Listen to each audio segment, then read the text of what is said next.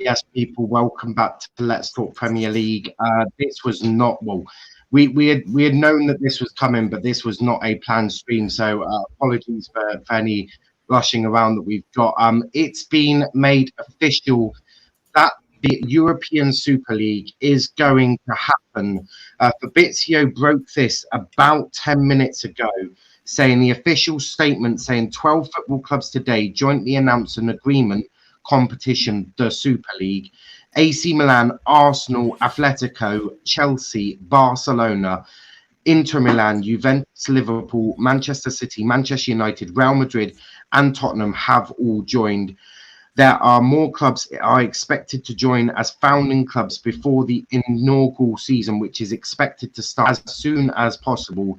In the future, the founding clubs will look forward to consulting with UEFA and FIFA in order to work together. That's not the only statement. A statement from Arsenal have released a statement and Chelsea have just released a statement. Right. I'll get to them in a second. I've got Chelsea's statement if you want it. Excellent. Chelsea. I've got Arsenal's statement. I just told them to do a big one. Cool. If I quickly read out what Joel Glazer from Manchester United has said, because he is now a co-chairman, so this mustn't be ignored. Joel Glazer is a co-chairman of this piece of shit. By bringing together the world's greatest clubs and players to play each other, the Super League will open a new chapter for European football, ensuring world-class competition, facilities, and increased financial support for the wider football pyramid, which is all bollocks. That is bollocks. But Charles, what's the Chelsea statement? Chelsea FC has today joined 11 of the Europe's leading clubs in forming a new midweek competition, the European Super League. 12 of Europe's leading football clubs have today come together to announce they have agreed to establish a new midweek competition governed by its founding clubs. Then it lists them all. Have all joined the founding clubs, which we know of. Going forward, the founding clubs look forward to holding discussions with UEFA and FIFA, blah, blah, blah. Then it starts giving me some interesting competition format. 20 participating clubs with 15 founding clubs and a qualifying mechanism for a further 5 teams to qualify annually based on achievements in the prior season. Midweek fixtures with all participating clubs continuing to compete in their respective national leagues, preserving the traditional domestic match calendar which remains at the heart of the club. An August start with clubs participating in 2 groups of 10, playing home and away fixtures with the top 3 in each group automatically qualifying for the quarterfinals. Teams finishing 4th and 5th will then compete in a 2-leg playoff for the remaining quarterfinal positions. A 2-leg knockout format will be used to reach the final at the end of May, which will be staged as a single fixture at a neutral venue. As soon as practicability, after the start of the men's competition, a corresponding women's league will also be launched, helping to advance and develop the women's game. The new annual tournament will provide significantly greater economic growth and support for the European football via a long-term commitment to uncapped solidarity payments, which will grow in line with the league revenues. These solidarity payments will be substantially higher than those generated by the current European competition and are expected to be in the excess of 10 billion euros. During the course of the initial commitment period of the club, in addition, the competition will be built on sustainable financial foundation, with all founding clubs signing up to a spending framework. In exchange for their commitment, founding clubs will also receive an amount of 3.5 billion euros solely to support their infrastructure investment plans to offset the impact of the COVID pandemic. Florenzo Perez, president of Real Madrid CFC, and the first chairman of the Super League said, "We will help football at every level and take it to the rightful place in the world. blah blah blah. And the new European League, Andrea Agnelli, chairman of Juventus and vice chairman of the Super League. Yeah. Chelsea gave one of the longest statements, basically explaining everything. No, I think every club's got the same generic one because even Arsenal's is the same. Yeah. Fucking is that what everyone's is saying, right? Basically, it's just explaining it all, and then the stupid little fucking rat of Joe Glazer by bringing just stupid quote, stupid muppet. Yeah, 100%. Tottenham have released the same statement. So, mate, those two can't talk either. Stan Kroenke and John W. Henry are co-chairmans as well. Yeah, of course. It's just they're not. No. I'm talking all of them. It's just this little Russ made a statement. The interesting thing is, obviously, we all know that City are in there. They haven't released a statement. There's no statement on City. I don't know if there's one on their website. There's none on their Twitter. The comments, as you can imagine, is popping. I am disgusted. I think he means disgusted. You're taking the piss if this is true. Apparently, Bayern Munich have accepted. That's what they were always going to. They were always going to. They were just waiting for their first windfall. Because these clubs now, they're rightfully getting all the shit for what they're doing. Bayern waiting for that to pass, and they'll go under the radar. Dortmund will do the same, and Leipzig will do the same. Some comments here quickly. People putting in the group chat. £3 billion euros each team gets. No Prem, no Champions League for top six. This starts in August. There's going to be some shit going off. That's for sure. He said he wanted to go alongside the leagues, didn't he? He said he wanted to go alongside the competing leagues. They're going to get kicked out. That is the FA, UEFA, no one's given permission, so this will be unsanctioned, which means they have to break away from the Premier League for this to happen. You know what, though? My understanding. You know what's unfortunate? The FA will probably have to let them back in because the FA, the football, the Premier League will have to because it will lose out on so much money. We've already lost, mate. The minute they go, we've lost. So there's no point bringing them back. There will be no coming back from this. There is no way the Premier League would allow that. Some more comments here, all about money. This goes ahead. I'm done with football. It's going ahead, mate. They've seen all of the anger. There's a lot of big sources saying Bayern Munich have accepted. Yeah, they've seen Gary Neville lose his shit. They've seen the anger. They've still put their statement out. It's going ahead. That's a fact. I'm a Liverpool fan, and if the Liverpool owners have signed us up for this shit, it's an absolute fucking. Mate, we haven't just signed up. We're one of the main leaders of the movement. Founding members.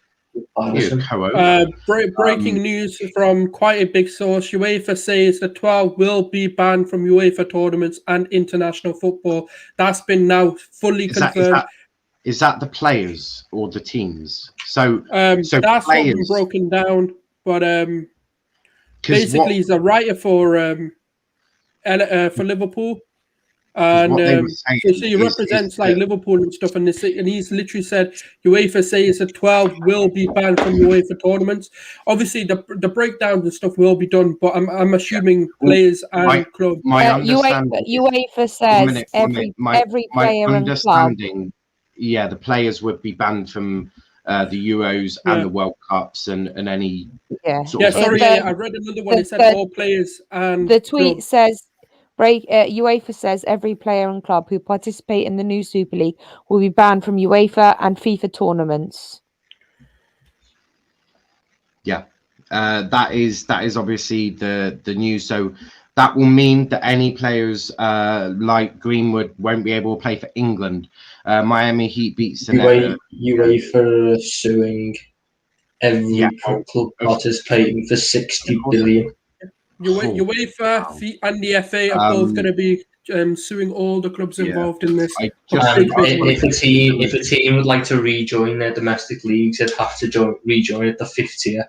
So National League in England. Conference. That would be National League.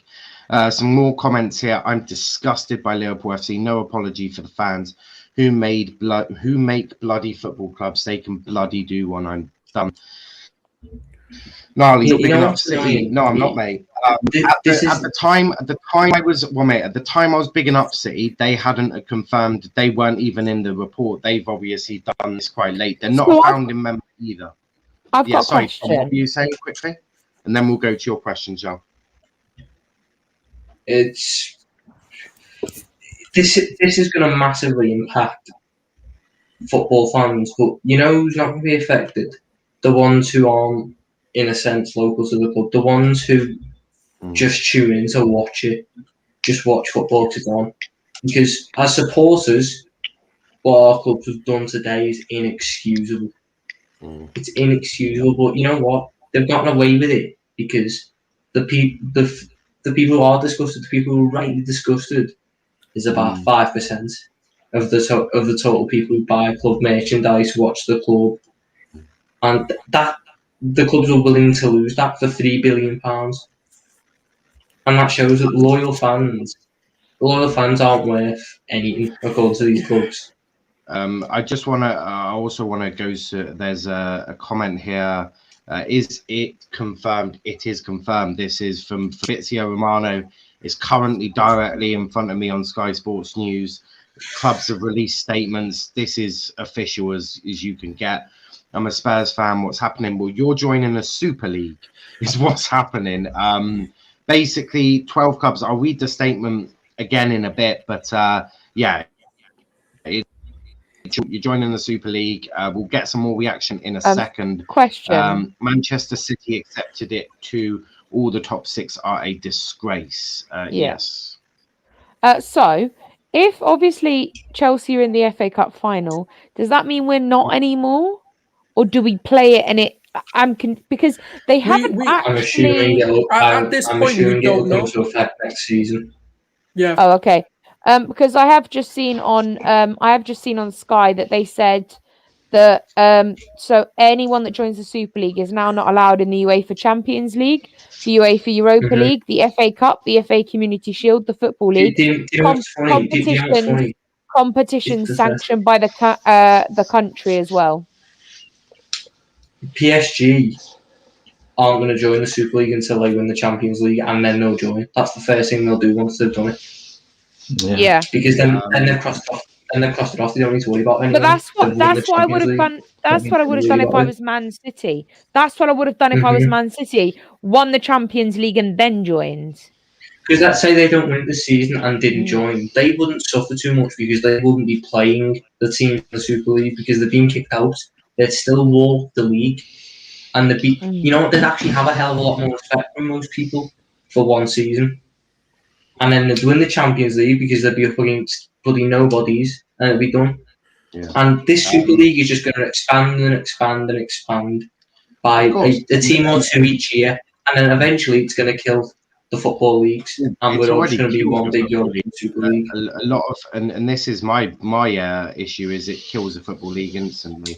There's no doubt about that. Some more comments here. The Super League, Tottenham part of it, just on my own stream. I'm disgusted by this.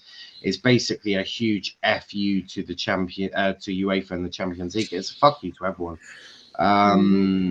Hello. Big up to yourself as well. They've exploited a global pandemic for some stupid creative cowardice. Glad you're online. No prizes on what's on my mind. Shocking, but no surprising news.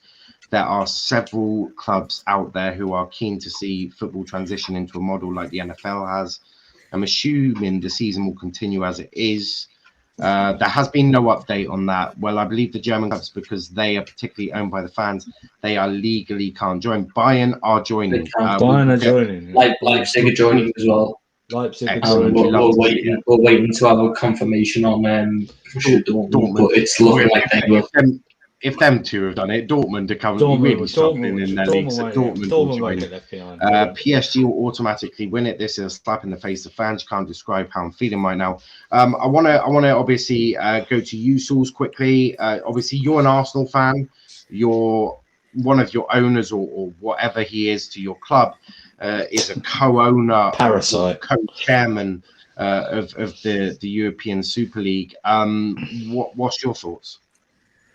That's hundreds of years of tradition, hundreds of years of, people supporting the club, the emotions, the roller coasters, the promotions, the league titles, the invincibles, the great moments that we've brought to English football just gone down the drain. Literally, none of it means anything anymore. Because for us, right, I've always known fans aren't important to these owners. It's all about the money we bring them. But I thought they'd have even an ounce of respect, especially in a pandemic, especially with everything everyone's going through, the online abuse, the mental health, the Black Lives Matter, everything that everyone's going through in this current climate, that they'd think about us first, that they'd ask us. I'm not asking, ask me, ask the members, ask the people who have had season tickets for like 20 odd years, ask them to be a part of the decision making. We make the club. There was a brilliant banner, football was created by the poor, taken over by the rich. That's exactly what it is. It's been destroyed. Everything about now. I don't feel proud being an Arsenal fan. That's mad. The passion, the passion we put through, the emotions we put through. The minute that announcement got announced, I didn't even want to talk about Arsenal. I was disgusted by being a fan of a club who makes us feel second fiddles. Yeah. You've been crying all season, the fans make us, we're playing poor because the fans aren't there. The fans make an impact. And then you turn around and go, you know what? Fuck you, man.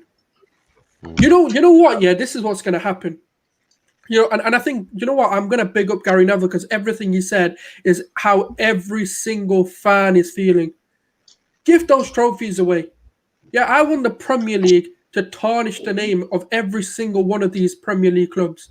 Give our trophies away. Take our invincibles away. Because you know what? What's the point? We're fans of this club and we feel like, you know what? We've been let down by our owners. It doesn't matter whether you want it to run side by side with the Premier League. It's the fact that you're looking to destroy it. So, no. Even if they did, let's say in a hypothetical alternative it'll create universe, such a big divide. No. I'm just saying hypothetical. I'm not saying they can or can't do it. Even if they could, with the way they've announced it, we wanted it to be side by side with the league. Let's just say that could happen. You still didn't involve us in the decision making. This is a big move. UEFA were willing to work with you to make this, whatever you wanted to happen. And they were like, nah, fuck that. We don't want fucking NFL. If we wanted the NFL, I'd fucking watch the NFL. I don't want the format here. I watch football because it's unique to football. I don't want to, I've been an NBA fan, I'll go watch basketball alongside football if I like the format so much.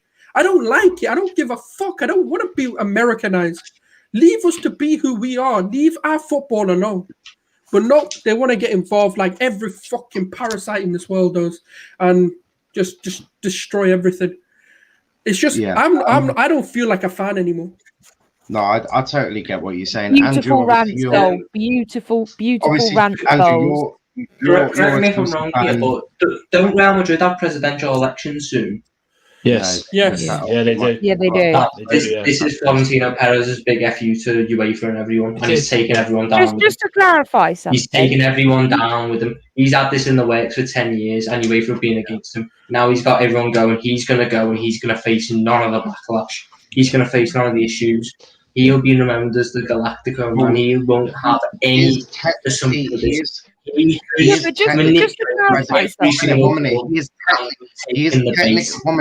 Tom. He is going to get backlash. He's the president of this tournament. He's the owner. He's big boss of it, mate. So just to clarify something, can I just quickly say one thing? I just quickly say this: he's leaving Real Madrid. His new job is in charge of the Super League. Yeah. Shal, what did you want to say?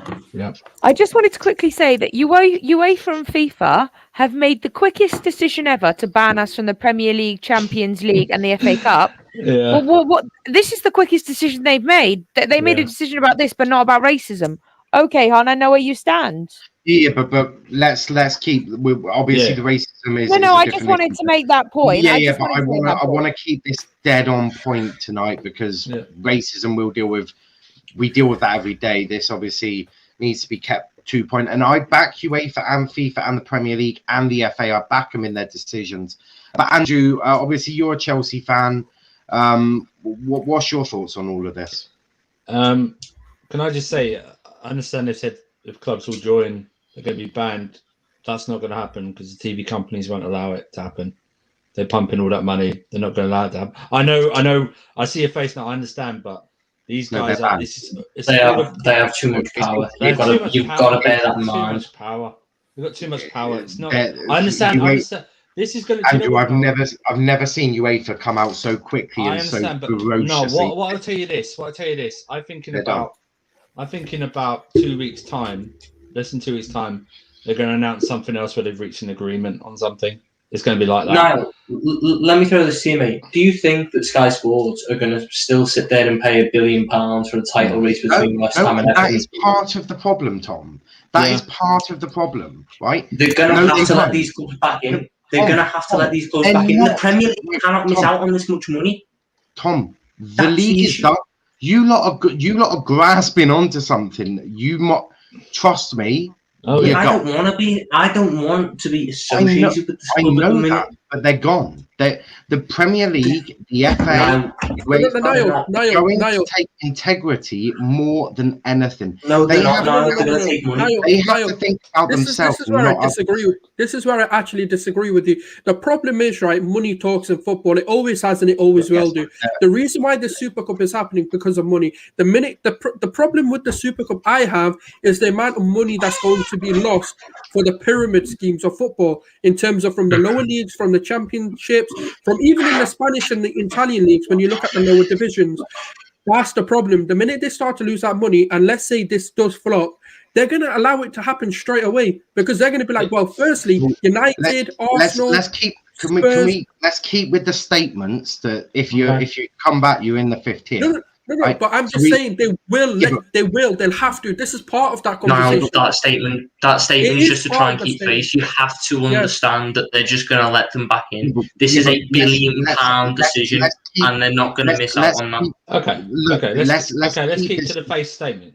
Let's try and keep to the facts, because if not, we're just chucking wild. Do you know what breaks my heart more about this as well? This has taken away the magic of these games. Well, I always used to look forward to playing these big teams because it was like you might not play them for another 5 years. This is your game against Barcelona. Now it's every year, and it's shit. That's true. You know what? We're facing Real Madrid for the very first time in European competition, right? 2 legs, and that's one of my ultimate football bucket lists. It's now ticked off, but now I'm facing going into a league where I probably will play them 4 times a year. Twice a week. Something like the Scottish League and everything like that. And it's like, it's like, do you know what? It's like, you know what? For the first 6 months of this, you'll go. Probably for the first 2 months of it, you'll go, oh wow, really good. But then after a while, I'm not watching a single game. It's so essentially what this is doing. If we're banned from the season next season, now, what's the point in us going for the top? There's no point. The rest of the season's like pointless now, isn't it? I mean, I'll have a little think. I'll go find some Everton fans. Top four's done. Top four's done. I'll go find some Everton Wolves. No, you're gonna have to start. You're gonna have to start rebranding that South European Super League. I won't be covering any of them, but I do want to quickly get some comments in quickly, because if not, I just get lambasted with them.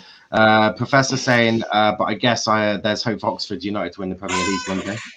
Yeah, I suppose so. Samuel is saying RIP Premier League. It was dead a long time ago. This was set in motion, ironically, when they expanded the Champions League. The so-called big teams, AC Milan, ended up missing out. UEFA attempted to revamp the Champions League with a ridiculous new format, which is just stupid. This basically, the likes of Milan United, even Arsenal and Spurs, trying to mitigate their own failures on the pitch, which is true. Samuel said RIP football. TalkSport have tweeted the official press release. Yeah, we've obviously had the official one that's been put by the teams. Charles read that a moment ago. I'm not going to lie. I'm really debating starting to follow my local team now. Who's your local team? Cardiff City. No, go for Cardiff then. They're not a bad team. I mean, I'm really debating it because at least I'm not going to have problems, and they're more likely to win the Premier League. Up the Tranmere. That's what I'm saying right now. Up the shag and Tranmere. Up the fucking Argyle. Luckily, I didn't support one of you guys. I'm not going to lie. All English football fans. I've never been more envious of Niall right now. I've never been more envious of Niall right now. And you know what? If everyone chooses to support their locals and actually ignore the Super League, this is going to be my plea. So this kills clubs that are local. This kills the pyramid down the bottom. Go support your local. The football's good, right? I've managed 20 odd years of Argyle. I'm not going to lie. I follow #United. That's ridiculous. But Tom obviously is a bit of Tranmere. Go support your local. They play good football. English fans need to boycott the clubs. They don't deserve it. They don't deserve anything off fans. They don't deserve fans after today. We need as much support down the lower leagues as humanely possible. So don't go buy a United shirt next week. Go buy a City of Manchester United shirt. They're in the national leagues, I believe. Well, it's United of Manchester. Or that, whatever it is. I'm not surprised Arsenal, Spurs and Milan have jumped on board. Yeah. RIP football. Do you know what the funny thing is, right? Like, you know how passionate I was about the Villarreal draw. Now I don't even care. I really couldn't give a shit anymore. Like, winning the Europa League, any of this, I don't care. I'm not even celebrating. Sulz. Imagine your game today, right? You got a last-minute equaliser against Fulham, yeah? And then your board announces that you want to go and play football every week. New Barcelona, Real Madrid, Bayern Munich, Inter. And it's shit. We don't want it. Spurs is the worst one. Spurs. Yeah. How the fuck are you? Leicester deserve to be in this more than Spurs. Do you know what I mean? Leicester won the frigging league. Oh, if you check out the match reaction, the intro, I gave a scathing. I basically had to go at everyone. I said that Spurs aren't even a relevant club. I'm not even looking for. I don't even want to watch this tomorrow. You know. I forgot there was even football tomorrow after this was announced. I forgot. Obviously, they're going to play tomorrow and act like nothing's wrong. Yeah. Obviously, what we'll be doing tomorrow is now we're reacting to the news. Obviously, there's going to be news coming out all day tomorrow. We're going to do a special debate show tomorrow where we can debate what you think about, what you think the future holds, what happens if it flops. We'll talk about all of that. Today, obviously, we're keeping it quite factual. PR spin's going to be mad. There's a petition already to stop this. A petition's going to do fuck all. A petition's going to do fuck all. Because the thing is, all right. What the petitions are going to do, they allow you to have a legal debate within Parliament, but Parliament are already against it. So that's not going to help. It'd only help if Boris Johnson was in agreement with the Super League, then maybe. But he doesn't want it. None of Europe want it. Even to the point where even the European Sporting Board of the UN, of the EU, have also come out and condemned the idea. So there's no petitions going to save this. The only thing that's going to save it is we boycott these clubs. I'm petrified, you know. I'm petrified if these clubs are allowed back in the leagues because it's going to have such a big divide. You got to bear in mind, each club's getting $3 billion for simply joining. Yeah. Other clubs could only dream of that. Right, let's say. Imagine if Arsenal, Liverpool, United, City, Chelsea, Tottenham were to all go back. The top six would never change. It never happen. You'd never. The Leicester days are dead. The year of Leicester will never happen again. Think about this, right? Think about this, right? Let's say we fixed the English pyramid. So you lot have all fucked off. I'm not having to go at you. I'm just mentioning your clubs. You lot have all fucked off, leaving us. You're not going anywhere, mate. No, well, shut up. You know what I mean. But let's say we fixed the English pyramid. So we've got the 20 Premier League teams. Let's say we've promoted 6 from the Championship, blah, blah, blah. Everton are now a dominant force of Premier League football, blah, blah, blah. Argyle are now in the Championship. Let's say we've restructured it all so that we've all got full leagues in, and then you lot want to then come back in. What do? Kick 6 of us back down to a Championship and then carry on that train? Not happening, mate. There's no way, because then then the FA and the Premier League and all of that can then get sued themselves for kicking us out for no reason. So there is going to be a lot of issues. There's going to be a lot of, as I think someone said, PR spin. There's going to be plenty of that. Yeah. Does anyone know off the top of their head the percentage of owners at the clubs in this Super League? So like AC Milan and all that. What percentage of the owners are American? Oh, I'm presuming. There's 3 Premier League clubs: Arsenal, Liverpool, Arsenal, United. Is that AC Milan owned by? Is it American? I think AC Milan might be. No, they're Chinese. Where's Gazidis from? Because he has a massive say in that. Oh, he's English, and Gazidis in English. So. I'm not gonna lie, Niall. Have you seen? This will make you all smile. Niall, bring up Belvashwan's last comments. This will make everybody smile. I'm going to go through some more comments here. Sulz and I supporting #United. Yeah, sure. Don't forget to hashtag it, lads.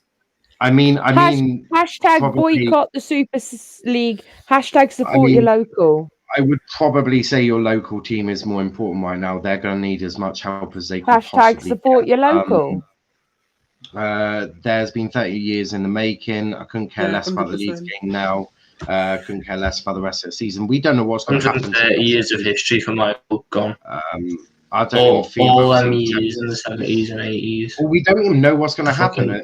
Are they kicking the Hills were disaster. Everything that them families fought for. Yeah, but the fact that they could have asked for the season to be stopped, but they said no. The people who died would have wanted that football club to continue.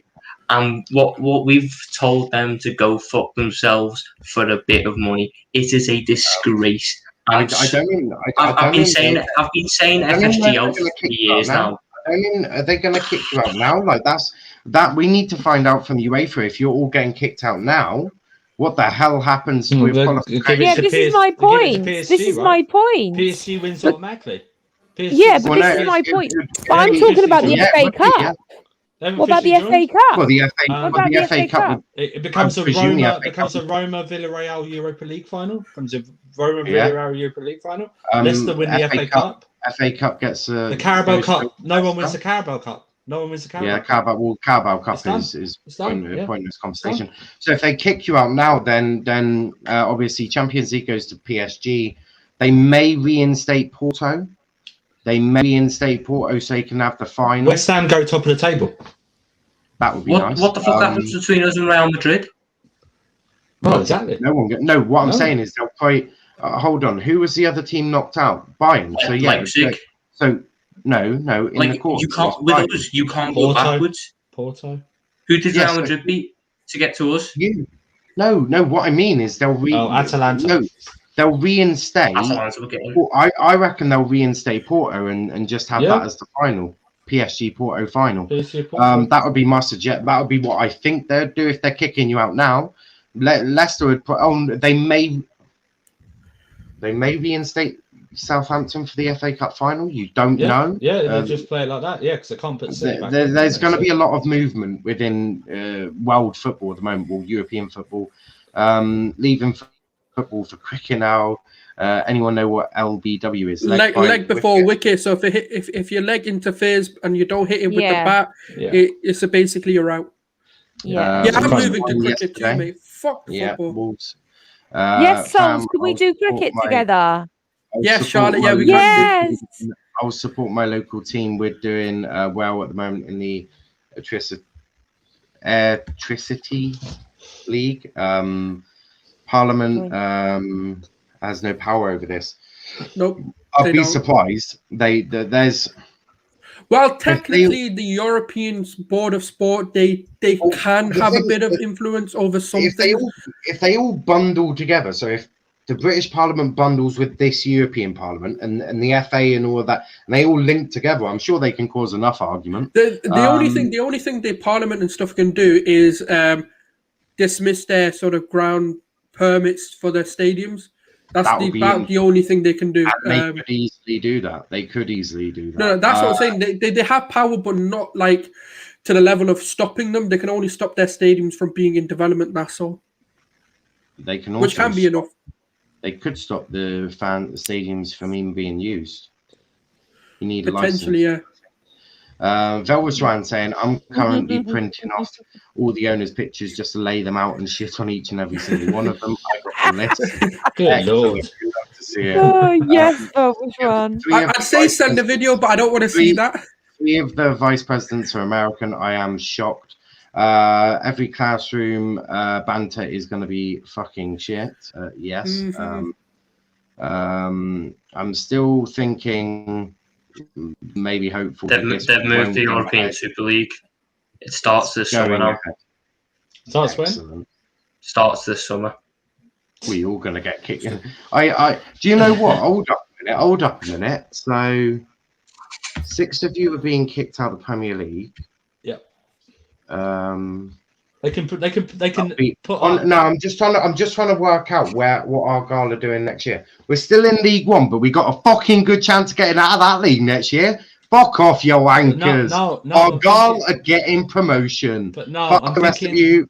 With 6 going out of the Premier League, there's no need for the Championship playoffs, right? Just promote the top 6. Just promote the top 6. We promote the top 6 from the League One. Where are Argyle in the league right now? I'm just going to check some things.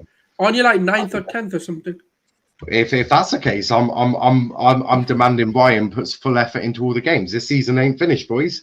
The 6 Premier League clubs have quit the European Club Association along with the other 6 founding fathers.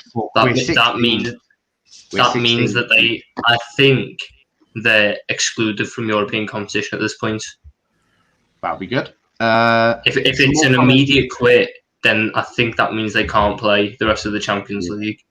They're fucked this season for a bit of money. And do you know what the annoying thing is? 1 minute, I just want to read these comments out quickly.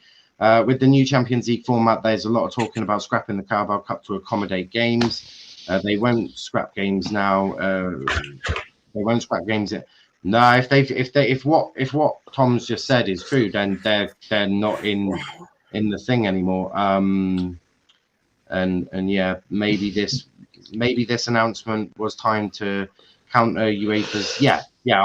There's definitely a reason for that. That is definitely the thing. Do you want to know something mad? Do you want to know something mad? These clubs we found out at 12 o'clock today what was happening, and I don't think since then I've seen a single person agree with it. And I'm assuming that no one's agreed with it. Let's say 95% of people have disagreed with it. And do you know what fucking hell of a lot of people to push away. Do you know what I'm really excited about? I'm really excited about the fact that fans are going to be back in the stadium, and they're voicing their opinions when they get back in. They don't care about the fans. I hope they don't voice their opinions at all. I hope that we're seeing them with empty stadiums. Yeah. Actually, I take that back. Yeah, I just wanted to say a few things, right? And do you know what the funny thing is? Even if you Twitter is expected. Even the people who kind of tweeted saying, they didn't really give a shit that the Super League's happening. Not surprised by it, especially from the Arsenal ones anyway. And then also, right, like Niall, my excitement of the Europa League and good evening and potentially facing United for what could be, that big clash. Can Arsenal finally get their first European trophy to then feel like, I don't even care anymore. We might not even be playing it because we're not in it. And also, right, what the hell are you talking about being a big club when you can't qualify for the Champions League? You want to play the big team when you can't qualify for the Champions League. No. Make it make sense. Yeah. If you want to play these big teams, qualify for the fucking Champions League, you fucking morons. It's as simple as that. Velvershan's put it in the chat. Bayern Munich apparently agreed. So. Yeah, yes, they have. That's we're going to go through the statements again in a second, but guys, Bayern Munich have accepted apparently. Sulz. Can you see my screen? Look at that. Leading European football club. But look who sent it out. Is it the officials? Oh my god! Isn't that an oxymoron? Is that leading? They put it under the Spurs one. I mean, Spurs are so 1 minute. The official statement was actually done by Fabrizio. He's the first one who announced it. Fabrizio have said 12 football clubs today jointly announced an agreement competition, the Super League. AC Milan, Arsenal, Atletico Madrid, Chelsea, Barcelona, Inter Milan, Juventus, Liverpool, Man City, Man United, Real Madrid, Tottenham have all joined. Official statement, there are more clubs expected to join as founding clubs before the inaugural season, which is expected to start as soon as possible. In the future, the founding clubs look forward to consulting with UEFA and FIFA in order to work together. That's the slap in the face. That is the bit where they say, in the future, the founding clubs look forward to consulting with UEFA and FIFA in order to work together. That's the slap in the face. That's just going to piss off them even more. There was another statement. Joel Glazer saying, by bringing together the world's greatest clubs and players to play each other, the Super League will open a new for European football, ensuring world-class competition facilities and increased financial support for the wider football pyramid. Shut the fuck up, you absolute competition. Idiot. There's no relegation. There's no relegation. Just to clarify, can I just say something? Have you seen the trophy for the Super League? No. Oh, they've already got a trophy. Oh, for fuck's Of course they have, Sulz. Why does it have a hole in the middle? What, they're going to shag it or something? No, I presume Well, are they just going to have a gangbang? Oh yeah, you take your turn in the hole. What I'm gonna do is I'm gonna post a link in the chat, so you could, if you want to come and have your say about this, then just use the link. What we'll do is, to keep it moving, we'll keep the panel as it is, but you'll come on, you'll have your say, and then you'll go again. That's how we'll do it, so that everyone gets their chance to have their say, and these lot can still kick off about their clubs. I'm actually disgusted. I'm fucking disgusted. These owners, they've always gotten shit, but they've always done the right thing by bailing themselves out and backtracking. They aren't backtracking out of this one. Do you know what? Chelsea. I've read several books. Chelsea and City joined this out of fear of being left behind. Yeah, they didn't actually. These two clubs didn't need to join this. Their owners aren't like the Americans. They got billions, okay, of their own.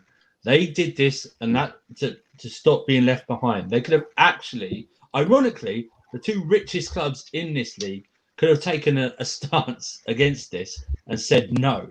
But because of fear of being left behind, they have decided to join it. Unbelievable. They could have actually, do you know what? They might have had a chance. If they said no, these two powerful clubs here, being rich and everything, they might have had a chance to actually shut this shit down before it even started. They wouldn't have, mate. They probably would have stopped one or two joining, but there was too many in there. If United and Madrid and Barca get in there, there's too much already there. But Man United, all our names are in the mud. Man United's, Liverpool's, Arsenal's are. They have, what they've done is they have set fire to their own history tonight. No matter how big or small it is, they set fire to their own history. And what they've done is they've said, fuck you to the fans. You don't mean anything, really. It's all about the almighty dollar for us. You know what? We can have empty stadiums, because really, you coming to the games and paying money for tickets is like a little bonus, basically. We're making $3 billion by just joining this. You're not going to make us that in decades. Do you know what I mean? So we're fine without any fans. That's why I announced it now. No fans can revolt. No fans, only online. No, only online. The timing is quite ways. Very, very good. Well done for them, but not for us. The first person who wants to come and have their say is Professor, who is a Man City fan. My internet is doing all sorts. Welcome to the stream. What's your thoughts on all of this? Thanks very much. Good evening, everybody. Well, as I said before, I'm even though I'm shocked, I'm not entirely surprised. This has been on the cards for a very, very long time. As I said, it's a case of, the way I see it, big clubs who are missing out on the Champions League, leagues, so the AC Milans, Arsenal, Spurs, even Man United in recent years, basically trying to find a way they can still stay at the top table. And that's clearly what's going on here. I agree with the point that was raised. I don't understand why City and Chelsea have agreed to this. Because frankly, on the pitch, they're probably two of the stronger teams in Europe at the moment, along with the the others who are at the top table. So I'd like to think that either they'll come to some sort of an agreement and, they won't get kicked out of the Champions League or anything like that, or indeed they'll scrap this idea. But, the touch paper's been lit. So, I mean, where do we go from here? Two things. I'll say this. He's absolutely right. It's not a surprise. It's disappointment. That's what it is. There's always been rumours circling around for decades that the big clubs, led by Barcelona and Real Madrid, wanted to break away and do a Super League. That's where they kept negotiating everything like that. I'll tell you what's going to happen. If this new Super League kicks off, I'll tell you what's going to happen. This is it's not going to be free. We all know that. It's going to be like they do over in the States. You're either going to have to pay, if you want to, you're going to have to pay a season ticket to watch all the matches, or you have a choice to pay for your own team's matches. That's it. That's how it's going to work out. Netflix or Amazon are going to buy these rights. Have you seen the deal already? The first offer. The first offer's already come in for it off that DAZN, 345 billion. Yeah. Do you know how mad that is? Tom, you know what? You're going to have to, whoever gets it, if you really are going to watch your team, you're either going to have to subscribe to something you haven't subscribed before just to get on whatever, and then pay extra. It's just nonsense. Just absolute nonsense. The answer is amazing. I knew you'd love that. But yeah, thank you, Professor, for coming on and having your say. Just quickly, are you still going to watch City matches for the rest of the season, or? There's not really much I can do about that. Obviously, I still hope City will win their remaining games, win the 3 competitions, but it's a bit of an empty achievement now, isn't it? If they're not going to even be there next season to defend any of their titles. Like I said, I am surprised that this has happened, but the UEFA were due to confirm tomorrow the changes to the Champions League format, and I'm just wondering if this is a sort of way to kind of bring that to a head in terms of, look, we're not happy with the way you're changing the format, and everyone goes back to the drawing board. On a side note, I don't agree to the new Champions League format either. I think it's completely ridiculous at a time we're complaining about a hectic football schedule ahead of the 2022 World Cup being moved around, and now UEFA saying they want a 10-game group stage. So clearly, people have lost their minds in football. Yeah.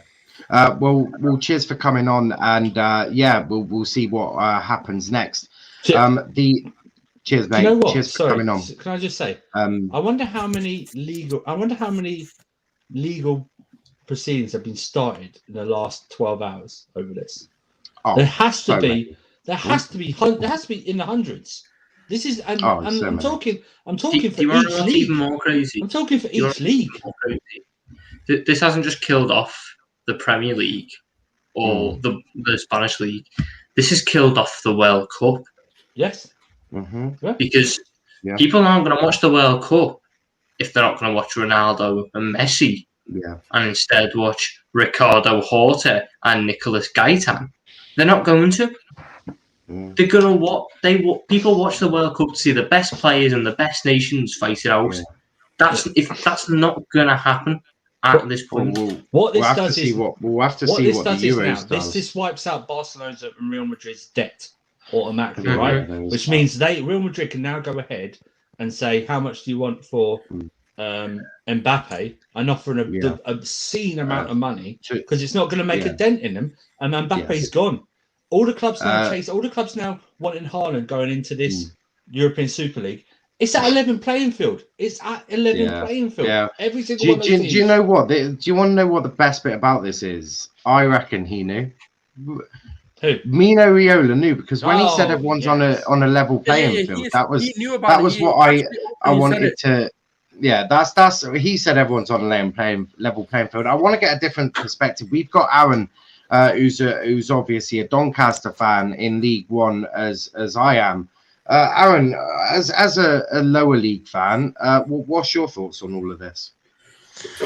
Well, firstly, I've never been more proud to support my fucking football club, and secondly, Mino Raiola and all those businessmen, you bunch of fucking cunts, get out this game because you don't deserve football. You don't deserve it. They've ripped the heart and soul out of our game. All the players are going to go. The Premier League is going to become the EFL Premiership. The World Cup will be some BTEC Carabao Cup now. And this is an absolute disgrace.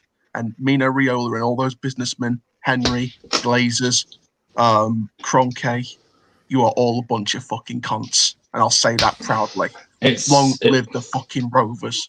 Yeah, I don't think anyone on this panel is going to disagree with you, mate. Yeah, I'm telling you now, man. I just came off the football terrace and I broke down. Because it's killing me. It's fucking killing me because it's trending on Twitter. Hashtag RIP football. RIP football. It died the day the businessmen decided to deep into their pockets and be fucking cunts.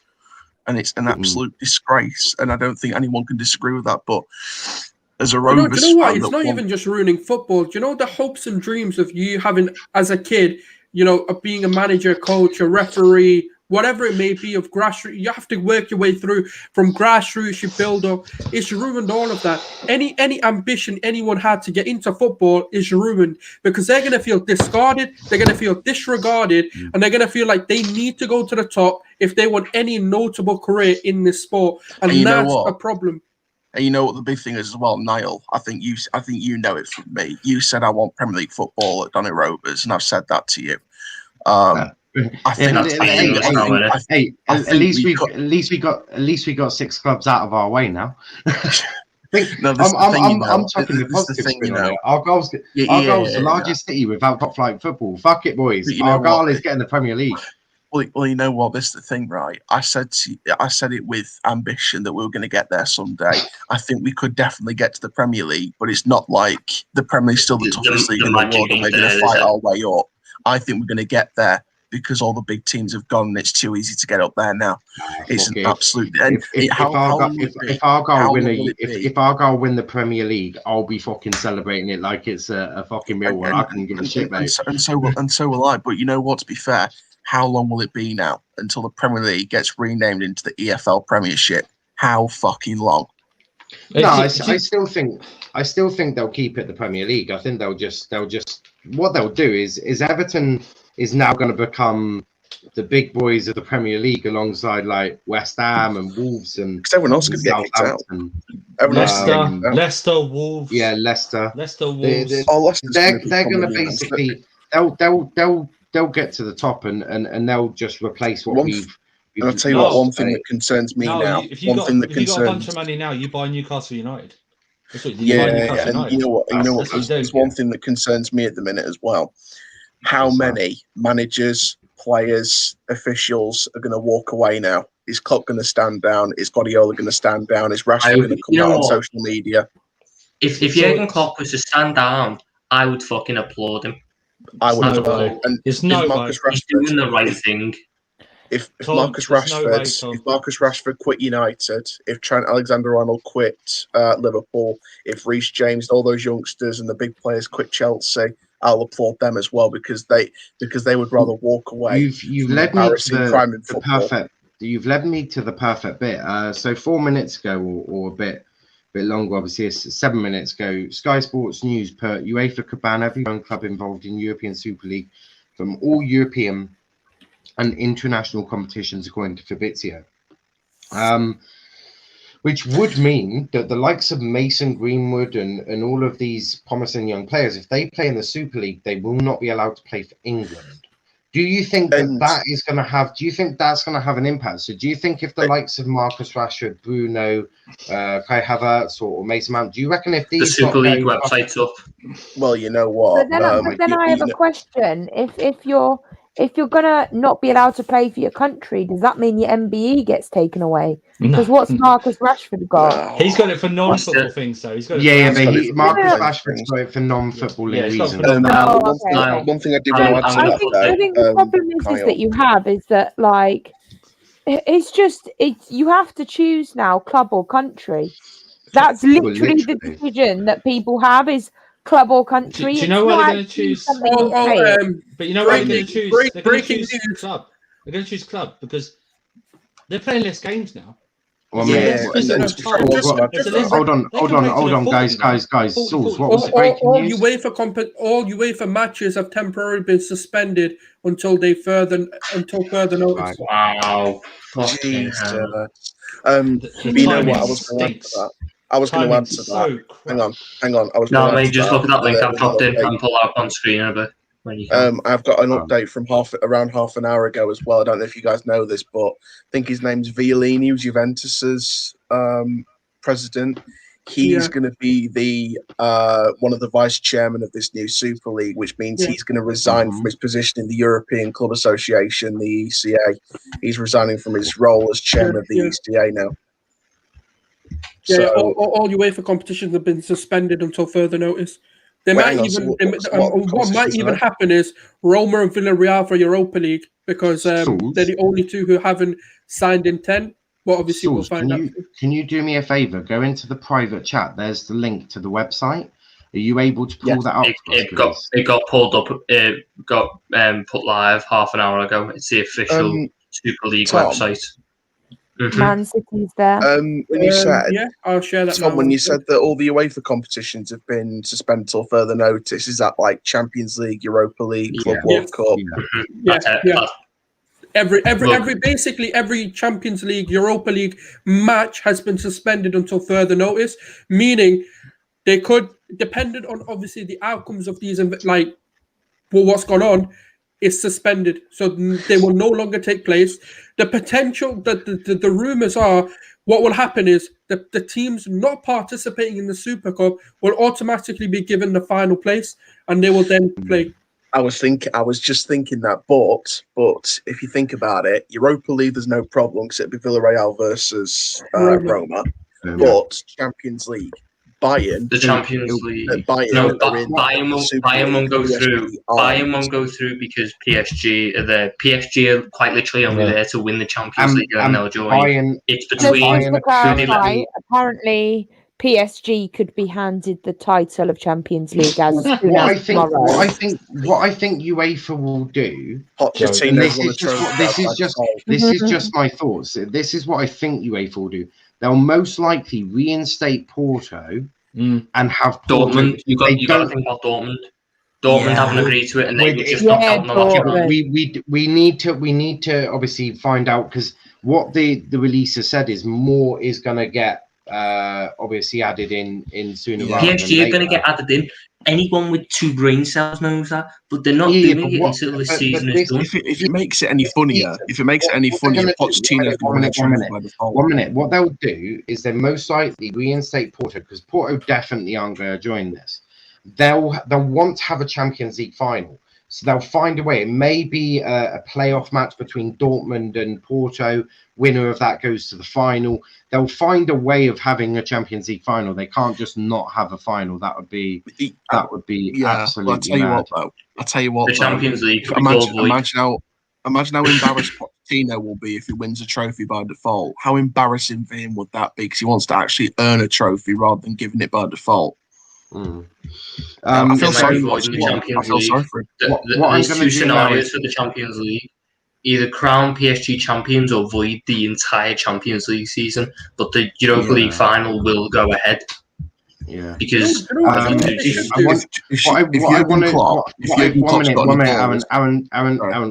want to add in the website. So this is the official Super League website. As you see, it looks swanky. It does look good. I don't give a flying fuck, mate. It shows how much they've been. So these are the teams. So you got Inter Milan, you got Man City, you got Chelsea, you've got Juventus, Liverpool, Man United, Real Madrid, Tottenham, AC Milan, Arsenal, Atletico Madrid, Barcelona, and there you go. That is the website for the thing. And now I've got an extra update from 3 minutes ago from Sky Sports News. The founding clubs are set to receive 3.5 billion euros. Yeah, that is disgusting.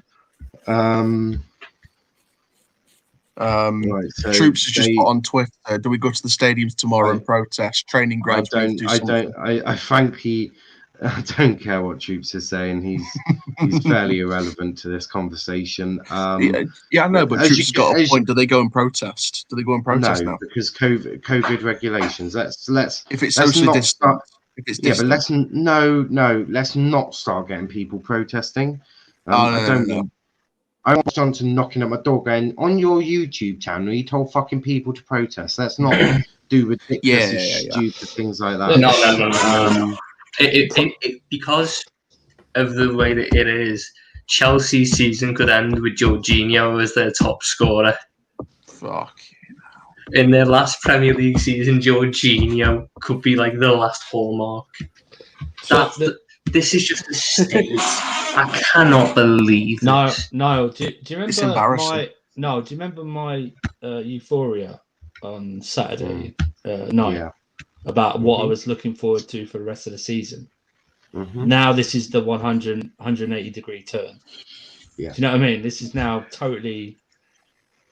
I mean, I was actually looking forward to the end of the season. We're busy in the season. We've got important games coming up.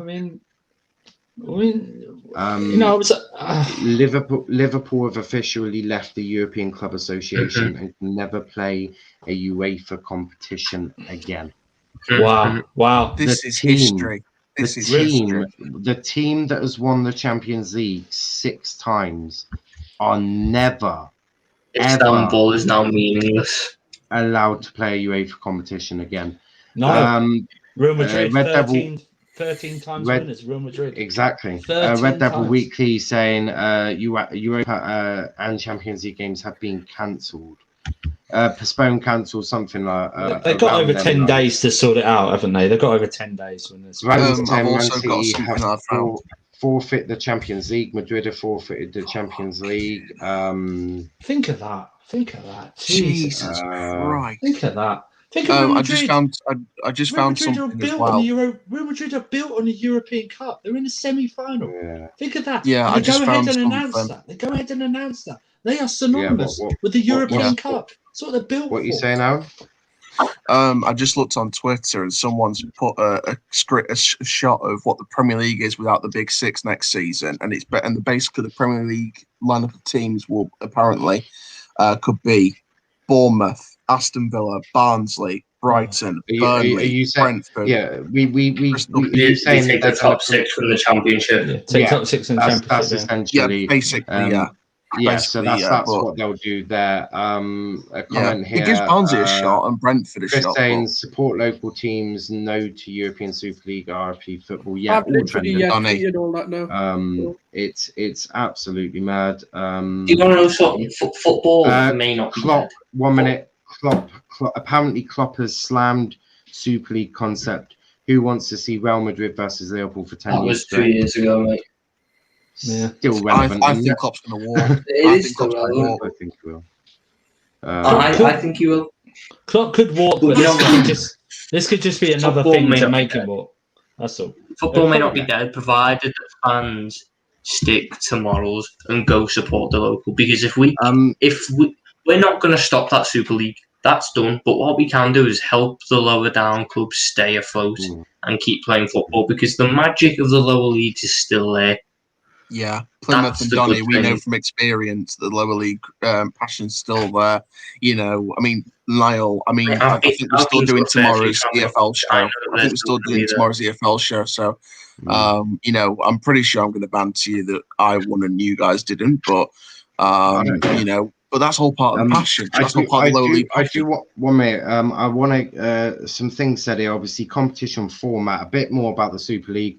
The Super League is a new European competition between 20 top club teams, comprised of 15 founders, 5 annual qualifiers. There'll be 2 groups of 10 clubs each, playing home and away fixtures within group each year. By bringing together the best clubs and best players in the world, the Super League will deliver excitement, drama never before seen in football. Top eight clubs following the If group you want to stage. bring my screen up, Niall, I've got it up.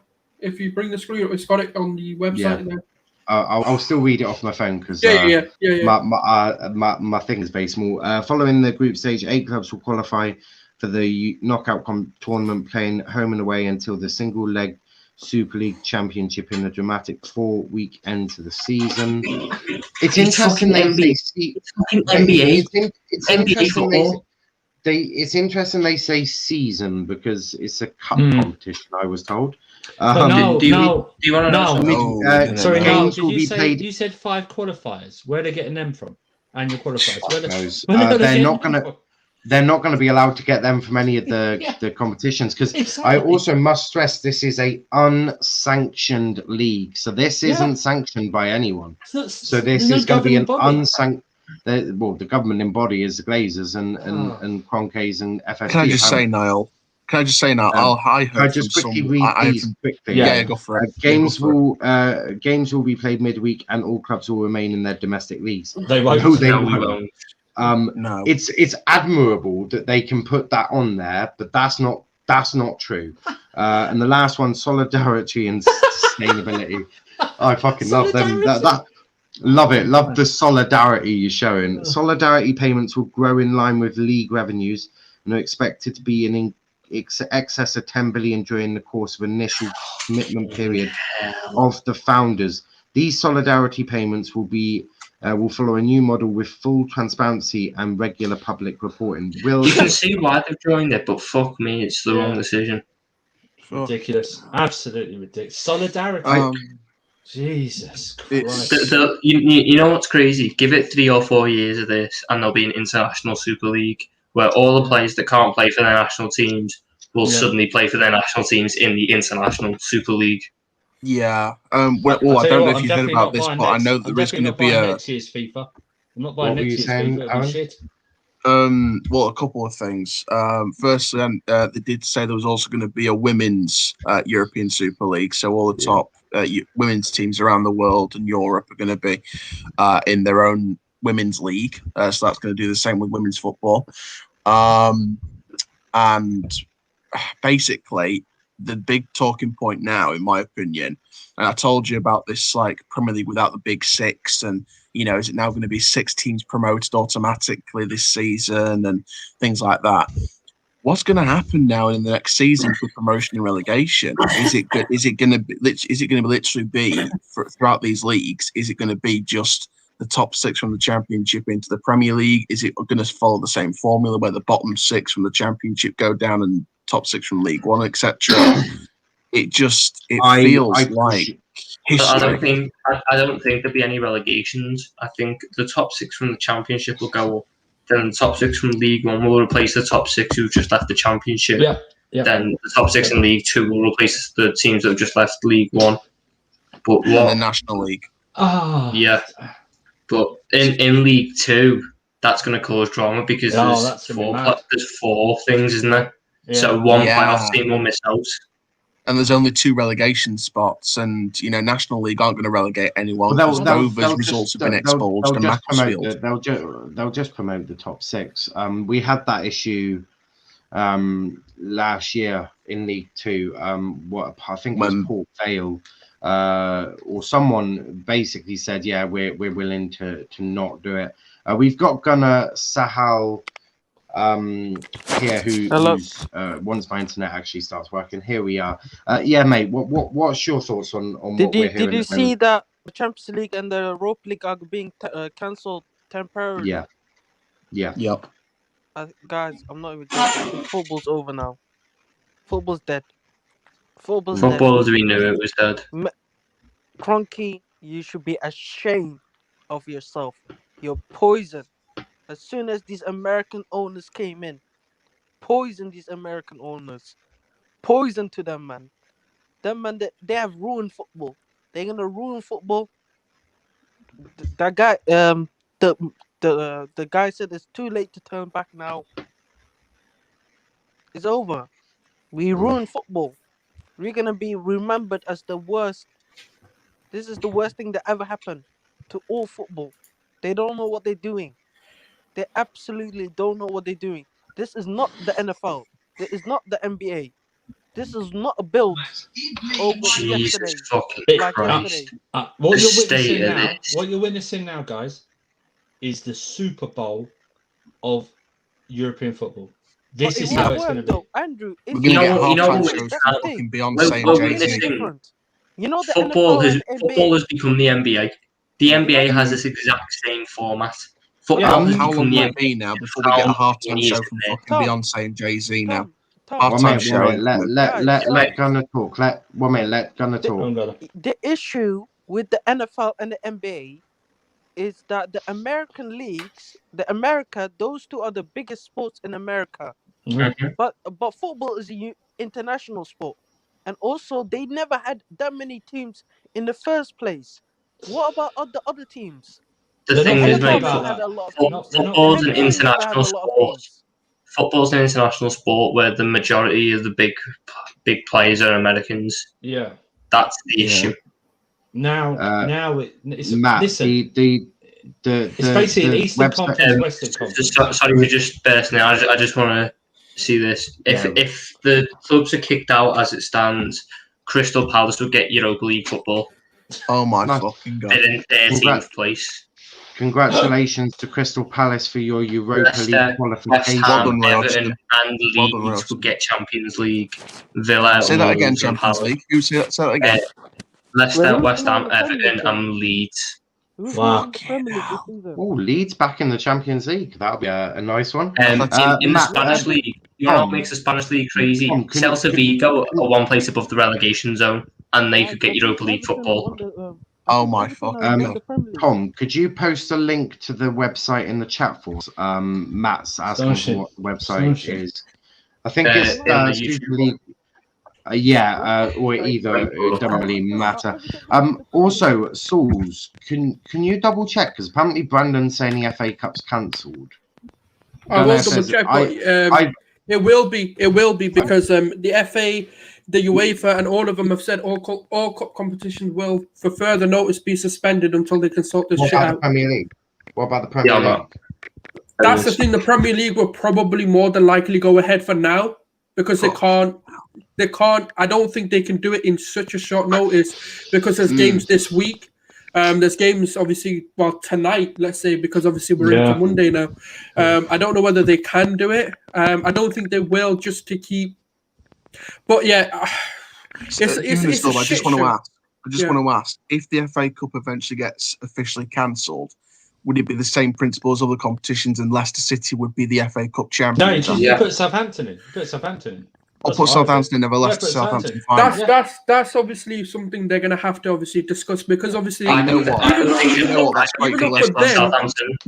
Even though for them obviously it's because Southampton were knocked out by a team that isn't competing, so Southampton were fairly knocked out. Or so Leicester would get it by default. Scrap it all. They might just scrap it all. No. Do you know what it is? Obviously, because this obviously whole format's only obviously been fully announced today because the FA and UEFA couldn't say anything until it's been officially announced because they could have gone back on. I'm not saying they will, but they could have today gone back on their words after the backlash on social media from obviously likes of Sky Sports, etc. So obviously they couldn't officially say anything until this happened. And now that it's been fully announced and been fully released, they will now obviously make the proper steps and they'll do their meetings. Obviously they have to do it in proper protocol. They can't just come out and say, look, we're cancelling everything, because that would be in bad taste and an emotional reaction.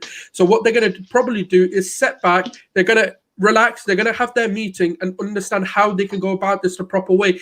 What may happen, and what my theory is, the people who have signed up kicked out. The Premier League will do this. I don't know about the other European like Spain and Italy, but they may just kick out the top six and say, if you want to go ahead, you're going in the summer, fuck off now, and we'll just continue. And then what they'll do is whatever the league standing without the six are, that will then just obviously carry on. And then the issue is this though, right? See what happens to if you're a player of a club that hasn't gone into this Super League but wants to join one of those clubs. I mean, are we then talking about legal issues between a player and a football club trying to get out of his contract, or No. or pay or Can he pay off his contract and walk out with nothing? All that would have to happen is the player would have to leave the football, the Football Players Association. He'd have to pay out his contract, right? You don't have to pay. Yeah. No. Unless the contract is exclusively being signed for that. Well, it's just dawned on me as well. There'll be compensation they have to pay. The reason I say that is because these are contractually obliged contracts signed by both parties. So the way the one minute, and the contracts are all transfers all done by the FAs. That's what I mean. So are we talking about players now? That players are going to have to. They want out and they want to move. They're going to pay up their contract to the club they are to walk out. I don't think they'll have to pay off their contract. I think they'll be. I think what it will do is it'll go to the sports. The way I'm thinking about it is this. I think what's going to happen is there is going to be compensation paid. But what's going to happen is a regulating board will have to come in, step in, and pay those contracts out. Whether it's UEFA, FA. Can you just double check this for me? What I've put on the screen. Apparently, week. They haven't been cancelled yet. It's looking like they will be. It's just dawned on me as well. Let Andrew talk, and then we'll go to you. Yeah. PSG, if they haven't signed up yet, right? They don't sign up. Can't you see? Is it Nike that's sponsoring Mbappe? Yeah. Can't you see them looking at the money they're going to make of this Super League potentially themselves? They'll pay for us to sign Mbappe. They'll pay his contract. No, that's what I mean. So another thing, obviously, just to kind of put context for people, is this. So when we look at the Adidas deal that was done with United, this is a little known fact to a lot of people. United actually didn't even pay for the transfer. It was actually done by Adidas to bring a big named Adidas ambassador to United to represent the club. And what I feel like what's going to happen is this. Because the estimated revenue just for the clubs are, the founding people of the club is $3.5 billion. Even if the payouts were meant to be made, they won't care too much anyway. What will happen is, the players who want to come into the Super League will then have to, I think, their sponsors, it's going to be like an F1 thing where if you want to buy yourself in, you're going to have to raise the funds for yourself and buy yourself in, basically. I just want to chip in quickly with some breaking news. We can't confirm this at this stage, but the Football Terrace reporting breaking news. The Premier League is to be cancelled due to the teams leaving for the Super League. I can't confirm that at this stage, but it's been reported from some sources via the Football Terrace that the Premier League is to be cancelled. And I did also want to say quickly that I found, and it's just suddenly dawned on me, if the Premier League gets cancelled and they have to award a champion, and of course it can't be to the teams that are going to the Super League, Leicester City are going to be champions again. And you know what? Congratulations to Brendan Rodgers and Leicester City if they do that, because they're a team that would actually deserve it. Because they are you able to just scroll through Twitter, Aaron, and try and back up that source? I'll also have a little browse as well. It's just the Football Terrace reports on their Twitter that the Premier League's been cancelled, so I'm going to try and find some more stuff on that. Let's try and find a more. Not that I don't trust Terry, but no, he reports stuff from credible sources. He just reports stuff from credible sources. So this is the Terrace report. Yeah, it's not that I don't trust Terry. I just would love to hear it with Blue. You know what? If they void this season, the Premier League will die on Liverpool being the last Premier League champions. And I don't even The Premier League will be the EFL Premiership or the EFL Premier League. It's going to become another football league. I think the Premier League. Yeah, so there is an official report to say the UEFA have not suspended the Champions League and Europa League as of yet. They're going to have an emergency meeting tomorrow where they will do. It's what they did last year with the coronavirus. It came out that they were going to suspend it, and then they released a statement saying they wouldn't. But there was a meeting, and then the meeting was where they suspended it. Anyone watching, if you want to call in, the links are in the links are in the chat. I'll put them in the chat again, so you can come and have your say about this as well. Ciaran, if you're angry, mate, and you want to blow off some steam, we're willing to listen. We're good listeners. Nothing's been reported on Sky Sports News yet. Nothing's been reported on Sky I want to Sports chip News in as well. I just want to quickly chip in as well. Renowned journalist Ed Aarons has posted 2 statements, one from Florentino Perez, one from Agnelli. So this is 2 sick, cruel statements. Perez has said, we will help football at every level and take it to its rightful place in the world. Football is the only global sport, and our responsibility as big clubs is to respond to their desires. Agnelli's statement is even more sickening. We've come together at this critical moment, giving fans and amateur players a regular flow of headline fixtures that will feed their passion for the game while providing them with engaging role models. Is it fuck? It's sorry, I'm just loving the fact that it's all about back. Football's having a crisis right now, and Twitter's taking the time out of his day to remind me that it's Divock Origi's birthday today, like I wanted to know. But yeah, if I've posted the links. 1 minute. I've posted the links in the chat if you want to come on and have your say. Joix, I know you're an Everton fan, I think. So I'd love to hear from you. Obviously, we've got top 6 and then Aaron, because my club is too big. We're just massive now. Without you wankers, my club is massive, mate. Our goal, we're fucking mega now. I've got a breaking news statement as well. It was reported by the Terrace. I understand. It was reported by the Terrace, they've tagged in. They've tagged in the journalist as well. Italian, Spanish, and English federations are seriously considering cancelling the leagues and not awarding the trophy if the teams involved in the Super League are the winners. So there'll be no Premier League champions. I'm not sure what's happening in Spain. Aaron, I just don't see. I've seen them cancelling everything. None of them have been happening, and trying to figure out. I see them cancelling it, but I want to see Leicester City be crowned Premier League champions and someone deserve it with the title. If I was Leicester City, I wouldn't want to take this. No, it's a tarnished title. It's a tarnished title. You're a Liverpool fan, aren't you? Yeah. This last season's title was tarnished. I'm a Chelsea fan. If I was in this predicament and I'd be left behind, I mean, fancy. I'm not going to boast about this league title. Yeah. I'm not going to boast about an FA Cup. I'm not going to boast. Speaking about Leicester, I'm not boasting about the Champions League. Tom, I was going to say to you, because you're a Liverpool fan. I mean, you almost won the title by default after they were going to cancel the season because of COVID, but they played on in the end behind closed doors, and you won it anyway. But I mean, how did you feel if you potentially were going to win that title by default and they cancelled the season because of COVID?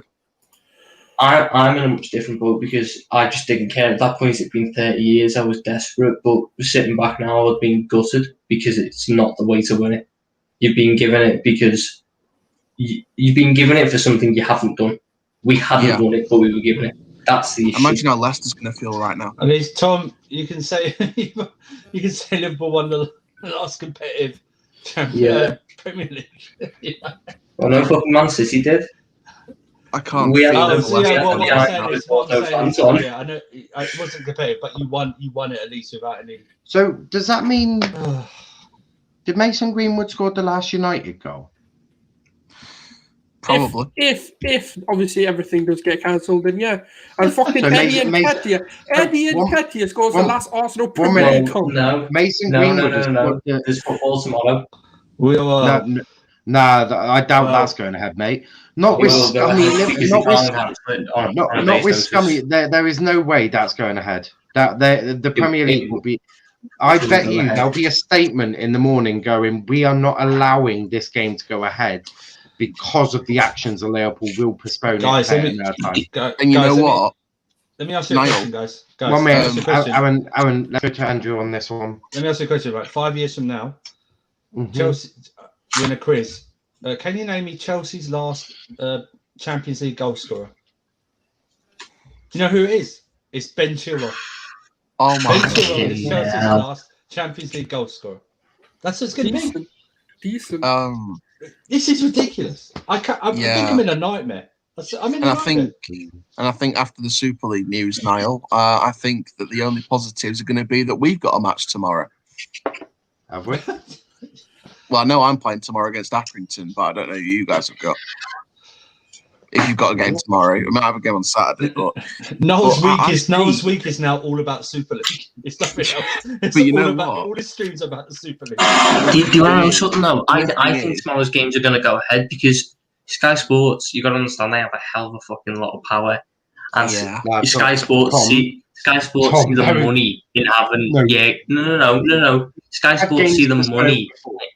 Mate, Sky Sports see the money.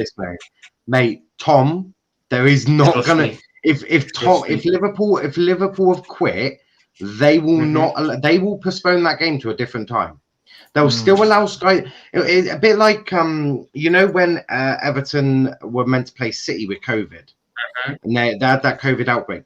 What they'll do is Sky will still be allowed to have them advertising rights. They'll still be allowed to broadcast them rights, but that game will be postponed. What may happen is that the money will be split into half. But I have got Joix, who is an Everton fan, and I want to hear from him. Joix, you're an Everton fan. Your team aren't going into the Super League. What the hell do you make of all this shit?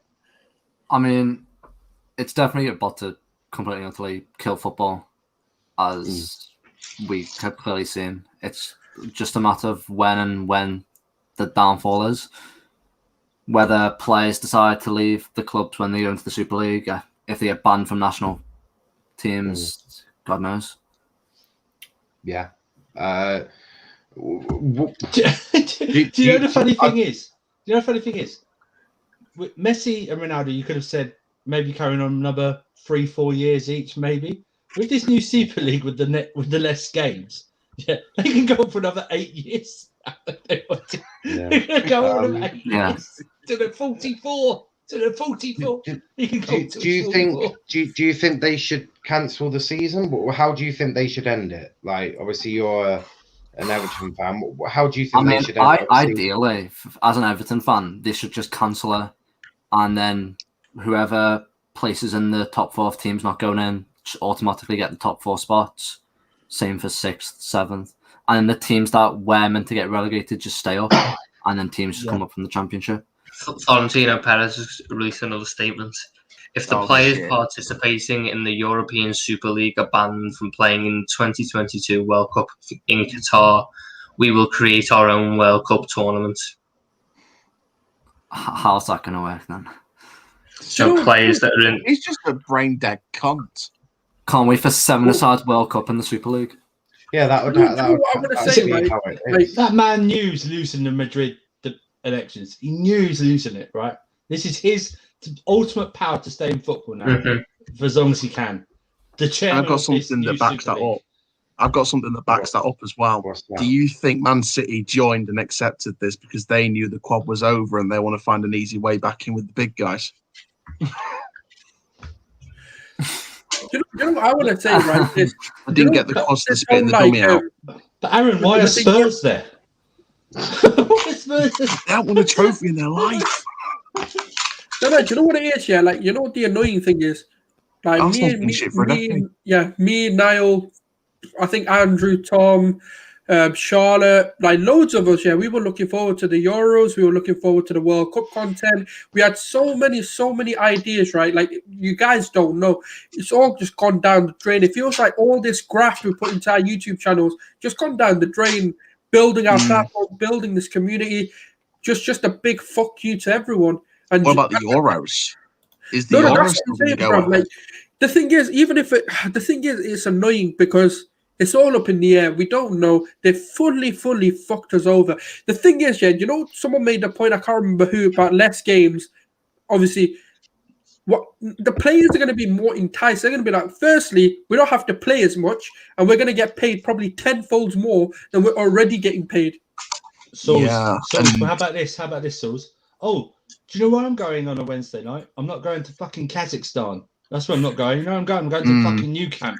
You know what I mean? I'm going to fucking play Juventus, and it's less games. It's less taxing on everybody, also, Andrew, and they get paid more. You know what? Also, Andrew, what would you rather, right?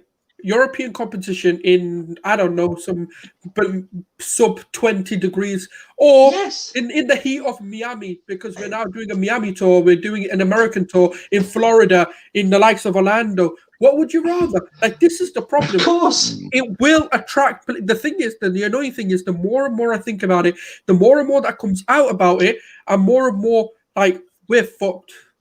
Because it's enticing. So think about this. So think about this. You're 30 now, right? Before yesterday or later today, 30, you were probably going, man, maybe I've got 2 or 3 more years where I can make this shitload of money, yeah? This new, like I said with Rooney, with Ronaldo and Messi, you know what? I can make 250 grand a week for the next 10 years into my 40s now. Do you know that? Yeah. Because it's going to be less taxing. It's less taxing on the body. There's less travel. There's a couple of things I've been thinking about as well, and this goes back to the Football League as well. And now I'd be interested to get your thoughts on this. I think the EFL now is going to go one of 2 ways. It's going to lose even more money, and it's going to become more clubs going out of business, more people having to start Phoenix clubs in the non-league, or more finances that would have been in the Premier League drop down to the EFL and they get richer and become like the Premier League. The way I view it is, people are still going to want their football fix.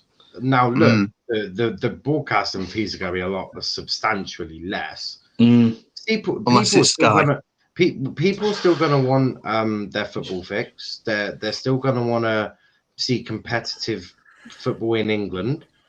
So we'll survive. What will happen is Everton are now the giants of English football. The Merseyside is blue. London is blue and claret. Manchester is what colour non-existent. Manchester is non-existent. Yeah. No. Manchester's red and black because it's Salford or FC United of Manchester. Depending on here. I think, look, we'll survive ultimately. Yeah, we'll still pay a tenner in the match. We're gonna have to think about what we do with this channel. And luckily, I just started doing Formula One, so there's levels to this. Update.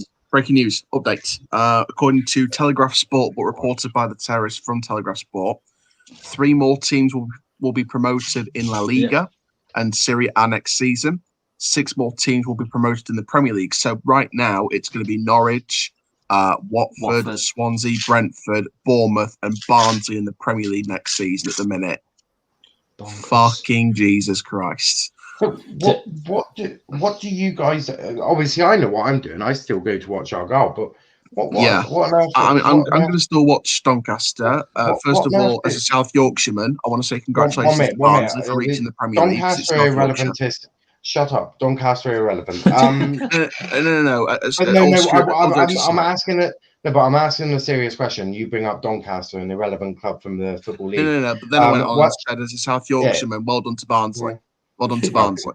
Whatever. But Tom, Sulz, and Andrew, obviously, what do you do now? Like, what's your thoughts about? It's very easy because I've been supporting Chelsea since 94, 95. So it's very hard. It's very easy for someone to go to, oh yeah, well, just support your local club. This is my local club. I lived in the Chelsea area for 20 years. Do you know what I don't know. It's my, you know what? I'm sorry to say, it's my religion. Chelsea's my religion. I mean, I've got a big 6 following, so I may have to start following as covering the fucking Super League. Yeah, Chelsea's the fastest growing community in this YouTube space. Yeah, I mean, fucking tell me. Do you know how easy it is to do a match reaction for Chelsea? Exactly. You get Chelsea fans on for other match reactions. That's that just explains how shambolic the situation is. But Sulz and Tom, what do you do now? What do you do? I don't know, because just like what Andrew said, man, this is all I've known. You know, I've dedicated so much of my life to Arsenal. Even if it wasn't Arsenal, I've dedicated so much of my life to Barcelona. Niall, you know this as well. Like, I follow Barcelona like week in, week out, watch them. Even Arsenal, watch them. You've seen the pain, you've seen the passion. What the fuck do we do? What the fuck can we do? Will you know still? what? I know people look to say, it's only football, but people don't understand what football is given to me. That's not common that's needed. They don't understand. When you're going through life, right? When you're going through life, for Arsenal? Do you still support Arsenal in the Super League now, or? I don't. The thing is, I don't know, because the problem is, right? You know how much football is given to me. I went through, parents breaking up, not having a good, childhood, going from misbehaving and fighting and all sorts of, bad behavior and temperament, to the point where I was basically like in a sense of becoming something of a person. I was disregarded because of how much I messed about. Then I found football at the age of like 6 and 7. Started supporting like Arsenal, started watching Barcelona. I started seeing a philosophy. I started seeing, you know what? Actually, you can change your life around. To then just see this happen, I know a lot of people say support, because I've been saying it today as well.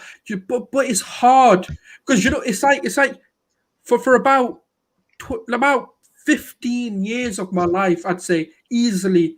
I'm 22. About 15 to 17 years of my life, all I've known is Arsenal, Barcelona, week in, week out. All I've said is, I'm an Arsenal fan, I'm a Gooner. To then sit there and say, you know what, now I have to change my allegiances because my club doesn't give a shit about me. It's like turning around, right, and your parents saying to you, we don't love you anymore. That's how it feels. Imagine that. It does, though. I know it sounds ridiculous. I know it sounds stupid, but it really does, because that's all you've known. It doesn't sound ridiculous at all, mate. And I was going to bring this up. A few hours ago, I saw something on Twitter, and it was supposed to be a meme and a joke, but I don't find it as a joke at the situation. It was basically a picture of the NBA's guy Adam Silver saying, with the first pick in the 2056 Premier League draft, Cardiff City select. It's an absolute fucking joke. Mm-hmm. So Tom, what will you do? What will you still going to follow Liverpool, or? All I've known is Liverpool. Liverpool, fuck me, I hate them right now. But they will always have that place in my heart. I cannot get rid of that.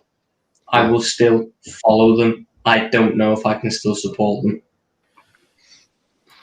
That's what today's done. That's the difference. That's strong words. We've but you know what? You know what? This European Super League, because there's now Americans going, I can't wait for mid-game ads. Like, we're going to have an iconic moment happening, and then halfway through, it's going to be cut off by Snoop Dogg singing Just Ease. That's what, to be fair, Tom, I was saying that. I want to go to Guna Express. Obviously, you're an Arsenal fan. What's your thoughts about what we're sort of seeing right now? I think tomorrow and in a while, people will start to realise what it is. I think a lot of people are thinking that it's a league, like it's its own league. It's a competitor to the Premier League and stuff, and that's not what it is. Mm-hmm. It's a competitor to the Champions League and Europa League. Basically, the teams involved are sick and tired of the Champions League, from what I'm getting from it. Yeah, and I, in a sense, agree. I think it's been the Champions League used to be the champions, in a league trying to fight to win a trophy. Now it's top 4 of this league and the top 3 of that league, and it's too inclusive. I think and I think especially with this Conference League rubbish that they're making, I think some of the bigger teams have just kind of got a bit annoyed with it. Yeah. We're sick of the inclusivity, and we want a challenge. Isn't the Super League exactly that though? Inclusivity. Well, no, because they're not going to have the likes of a Slavia Prague or. No, they'll just have Tottenham Hotspur. Well, Guna, you just said Slavia Prague. You do realise they're the champions of the Czech League. No, and now you're just disregarding them. We're talking about the big boys of Europe. The team, it's the same thing with the international tournaments. Why the hell? But that attitude right there is what I hate. The elitist mentality. You could have used a better example, I'm afraid, from Slavia Prague, because as much as we hate them, they are the champions of the Czech League. So what would we saying with disregarding the lower nations just because they're not as big as Spain? Or England or France. Well, I don't even think the thing with football, we say this now, but when we look at what people aren't interested in watching Slavia Prague. That's just it. People aren't interested. other than Slavia Prague fans and the team that are playing against them, nobody is interested. That's it. Mate, mate, I get you. I get you. But you know what else? I'm not backing this league. People are now no longer going to be interested in watching games like Liverpool, Real Madrid because it happens every week. Exactly. Yeah. At this rate, that's the issue. That was where the magic of the Champions League came from. You'd play your Slavia Pragues to have your away day to Madrid, to have your away day to Paris, to have your away day to Bayern, to have their memories. Now that's gone. Now it's just fuck, who have we got next week? Bayern, shit. Who have we got next week? Fucking Porto. Because Porto are apparently going to go in there if Dortmund don't accept. I think the reason I think why the German teams aren't particularly accepting it yet is it's difficult for one team to just accept it because, let's be honest, German teams won't accept it because all German teams are 50% owned by fans, and the fans don't want it. Let's be honest, right? We all know that the Premier League and that all these big, organisations, they will bend over for it because they can't survive without these teams. The Super League teams aren't wanting to leave the Premier League. The Premier League are kicking them out, and that I agree with that. But eventually, the Premier League will have to do something to get them back because they can't live without them unless, and this is where the fans come into it, if the fans refuse to watch the Super League and only watch the Premier League can survive without them. That's the only thing the fans can do right now. That's you're missing Europe. out. You're missing. Yeah, but that's the issue. That's the issue. This is being sold worldwide. Exactly. The Super League, right? And that's why they're doing it as well, to gain even more rights from around the world. Okay, like they do in national rights. If you think that even just the basic countries, leagues of Europe are going to make any dent in any viewers or subscriptions, remember, it's not really about the viewers. It's about I think they're going to do a subscription thing with this. And they're either going to do a whole season ticket to watch all the games, or you can pick your own club to watch. I think they're going to do something like that, and that's how they're going to rake in. That's how they're going to rake in more money. Just to add to that as well, and I'm going to bring context into what I'm saying as well. La Liga wanted to branch out to America to get more following for the La Liga brand. What they're trying to do with the Super League is what they're going to, and this is how they're going to rake in. Imagine this, right? We get to watch Arsenal, we get to watch United, we get to etc., because we live here. We're living in the country that we watch and support the club. But if you're an African fan, if you're an American fan, if you're a South American fan or an Asian fan, and let's say Perez announces, oh yeah, we're bringing the entire league for a weekend in Asia. Are you telling me people are not going to go? Because just like us, they love the club. So they are.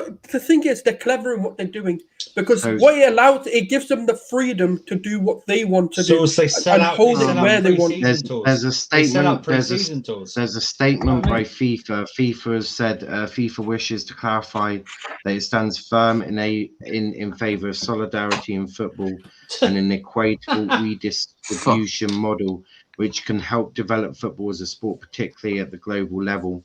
Since the development of global football in the primary mission of FIFA, in our view, and in accordance with our statutes, any football competition, whether national, regional, or global, should always reflect the core principles of solidarity, inclusivity, integrity, and equitable financial redistribution.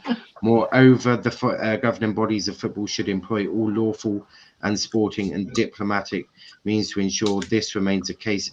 Against this background, FIFA can only express its disapproval to a closed European breakaway league outside of the international football structures and not representing aforementioned principles. FIFA always stands for unity in world football and calls on all parties involved in heated discussions to engage in calm, constructive and balanced dialogue for the good of the game and in the spirit of solidarity and fair play. FIFA will, of course, do whatever is necessary to contribute to a harmonised way forward in the overall interests of football. FIFA's statement isn't as strong as UEFA's earlier from today. Far from it. They've just been bent over and molested. That's do you know what? Been done. If I'm FIFA, I stay the fuck out of this. I really do, because to come out with a statement like that I know, but to come out with a statement that we stand for unity and all that bollocks. I'm not going to go deep into it now, so don't worry. All that bollocks they come out with. They you know, all these UEFA, FIFA, the Premier League, whoever, they bought this on themselves. They sell themselves to the highest bidder, no matter what. Okay, they're only interested in money themselves, bring it in. They don't care about the athletes or anything like that.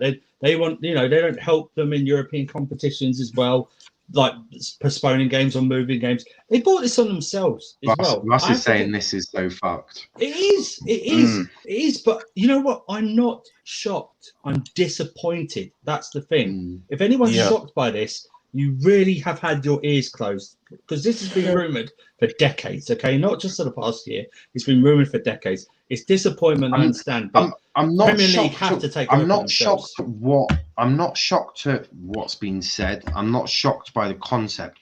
I'm shocked at the timing. Yes, the timing is horrific.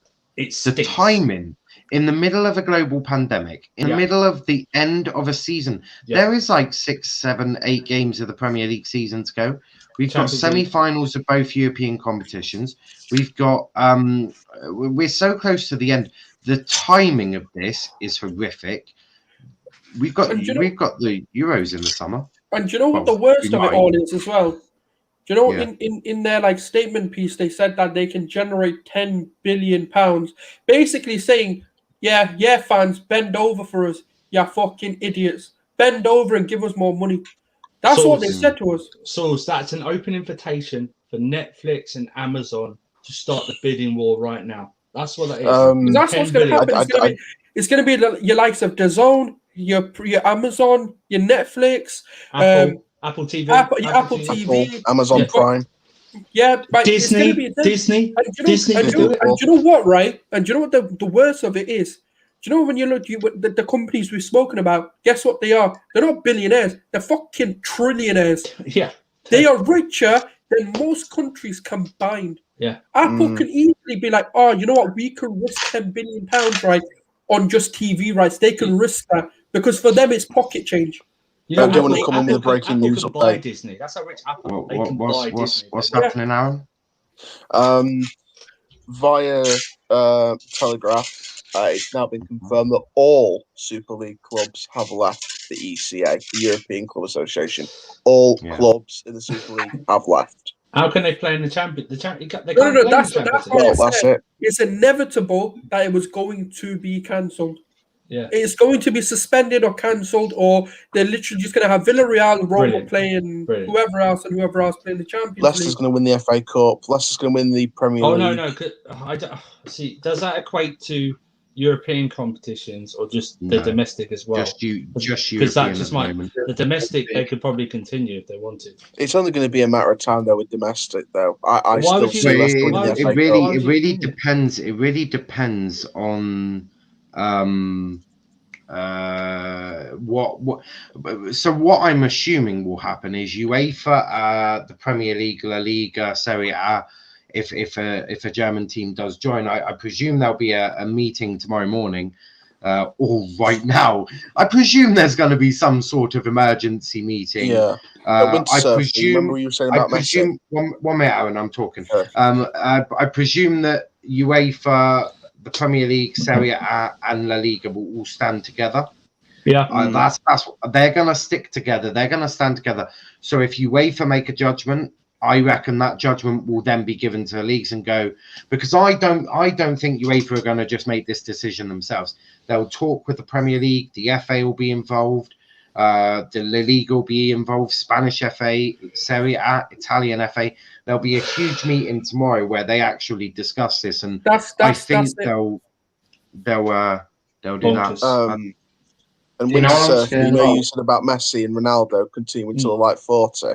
Yeah, just seemed I don't think it was just announced, but I've seen on Romano's Twitter as it scrolled through. It looks like the confident Messi's going to sign a new deal at Barcelona now. What a surprise! What a surprise! Yeah, what a surprise! I think you know the stuff the FA's done and UEFA have done about we'll kick you out of the Champions League, we'll kick you out your league. Yeah, I think it was trying to bluff them into not doing it. That's what. And it's backfired on them. That's what they've done. And they cannot. they want to save face and not come out straight away and admit, we'll let you back in, come back in, we need the money. Yep. So I think next year could be an awful year for the Premier League, as it is anyway. Oh, and this is a point. Someone's put on Twitter, the lack of sacking managers speaks a lot of sense now. Don't want to take any big changes when there's this on the horizon. You know what the maddest thing about this whole thing is, don't you? A lot of football players will be asleep now, getting ready to wake up for training tomorrow. They're going to wake up tomorrow morning. They're going to go into work. Because remember, this is what people forget. This is their job. Like this affects them more than it does any of us lot. They're going to go into work tomorrow knowing nothing about this, because we know they know nothing about this. They're going to go in tomorrow and question, wait, so we're in a Champions League semi-final or we're in a Europa League semi-final. We're now getting banned from it. Like what? Or we're now being told we can't play for our international football teams. We're now being told that we can't play in the Premier League or we can't play in this and that. These players are going to be more confused than us. And this is the one thing that we need to hope is that some of the big players basically tomorrow say, well, this is stupid. We knew nothing about this. We're now being told what we can and can't do. This is our job, and you're affecting it. Do you know? To further your point, even when you look at and kind of analyze Ole's interview when he was questioned about the Super League, he didn't even know how to divert the question. So he knew nothing. Because the thing is, right, they're trained to divert these questions if they come up. But the fact that Ole was struggling to even divert it or what to say, and then when you look at what Ferguson said as well, in terms of he's not part of the decision making, he didn't even it goes to show this was an ownership decision and no one else was involved. Talking of Fergie, his statement was, talk of a Super League is a move away from 70 years of European club football, both as a player for a provincial team to family in the 60s. His statement, Everton are spending 500 million to build a new stadium with the ambitions playing Champions League. Fans all over love that competition. Sky Sports Sweden, fucking hell, how quick can you read, you dozy bastard? But Joic, so you're building a 500 million pound stadium. Yes. What? Excited now? Champions League is guaranteed.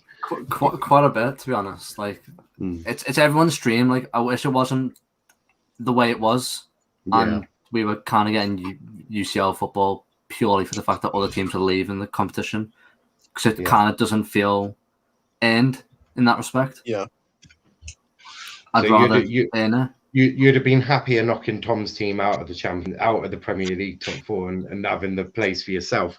And now you've just done it automatically. I don't know if you've seen this or not, but Spartak Moscow's had some fun. Oh, I've seen that. I've seen it. Yeah, basically, for those of you who are watching who don't know, basically put on Twitter, dear AC Milan, Arsenal, Atletico, basically all the teams in the Super League. If you need a new club to support, we're always here for you. Kind regards, Spartak Moscow. That's an official. Have you seen what Troop said about that? No. He quote tweeted it and he said, let me try to find it one second. He quote tweeted and he said, Spartak Moscow TV, Troopski here, disappointing result today. I won't be surprised if AFTV becomes Boreham Wood fan TV or something like that, because I don't think they want to support that shit. Do you know? There's another like spin-off that you can take on these like massive YouTube channels. I reckon they're gonna have to try and keep the attention towards the fans. They're probably gonna work a deal with them. I'm not saying with AFTV. I'm just saying with platforms like that, because if you think about it, why a lot of people, I know it sounds bizarre, but just hear me out. But a lot of people will watch AFTV or they'll watch, the Chelsea fan channels or Expressions, or especially the younger fans, like the 7, 8, 9, 10-year-olds, and be like, "Oh, I like that guy. He supports Spurs. I'm going to support them as well." Or, "Oh, that guy sounds fun. He supports Arsenal. I'm going to support Arsenal." It's weird what people can do. And I reckon what's going to happen is they're going to try and get them in. They're going to try and get these sort of YouTube personalities in. And the amount of money they have, they won't say no. Yeah, I'm just thinking, did someone say they're getting 3.5 billion just for entering? Yeah. I'm just thinking as a Chelsea fan, you know what that means? Roman doesn't have to spend any of his money to build a new stadium now. But that could be rejected if this goes ahead. It doesn't. What does it matter now where Chelsea are? If it's a European Super League, you could put them in bloody Miami. Exactly. Do you know what I mean? It doesn't matter. Exactly. It could be like NBA and NFL where they move the teams to whatever. You know what I mean? It doesn't matter. It doesn't matter now. You can put these clubs anywhere. You know what? You know. I want to say another thing. One season you'll be saying Miami's blue. Next season you'll be saying Rio de Janeiro's blue. Something like that. They can move them anywhere they want to now. You know on that actually, they're not beholden. They're not beholden to anything. You know, you make a very interesting point about that, because another thing I'm going to bring with context from another sport, which was Fight Island. Yeah. Now, the UFC are not as rich as football. They're not as big, nor are they as powerful, but they were able to buy an island just to have their fights on. We could actually see, I'm not saying they're going to buy an island, but we could actually see that happening, where they go and situate themselves in a whole new little island or a new country. And yeah, it's the truth. It's the truth. Because if I'm not dissing the UFC, but money-wise, the UFC isn't even bigger than boxing. It's not the biggest combat sport out there. And if they can do it, I'm sure in hell that football can. Do you think this is going to put more pressure on UEFA now? Yeah. Because imagine this. Obviously, I've been listening to all of you talking. I still think the Premier League are going to be absolutely fuming with your clubs, and your clubs are in for some strongly worded emails. I know that much for a fact. But do you think this is going to put pressure on them in UEFA mainly by the Premier League going, yeah, but they don't want to quit our league, they just want to quit yours? Yeah. Do you think this could now get a bit messy? Well, it's already got very messy. Let's make that abundantly clear. But is this going to get even more messy where the Premier League turn around and go, we don't want them to go? I agree. I think it. Listen, I said it before earlier. I think the TV companies are going to put pressure on the Premier League because they're not good. I tell you what, these top 6 clubs go. There's no way when the next TV deal comes up, there's no way Sky Sports are paying what they have been doing for the past 15 years for these rights. No chance. Yeah, I said it earlier. Sky Sports are only paying £1 billion for a title week between West Ham and Everton. BT have well overpaid for it as well. Okay, there's no way they're not. I tell you right now, they're probably on the phone with them right now, or all day they've been on the phone saying, "I don't care. Listen, we don't care what happens." Well, Sky Sports would say this. We don't care what happens with Europa League, Premier League. We don't have the rights. Okay, Champions League, Premier League. We don't have the rights. Premier League, we're not paying you billions of pounds, and you're not getting billions of pounds for overseas rights either. Without these top 6 teams, you're going to have to sweeten. You're going to have to sweeten them and tell them you can stay in this league. What about the deal that's already in place? That's only just been signed. No. But with contracts, there's very clear and precise stipulations that there's certain clubs being involved.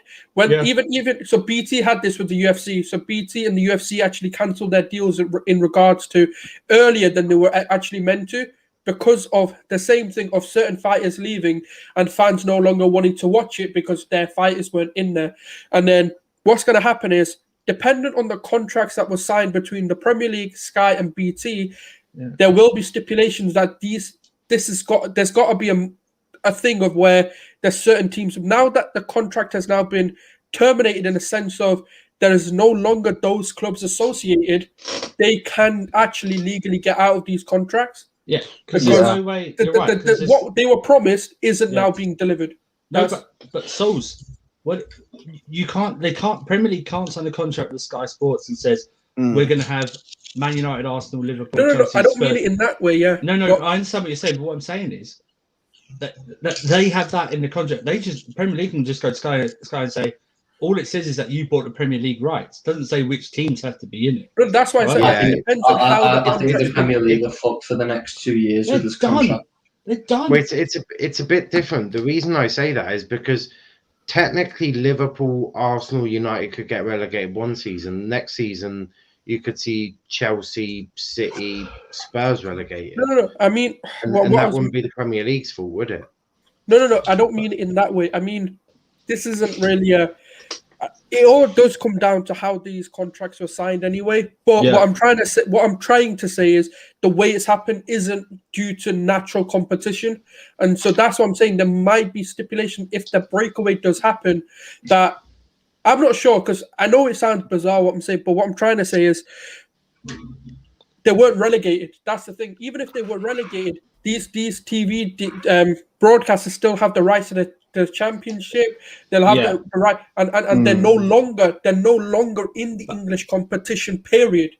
And the difference between us and most other leagues is that us as a joint league, our rights are bought as every team joint together, right? But look at Barcelona and Real Madrid. They sell their rights as an individual club in a league. That's why I think it's going to get messy, because we always sell our rights as a package of the league, right? Not as individual teams. If this was United individually selling their rights, then that's easy. You just null and void.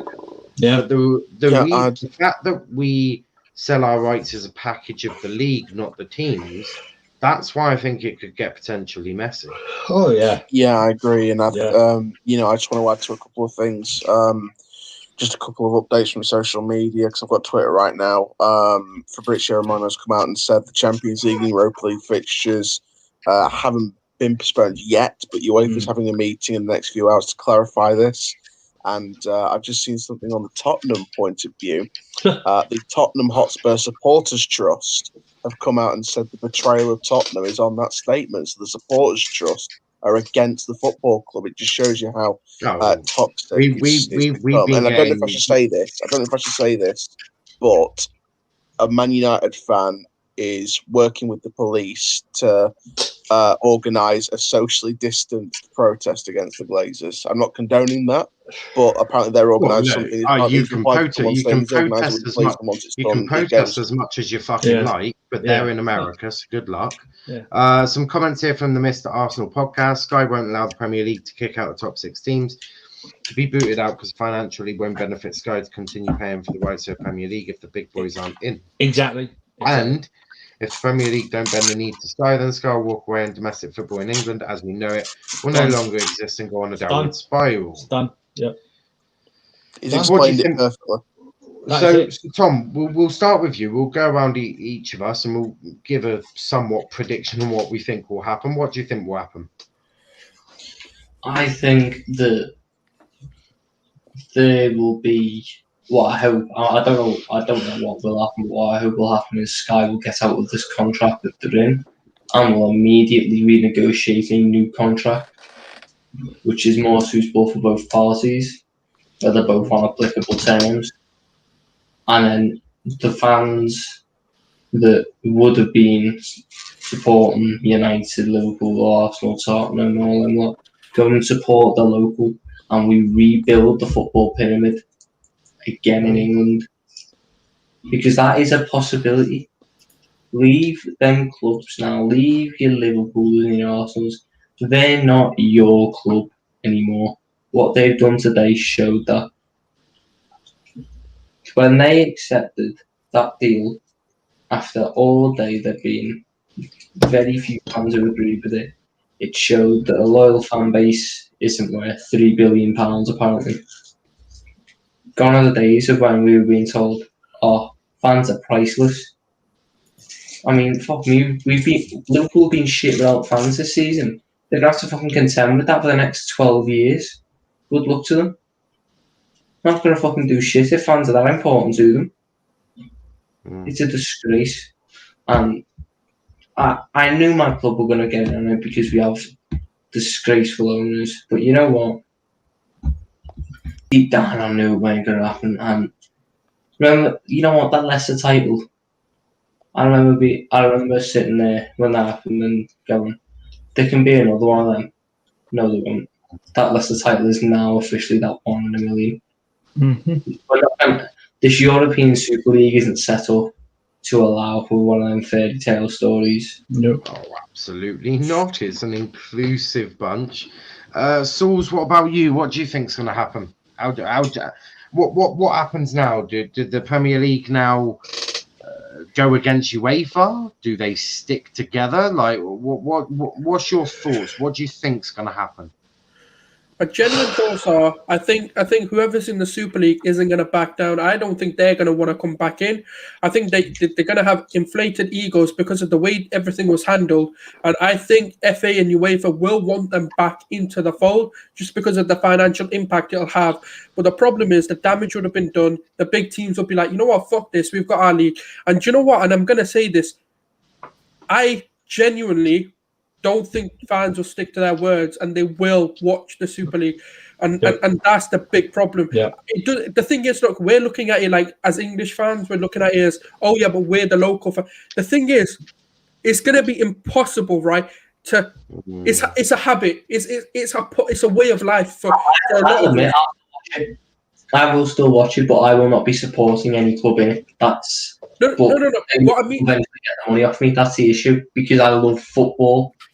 No. The way I'm saying it is this: is that for a lot of us, right? This has been a way of life. Watching, Arsenal, watching United, whoever it may be, it's been a way of life for us. So when we no longer have that, football isn't always a fix. It's about getting your fix of your support because you're never going to show the passion that you have if it's not for your club. So it's going to happen. People are going to go back into their routine of, oh, I like that top, I'll buy that. And it's going to happen. It's natural human instinct for this stuff to happen. I genuinely don't think it'll be a flop because of that reason. And the reason being that they can do whatever the hell they want. The Premier League's been exclusive to England, and that's been a problem. They haven't been able to modernize how they approach these leagues. La Liga trialed it where they wanted to take it over to America. They wanted to take it over to Asia. They wanted to expand. That would have been good. Yeah, because the leagues would have been able to get those fans involved. And I get the point of pre-seasons, but that's not the same as when you have a Super League going there and you have, let's say, a weekend event. Let's say, for example, they come out and announce weekend event in America. Come and watch your club. Yeah. You telling me those American fans are going to turn around and be like, oh, nah, people are against it. No, they're going to be like, finally, I get a chance to watch my club in my hometown or near my hometown. Yeah. So I don't think this will flop, and I think they know what they've done. And do you know what it is? Credit to them, because they have done the most marketable thing in modern day. They have influenced, they have brainwashed, and they have absolutely played into every fan's dream of having their club play a competitive game of football in their country. Yeah. Real quick, just before you move on to someone else. You know, all these clubs have left the FIFA organisation. Yeah. Does that mean financial fair play doesn't apply to them now? Doesn't apply. It never applied anyway. Never applied anyway, but now it's going to get scrapped anyway. I think no such thing as financial fair play. It was scrapped because of the pandemic, but it wouldn't have mattered anyway. Yeah. Everything's going to be sponsored. Everything is going to be sponsored. Yeah. We're going to be seeing clubs spending billions of pounds and windows now. Yeah. Obviously, Aaron put abundantly an update from Fabrizio, basically confirming the 3.5 billion that they'll receive for their infrastructure investment plans and to offset the impact of the COVID pandemic. Nice to know that they're all thinking about themselves. Nothing done announced yet about Bayern, Leipzig, Porto joining the Super League. It will be decided soon. So Bayern's given in, been backed into a corner. Porto's joined because Dortmund didn't want to and stood with solidarity. And Leipzig are a bunch of money-grabbing cunts, so they've come in anyway. Yeah. Bayern were just waiting for the first initial wave of abuse to finish, then they can just sort of sneak in there and get a little bit less of it. Flick's leaving his manager. He's going to join the Germany job, I think. So Flick's on his manager anyway. So, and you know what? To be fair, I saw it on Twitter actually when I put the Romano update in the private chat. Did anyone notice the results today as well? Real Madrid drawing 0-0, Juventus losing 1-0, Arsenal drawing 1-1. All three of those teams are now in the European Super League. It's like they don't even want to try in their own division. It's just the inclusivity. That's what I'm against. Is the fact that what the fuck are Tottenham doing in there? Can someone explain to me in any way No. Fuck Harry That's the Kane. only reason they're in there. I'll go. Is the only reason they're in there, though. Yeah, but fuck Harry Kane for a Kane's not going to second. leave now. Can someone give me one legitimate reason other than Harry Kane why Tottenham Hotspur are a super club? Nope, they're not. I don't get how. When did they last win a Premier League title? Revenue. Never. They signed a Deluxe dog deal. It's So all fuck, about. they're It's fucking big. all about. Sulz, revenue. I can go sign How a much Deluxe they- dog deal. I'm just saying, innit, bro? I'm just saying it's that's not- They're in there because of their stadium now. It's They're in there nothing. because of their It's nothing stadium to and do. NFL It's nothing to connections. do with what they have won. It's to do with how much money they make. If Yeah, they, They are a rich if- club. put it in this way: if Sheffield United made more money than Tottenham, they would be in it. It's all Yeah. about how much money. That's why Arsenal are in it. Let's be honest. Why do Arsenal deserve to be in it other than history? We don't. They got a one-all draw. We're in it. Do you know We're in what? it. At least We're with in it because Arsenal, we have one No, of the no, no. richest owners in the at least world. with and we make Arsenal, money. there's somewhat of history there. Like at No, no, least there's you an can go. understanding, yeah. You won a Premier League. Like I can't look. You're not a big club anymore, but I can sort of understand it in a way because you won a Premier League. We're a Invincibles historical and all big that. team. That's the thing. Yeah, Because we're one of the most success. Look, you can talk about it now or in the history, whatever. Because United and Arsenal are both traditionally the most successful clubs within the English leagues. That's a fact. Yeah. We are Where they're as well. most successful club in England. And you know what? And And you know what the weird thing is as well? We spoke on the stream earlier about Messi. Looks like he's signing a new deal. Mbappe, he said he's not going to speak about negotiations at the minute, so maybe some questions about that. And you know what I'm thinking now? Harry Kane, next season, Tottenham Hotspur player for life because he knows he's going to be in a comfortable league. If I could pick one player that'll speak out from this and things like that, I hope and I pray it's Marcus Rashford. Just someone speak out about this, because in terms of the legitimate good people in football, my theory is, and I might not be true about this, it might surprise me and turn out to be evil pricks, but my dream would be Klopp walks, Rashford quits, Greenwood quits. And that's the thing. Like, more information is going to come out. It's why we're doing another show tomorrow, because tomorrow we'll have a lot more information than we do now. Now is just, I feel like now people just want to rant. They just want to sort of stick together in a way. It's why I've never ranted until today. I think every YouTube channel has just gone, fuck it, we'll just let people in, because we're still topping some of our highest views even at fucking 1:40 in the morning. Like this news is huge. I've never ranted before until today, and I put out the video about this news, and I was this without having to try and swear, obviously. Shush. Literally just in the middle of talking. But no, like I just think people want to come together and they want to talk about this and sort of be that united and to stick together. As I say, it's 1:40 in the morning. We don't tend to stream at 1:40 in the morning, yet all of us are still here because this is big news. The thing is, right? Aaron said, Steve Bruce, go fuck yourself. Do you know what I want to say? Do you know what me and I are doing right now? If we were on not even on a stream, but just on StreamYard, discussing what we're going to do with the channel. That's what we do. We're up till about 3-4 in the morning discussing what we can do, what content we can bring. And now, it just feels like, fuck it all, I should have just gone to sleep. Sulz, Aaron just said something that he hopes Marcus Rashford speaks up. Yeah. You know what? I'm going to go see him now. I'm going to go drive down. You know when Marcus Rashford isn't going to speak up? What's going to happen when the Super League starts? He's going to get more sponsorship money to help with his causes. Yeah? To help with his meals, whatever, to help his charities, or whatever. Yeah. And that's why he's not going to speak up. And do you know the problem is? You can't blame him for that. Yeah, because exactly. I understand that. And this is why I said I reckon big players, some big players will. I reckon someone will. Really? I do. I do. I don't know who. I couldn't tell you. I couldn't tell you who. I don't want it to be Rashford. I don't want it to be Rashford because Rashford's done too much already. It's time for someone else to grow a fucking pair of balls. I don't think it will be a Rashford. I know exactly who I think it will be. Do you know what I want to say before you say the name? No, I think it's going to be.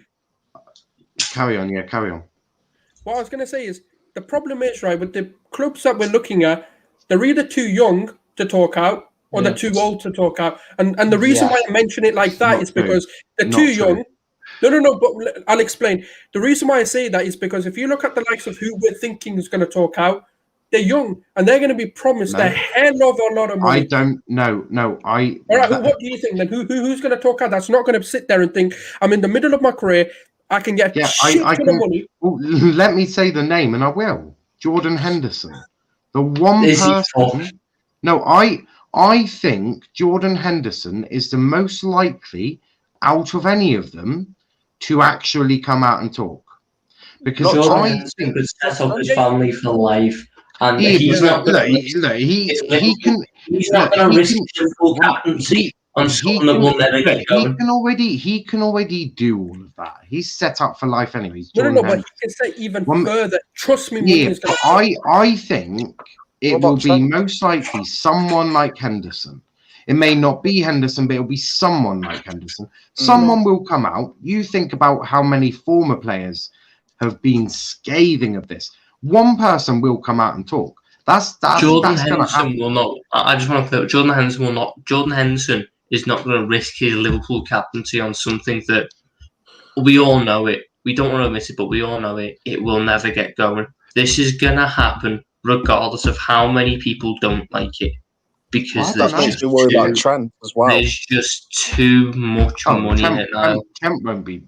It makes me worry about Trent because he's a young up and coming player that's first team already. So would he risk his career by coming out and saying that's my point. That's exactly what I'm trying to say. Right, it's not going to be a young player. Like, get out of your head straight away. No. It's gonna be someone. It's gonna be someone of the age in their 30s or 29, towards the end of their elite career. It will be one of them. Now, let me put it this way to you: if you got given, let's say, for example, a bumper deal, you knew that all you had to play. No. The point I'm trying to make is, look, you've got to look at it logically. If you're getting given a bumper deal and you're getting told you won't have to play as many games, you can relax a bit more. We're not going to be going to all these sub-zero continents, and we're not going to be playing in these random European countries. You're going to be going to Miami. You're going to be going to Dubai. You're going to be going to, the likes of Africa. You're going to be chilling. You're going to get paid way more money. You're going to be able to set your family for absolute life. Some people, believe it or not, it's football. What else are they going to do? Believe it or not, some people aren't just motivated by money. I know it sounds strange. Some people are not motivated by money. But when that kind of money talks, trust me, they're motivated. Niall, this is new levels. Firstly, we don't know what the wages are going to be like. I don't think they're going to. Do you really think they're giving the players? Right. Do you think they're going to give the players extra money? No. Yes. This will all feed to the top. This will feed to the owners. They will get richer. The players won't necessarily earn more. Do you know why Henderson will come out? Owners will. Because they probably don't give a fuck if Henderson plays in that league or not. That's the fact of the matter. Because they don't care about a Henderson. Because Henderson is not a brand.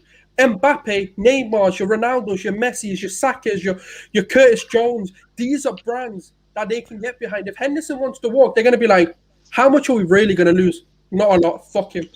Now, let me throw this to you real quick.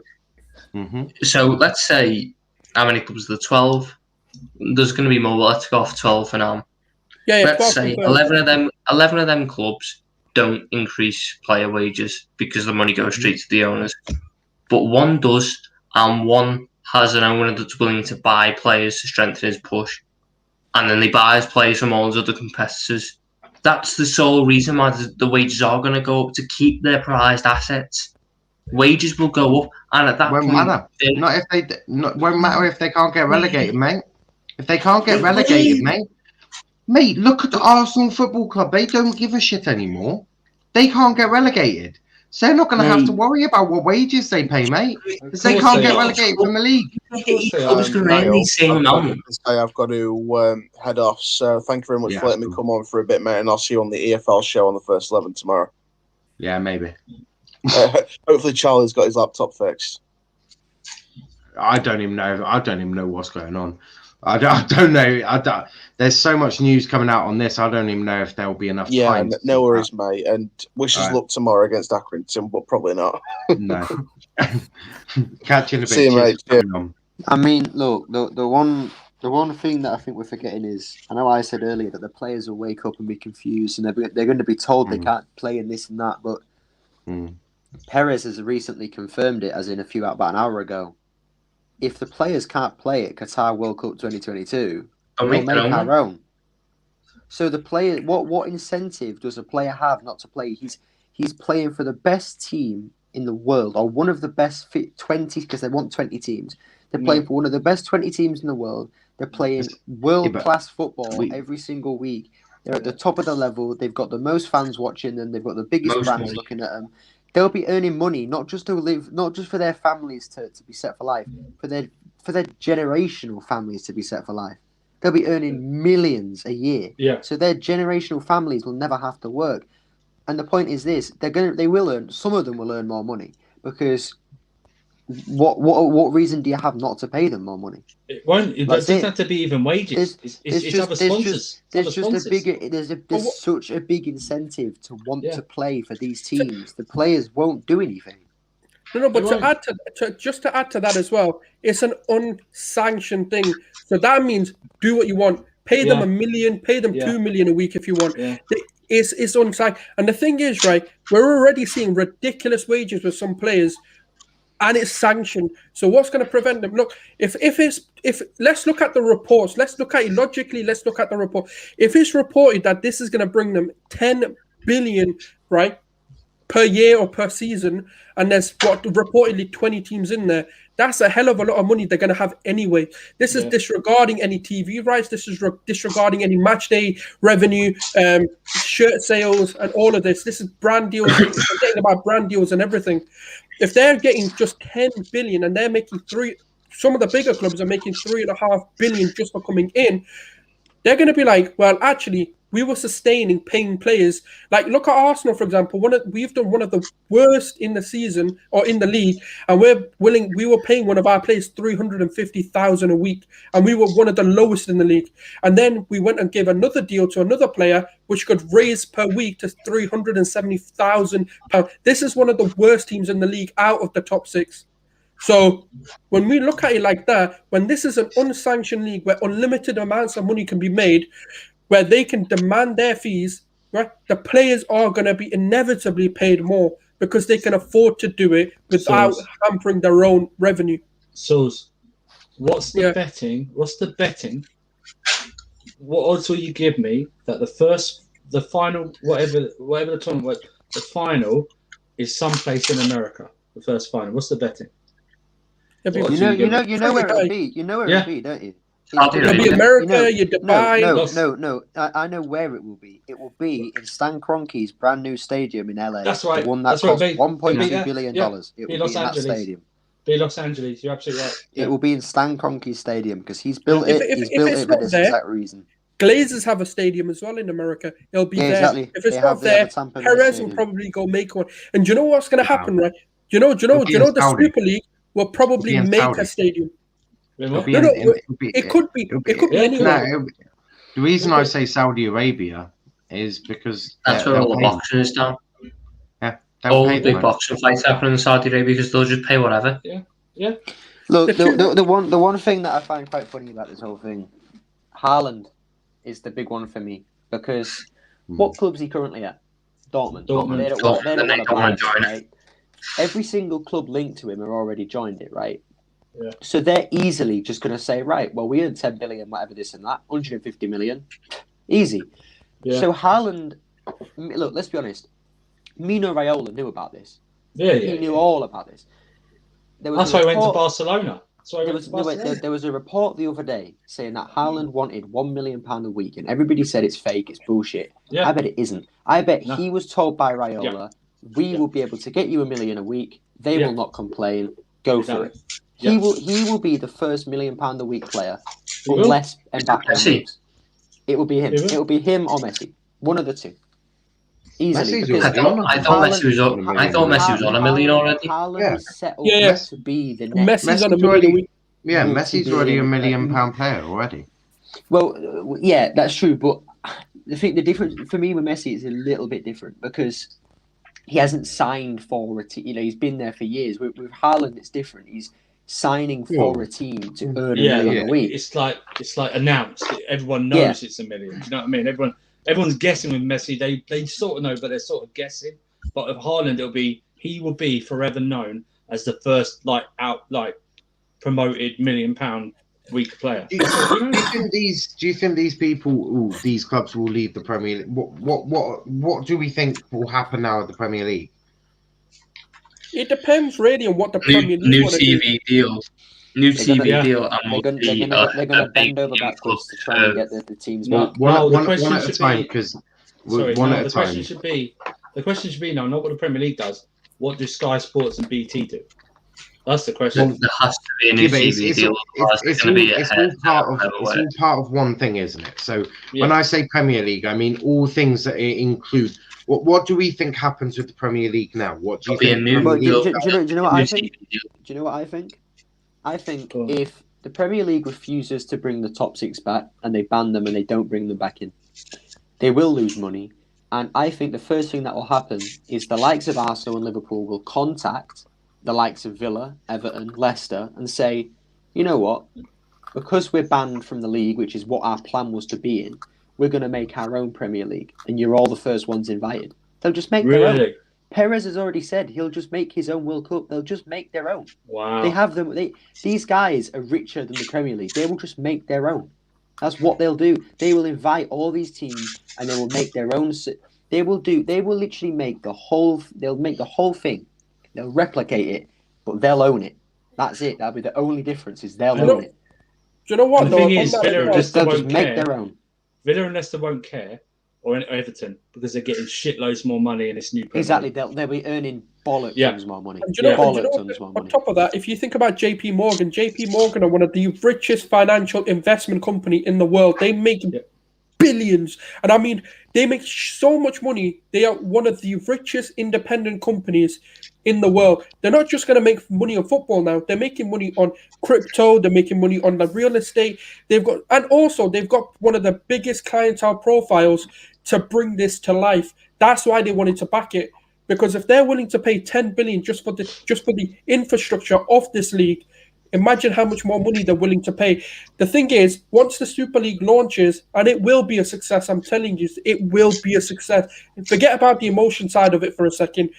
This will be one of the biggest financial successes the football will ever see. What they will then do is they'll go tell these little clubs, not little clubs, but the likes of Leicester, your Aston Villas, if Dortmund don't come in, or Hertha Berlin, and your likes of Sevilla, your Villarreals, and they'll go to them, look, we'll make our own championship.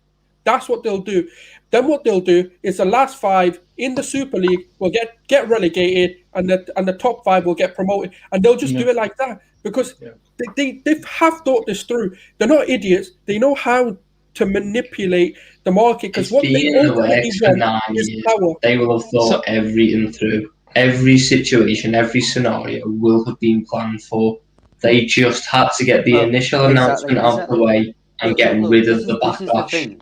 This is the thing. The one thing tonight that I've seen is UEFA are so many streams. UEFA are scrambling. They're in a shit state right now. They're trying to figure out what they can do. If you actually read what Florentino Perez has been saying, he has an answer for every single question. What will you do if the players can't play in a World Cup? We'll make our own. What will you do about this? And he has an answer for everything. And like you've just said, every single scenario, every single question, every single possibility has an answer. Whereas UEFA have not anticipated it quick enough. The bad thing as well is, it's not like UEFA haven't had time to anticipate it. UEFA have been so complacent and been thinking it'll never get going. It will never get going. No, I think what's happened is they've been caught out on the timing, as we all have.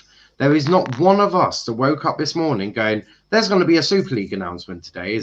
No, I didn't expect the announcement today, but I knew it was in the works. Yeah, everyone knew that, and UEFA know that. UEFA will know that. They will have a then why are they scrambling like this?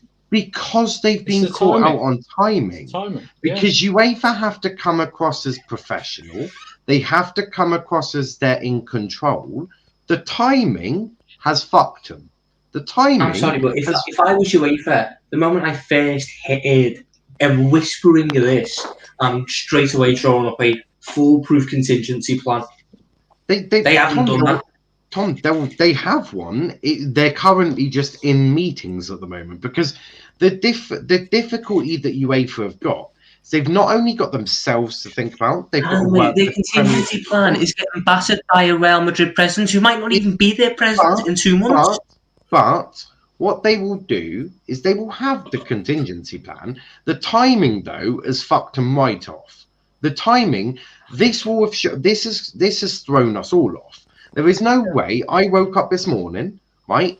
I woke up this morning having my chocolate shreddies with my coffee, and I was planning. I had some Formula 1 to do. I had some shit Arsenal team to cover, and I had some shit United team to cover, right? I had to do some match reactions, do a watch along, do a check, do all that. Then, during the United match, I heard Gary Neville having a fucking rant, because I've just been on a 2.5 hour stream on YouTube. Gary Neville's there ranting, saying relegate United. I'm like, what the fuck's this going on about?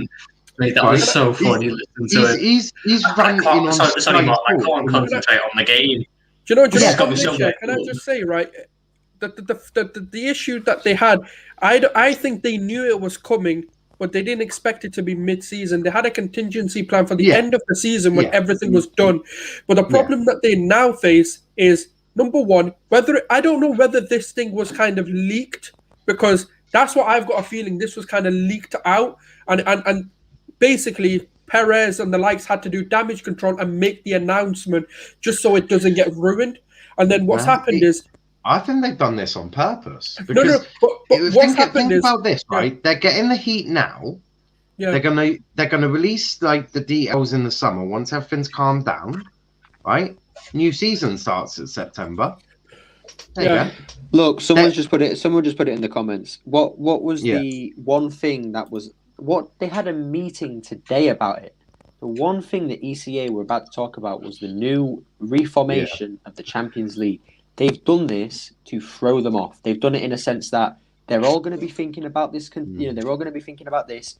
If they have a contingency plan, they're not going to be thinking about that. And if they don't have one, they're not going to be making one. If we drop it, look, the vice chairman, who was the Juventus president, was the chair of the ECA. He knew every single thing they were discussing about this reformation of the Champions League. He has timed this to perfection. For me, that's why he was he's another vice chair. If he wasn't chairman of the ECA, he would not be a vice chairman. He gave Perez and Kroenke and all these lot the information they needed to time this to perfection, and that's exactly what they've done. At this point, though, anything they do at this point, any decision they make, it's seen as a reaction. It's seen as a panic because of how rash it's come out. It hasn't been smooth today. There've been murmurs. It's never going to be smooth, but the UEFA and the FA and FIFA have made it as bumpy and as difficult and as full of obstacles and just as needlessly sort of dramatic as it needs to be. This is the worst thing that could have happened to them. 110%. This is the worst thing. They have lost their biggest assets. Yeah, but what I think they have to do damage control. What they've done now is go on the offensive with no weapons. What do they have to throw back at them?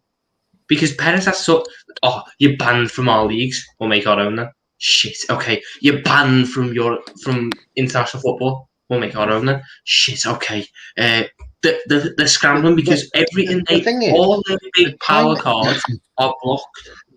Yeah, but it's the timing. The timing has destroyed it. That is what's happened. They've all had ideas for a different time. Obviously, we've got Prime who's just joined. Prime, what the hell do you make of all of this shit? I think it's from a Chelsea point of view.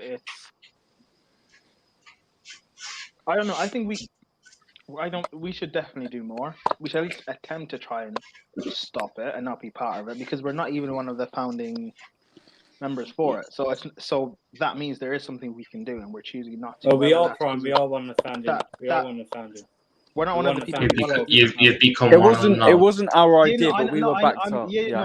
That's what I mean. The idea. Oh, okay. So there's something we can actually do to stop it, whether that's money or because we don't want to be left behind or something. That's what it is. I don't know, but to create this having a super league of sorts or a competition with the best team playing some sort of league format, it's not necessarily the worst idea in the world, but there's so many better ways they could go about doing it. It just seems they're doing it out of purely out of money, and the fact of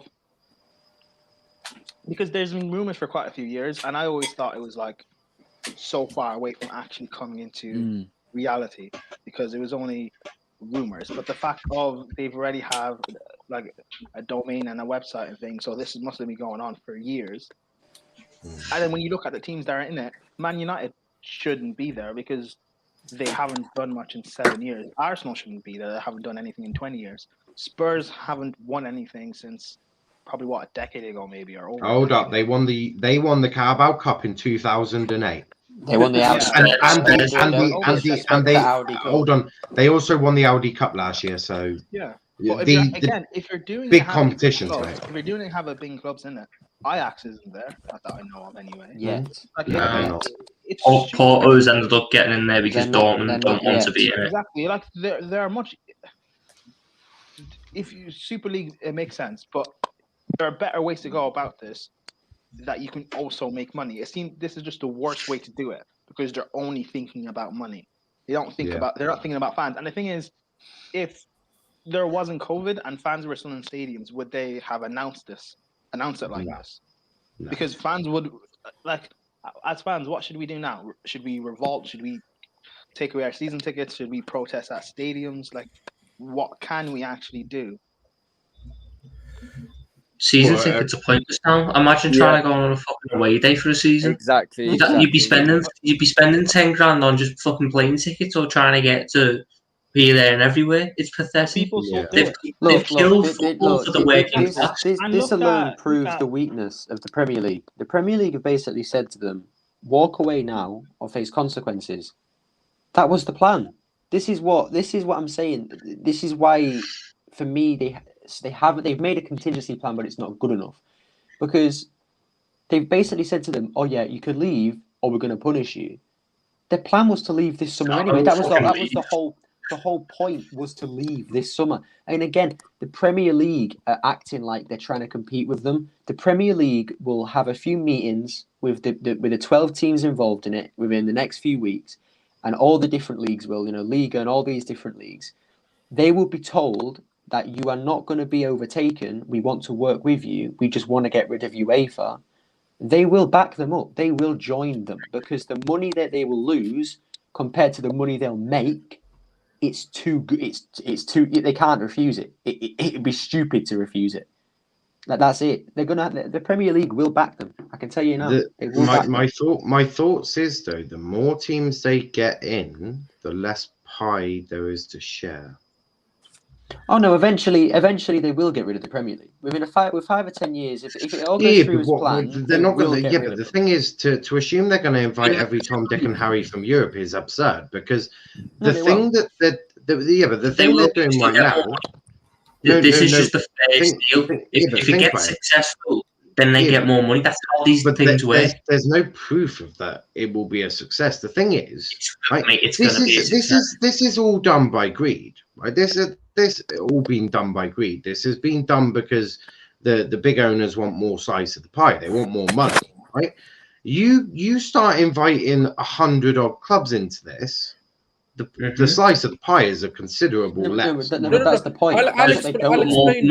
More outside companies will want a piece of the pie and will be willing to pay to get a piece of that pie. That's the whole point. If you have more teams, you're going to get more money in. The issue that comes about with this Super League will be a success because the die-hard fans are so against it, but the die-hard fans aren't a big enough proportion to really make a dent on it. There's so many casual fans that will sit there and go, "Oh my god, it's Barcelona versus Bayern Munich, and then it's Real Madrid versus the Juventus, and then United versus City. Oh my God! Let me just watch all this. But at first it would, yes. But for example, look at Juve, who've been invested poorly for the past 2, 3, 4 years. Barcelona, who've invested poorly. Arsenal, Man United, and Spurs, who are run badly. Arsenal and Spurs, maybe Man United to an extent, will become the whipping boys of the I get you, but this 3.5 billion that they're going to be given is a bailout of how bad they've done. It doesn't matter because someone like Kroenke doesn't invest in Arsenal properly anyway. So that money. No. Do you know why he doesn't? Yeah, but you know what? But this is what these big teams over the next 20 years of this competition. This is the question though. No, this is the question though. What if? I don't care about the Glazers and these idiots. I don't know enough about, so I don't care. What if Kroenke was always planning on saving money and spending it in the Super League? Because let's think about it. Let's just think about it in this way, right? His son told us to be excited about 3 years ago. In no way, shape, or form have they done anything that excites us. I think this is the excitement that they're trying to bring in. He is so heavily involved in this Super League. He's basically the second man. He's done more to this than the Glazers and all these lot. So he is pretty much the second in command. And as well, he said in a statement today, he sees this as the way for Arsenal to be the biggest team in the world. He wouldn't say that if he wasn't going to do it. And I'm initially thinking, oh, but he's a liar. He said these things before, but this is different. This is something he wants. He wants this. He's building this. He's investing his money into this. So why would he not then invest in Arsenal to win us it? What does he have to lose? It's his league. But he's doing this so he can, for example, because he wants to be in the Champions League, which is the biggest competition in Europe, and you're getting the most money. So he wants to be in the Super League because it's the biggest competition in Europe or in the world. The difference there is and he's he getting owns the it. most money. But that doesn't confirm a guarantee you will actually invest and run your club. I think he would. I genuinely do think he will. He will, but you can now say that with this, certainty. he's saved all this money, so now he can spend money and potentially win while still getting a fuck ton of money. Exactly. That's the point. The difference is this, and someone said it earlier. Abramovich, Kroenke, these owners no longer have to spend their own money to invest in their teams. Kroenke is a stingy guy, but he's now probably realised, you know what? If I just don't spend on Arsenal, when we create this league, the money we'll be earning, I can invest and win this competition without actually putting my own money in it. All right, because they'll all be able to do it. Question then: if the 12 teams is going to be in it, where are they buying? There's going to be 20. There's 12,000 teams. Whatever. The number doesn't really matter. Where are they buying players from? Wherever they want. Each other on the clubs that are on the. Do you think Real Madrid, Barcelona, Chelsea, United? Do you think they're going to sell to each other and strengthen their direct rival? Prime's got a point. Prime's got a point. They're not going to buy to sell to each other. Do you think the Premier League? Hold on. And for example, the Prem, La Liga, Bundesliga. They're not going to allow it. You guys all just fucked off. They will. Prem, look at it like this. Hold on. They're not going to sell to you, or if they do, it will be for a ridiculous, extortionate amount. 600 million, 700 million. Because you have the money, spend it. Also, we're forgetting. I don't want to play with anymore. We're also forgetting that all transfers are done by the FAs, and the fact that they fucked off the FA. The FA are going to be like, "You want us to do what?" They didn't. What's going to happen to academies? What they're not realizing is the Super League wants to work with the FA and the Premier League. Yes, but they've not done a very. But if they wanted to work with the FA, and then if they wanted to League as the Champions League, if they wanted to work with the FA, the way they've gone about it is not going to help. Right? What's going to happen to academies? Because they're not going to be in the academy leagues run by the FA. Because they'll make their own. They'll set their own up. They'll set their own up. They'll just use that academy in an academy Super League. There's definitely going to be the first £1 billion signing soon. There definitely will be one. They'll have an academy Super League. That's the fact. A couple of comments. We haven't actually gone to the comments in quite a while. But then that's something to think about, innit? If we're not going to have these transfers between clubs, whoever has the best youth infrastructure will probably have the most sustained success. But this is the thing. They will just buy from the likes of Aston Villa and that. You really think Jack Grealish? Yeah, but eventually that talent pool will dry up. Yeah, but you think their youth teams will still exist. But the point is the likes of Jack Grealish, the likes of Haaland at Dortmund, and even Mbappe to an extent, PSG will join this league, but right now they're technically not joining it. Will these players can either A, stay in their leagues that will be reckoning no money, or they could go to the Super League, play against the world's best, earn loads of money, do all this and that. They'll have to A, wait for their contract to run out, or they'll have to be taken to court to get out of their contract, because there is no way on this planet any FA is going to allow this lot to start buying the players. No, but they will, because the FAs will work with them. No, they won't. I can assure you they will.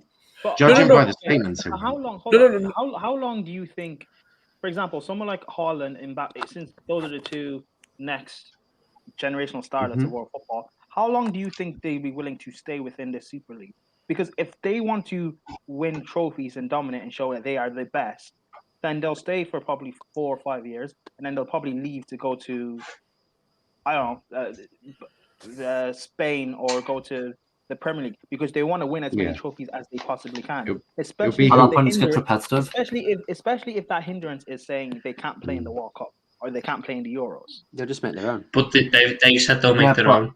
If they make their own, if it's only 20 clubs, let's say, how many of those nations are actually going to have full squads? England will have a full nation. England, France, and Spain will all have a full nation. Well, what about all the other players like you like let's say your Edison Cavani, Uruguayan? How's he playing? I think this World Cup will have players from the Super League and the normal league, and then they'll cut them off, and then by that time, the Super League will have expanded to have more teams, which allows for more nations. Yeah, but they won't have every nation covered. There's no guarantee, because, for example, if you're playing in the say if you're playing in the Premier League or something, there might be a clause in your contract saying that because you're not playing in the Super League, if you're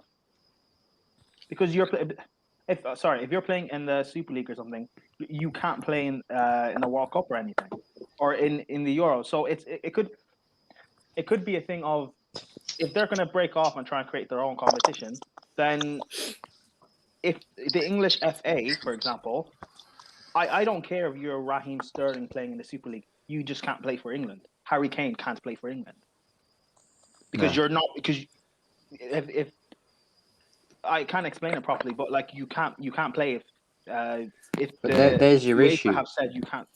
There's the issue. Why is anybody going to watch England if the likes of Harry Kane, Sterling? Why would you watch England if they aren't playing? England are crap as it is, and I know we're not just talking about England, but every team. Why would you want to watch teams without these star players in them? Like, why would anybody want to watch Argentina without Messi? Why would anybody want to watch Portugal without Jota and Ronaldo? You just adapt to it. Think about it. When the Premier League was created, no one ever thought of not having the first division. Yeah, we adapted. We will adapt. The question there is, you adapt to the World Cup as it is now, but if they create their own World Cup, maybe they can't.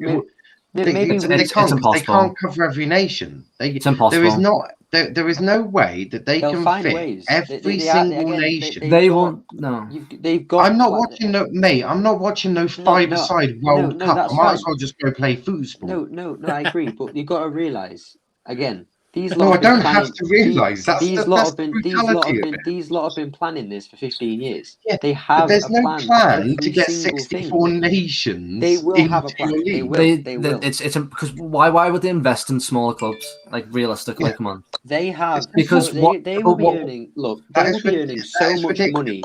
They will be earning so much money. Clubs will have to join. It's earning shit tons of money, and then there's why would you invest in, let's say, some small Scottish club because they've got a bunch of Scottish players in. What money is that then going to bring to them? Because there's no global reach at that point. They're only going to invest in clubs that have global reaches, like you said, Man United, your Arsenal. No, but they wouldn't. But why would they invest? This is the point. No, but you're not going to invest. The point is this. Example: the Premier League without the top 6 will lose money. The top 6 teams will then go to those Premier League teams. If the Premier League refuses to work with the Super League, which I still don't think it will, but if it does, these smaller teams, I say smaller, they're not small, but Everton, Aston Villa, the teams not involved, they will lose money. Their owners will lose money. So then these owners only care about money. If they're not making a profit, they're not happy. If they then get an offer or a phone call from Stan Kroenke and he says, we want to invite you to the conference or championship of the Super League. You'll earn this much money. You'll make this amount of profit. That owner of that football club will accept it. But okay, so in that theory, you're going to need about 20 different leagues in this Super League. Well, I mean, for every country, because what you're doing is you're taking into account the English Premier League. Do you know the reality is, so right? You're forgetting about the Spanish. You're forgetting about the Italians, but also you still haven't answered the question on how we're getting 64 nations into Super League for the World Cup. But this is the thing. They have answers. They will have answers. They have answers. There's not an answer. There's not an answer to everything. Now, forget. Look, international football, is something they're going to think about further down the line. It's not going to be a problem for them right now because the hype of the Super League will be a problem for the players right now. Yeah, but they won't care too much. I'm telling you this because the reality of the matter is, if you're looking at it if I'm looking at it as a career, if someone's offering me more money, I'm taking more money. I'm not going to lie to you. That's how the players are also going to think about the point I mentioned earlier, where not everyone is motivated by money.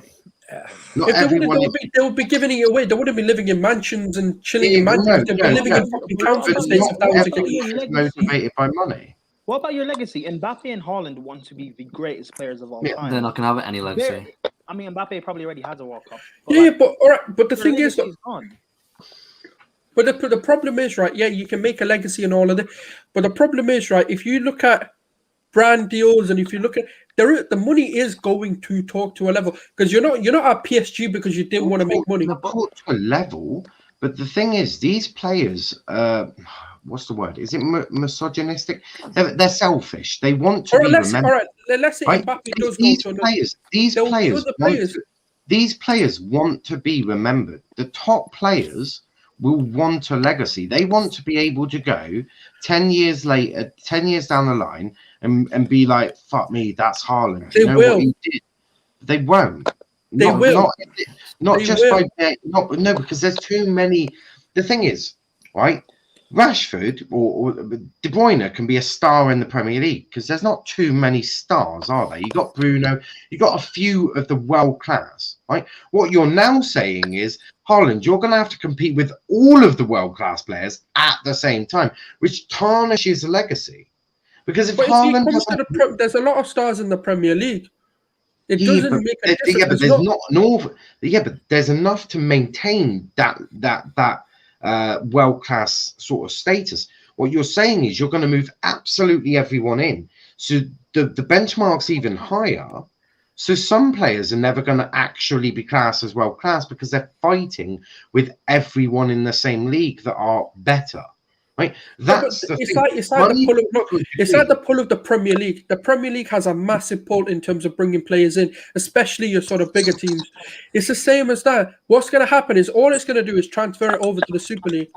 The Super League, look, people are disregarding how much money can talk. Money has spoken a lot. But it doesn't. But not every player and not everything. But enough, and I'm talking a large percentage of the players will care enough, and that's the thing. Haaland already has said he wants $1 million a week. His agent wants $1 million a week. Haaland hasn't come out and said, "Fuck that! I don't $1 million a week. Nah, I'd rather have 200K a week."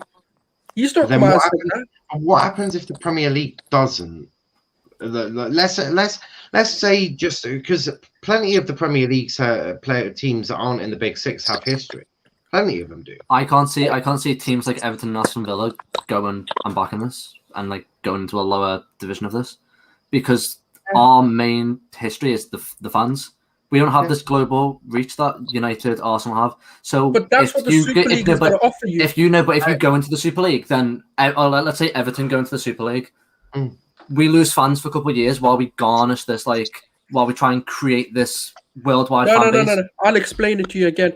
What's going to happen is, and this is what's going to happen, we're thinking local. We're not thinking global. This is the thing. This is going to be global. Yeah, but we're like teams like Everton, Aston Villa, we're all local teams. What I'm making. I have listened to the point, but not everyone is like Arsenal Football Club. Arsenal, United, they are worldwide. Teams like Everton and Villa, they're not worldwide brands. They will be. This is the thing. Why do you think they take? But they take pre-season. So if you're, let's say, in America, why are you picking Everton over Liverpool? Over United. There are people who do that. No, but Liverpool, not enough to create. But if you mix them, if you start mixing them, they're not going to choose Everton. Look. Even if we take the fans away from it, do you think these owners really care about fans? No. If they're getting offered tenfold, right, what they're making now, and they know they're making tenfold profits, they're going to be like, yes, 100%. Let's join. The owners will. We're forgetting the point here. The point is this. The whole point of this league is no matter how many fans you have, whether it's 10 or a billion, you will make a set amount of money each year. That Everton owners. Get rid of the fans for 1 second. The Everton owners, the Aston Villa owners, if they're told that with or without a global audience, you will earn this much money a year, they will accept it. Right. It appears people aren't listening to each other, because what I'm saying is that not everyone can do that. What if the Premier League doesn't crumble? What if Everton now become the gigantic of the Premier League? Let's say Everton, with their history, they have it. Villa have history. What if these are just taken to a top six? What if they can compete? Everton are building £500 million on a stadium, right? What if they can start investing players? It will be that will be a tourist attraction of that area. More people will visit it. So it's a possibility, but I just don't see worldwide fans wanting to watch Everton when there's a Super League on. I want to go to obviously Professor. Obviously, you've been everyone's trying to get. It's difficult to try to get everyone their word. But what do you want to jump in with? Sure. No, I've just been trying to keep up with the conversation, and it's interesting to hear these things. I mean, I just wanted to say a bit about this idea of being a global brand and having recognition. I mean, for me, I'm one of those rare breeds of being people who were Man City fans before the takeover in 2009. I remember a time when our team were literally the butt of everybody's jokes.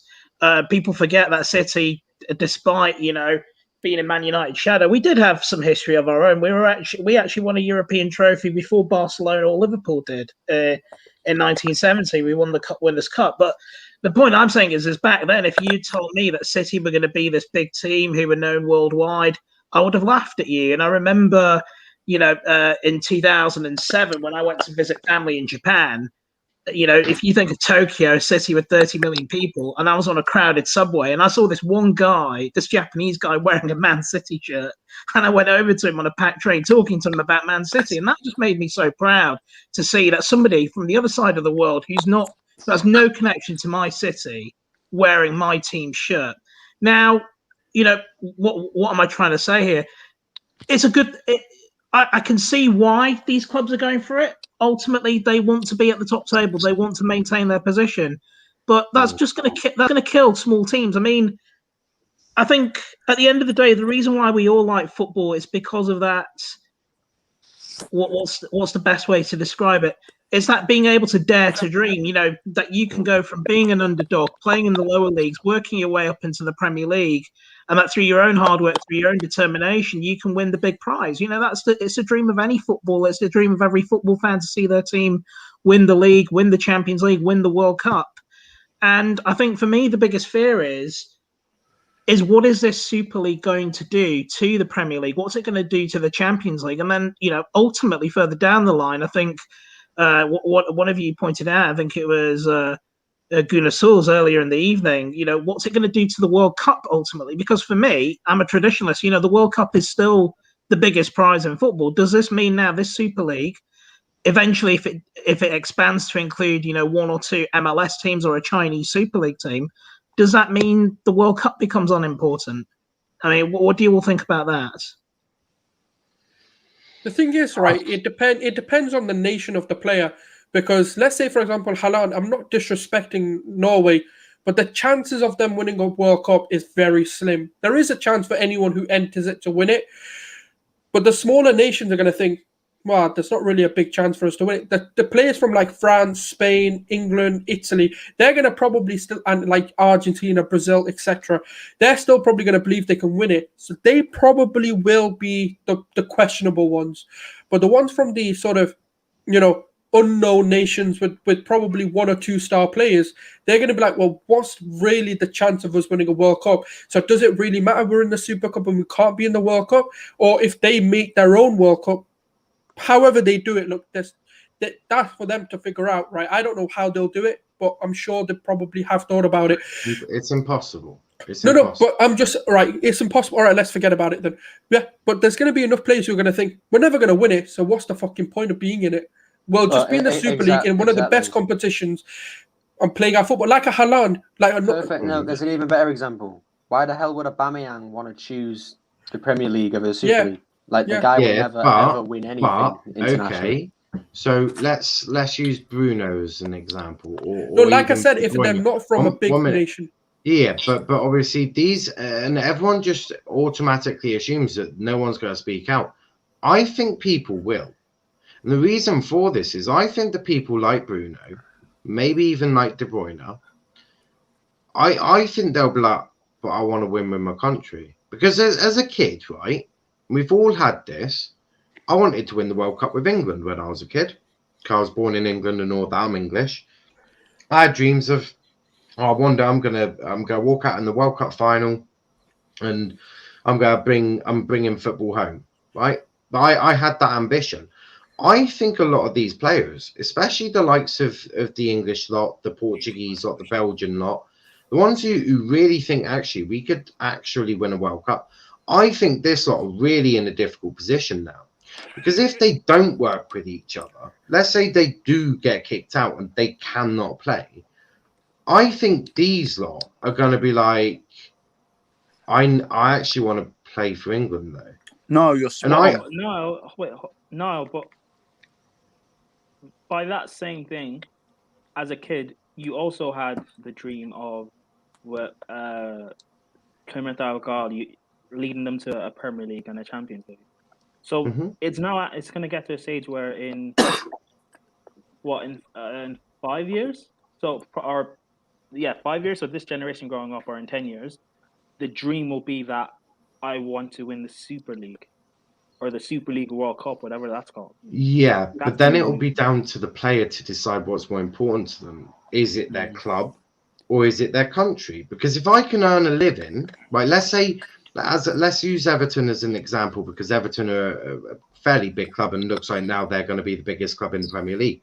Congratulations to you, Joe X. You've win. But let's use Everton as an example. Let's say I can earn a living at Everton and earn a healthy wage because they've got a fairly rich owner. I mean, they're spending £500 million on a stadium. So let's say I can do that, right? Let's say that I'm still going to get the money and all of that. And I can then still play for England. That could work as well. I think that is a possibility. Yeah, but then inevitably, like a lot of players do, they're going to think nearer to the end of their career, they're going to be like, or even in the mid or the prime of their career, they're going to think, all right, I can make tenfold if I go into the Super League. That's the thing. Well, if they win the World Cup, then yeah, they'll go. But that's what I'm saying. If to a certain point, you know, the World Cup and stuff, yes, but they're going to also have to. The problem is, right, when you're young, we all dream and we all have this ambition, but ultimately, right, what do we really want? I tell you, my life ambition is I want to be financially free. I want to be financially independent before anything. I don't care about winning things or having accolades or leaving a legacy. I want to be financially free so my kids can be that. Yeah, but imagine if you can already do that in Everton already. They got James Rodriguez. It's like this. I can earn. Let's give an example, right? I can earn $1 million at Everton, or I can earn 10 million. I'm just giving an example, just because I want to be outrageous. What you've also got to realise is Everton, with the loss of money that league will suffer, Everton won't be able to pay their players the wages they're on now. They'll have to cut their wages down a small bit. We're all assuming that it will lose money. Transfers will die off. I do agree that finally we might actually see some normality with transfers back into English game, which is not necessarily a bad thing for my team.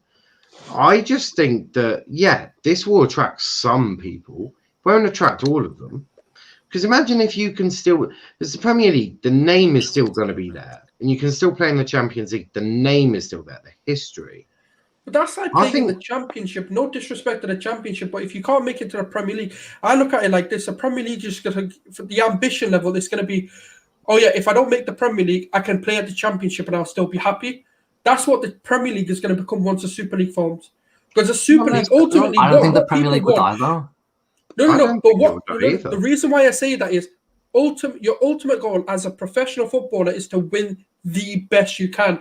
And unfortunately, right, as much as we don't want to admit it, the Super League will be the best trophy that a player can win. Yeah, but if you can, and that's what you're going to aim for. I just don't think the Premier League will die. Look, the Premier League. I'm not saying it'll die. There's no doubt about that. The Premier League. Can I have a rant in a minute? Go for it, mate. Go for it. Because I think this is the worst thing to. I think this is the biggest thing to ever happen in sport, not just football alone. This undermines and diminishes every single minute of dedication that anyone has ever worked or played or managed our club. Like, the history is diminished. It is nothing. Who gives a shit about how many English titles or how many Premier Leagues we've won when the Premier League is basically now the Championship? It means fuck all. That what we have tried to build in English football now means nothing.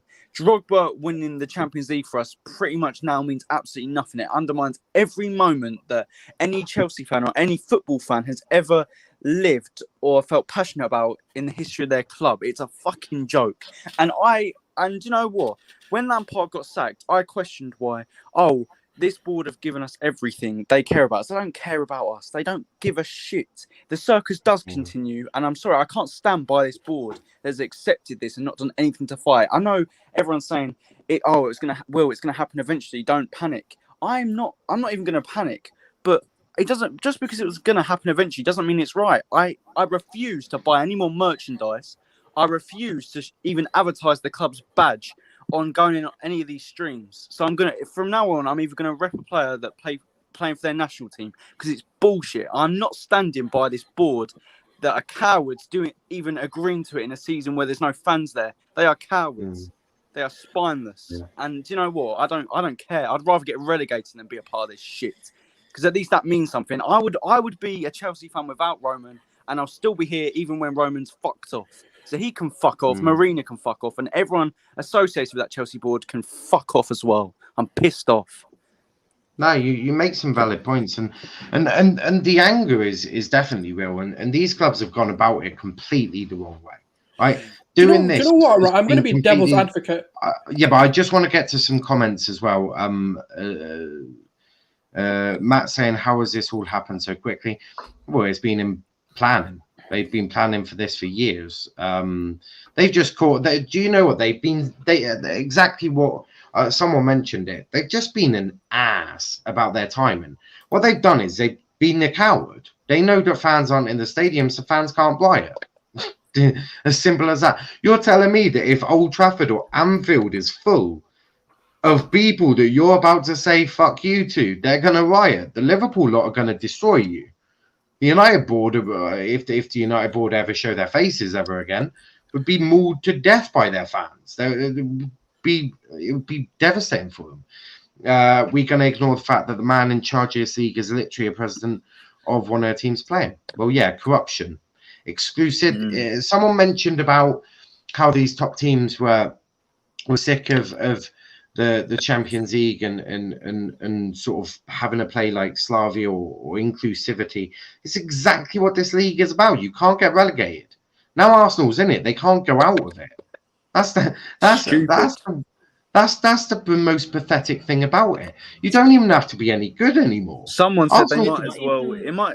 Someone said you might as well just watch WWE and have storylines because there's no consequences to what happens. It's and the Sonny fact saying, of, "No way, you lot still live." Yeah, we're still yeah, live. but not sorry. It's the fact of, like I said, with clubs like Spurs, Arsenal, even United that aren't run properly, they will, and there's no guarantee that your owners will want to even invest because all this money that they're getting, why not just keep it for yourselves?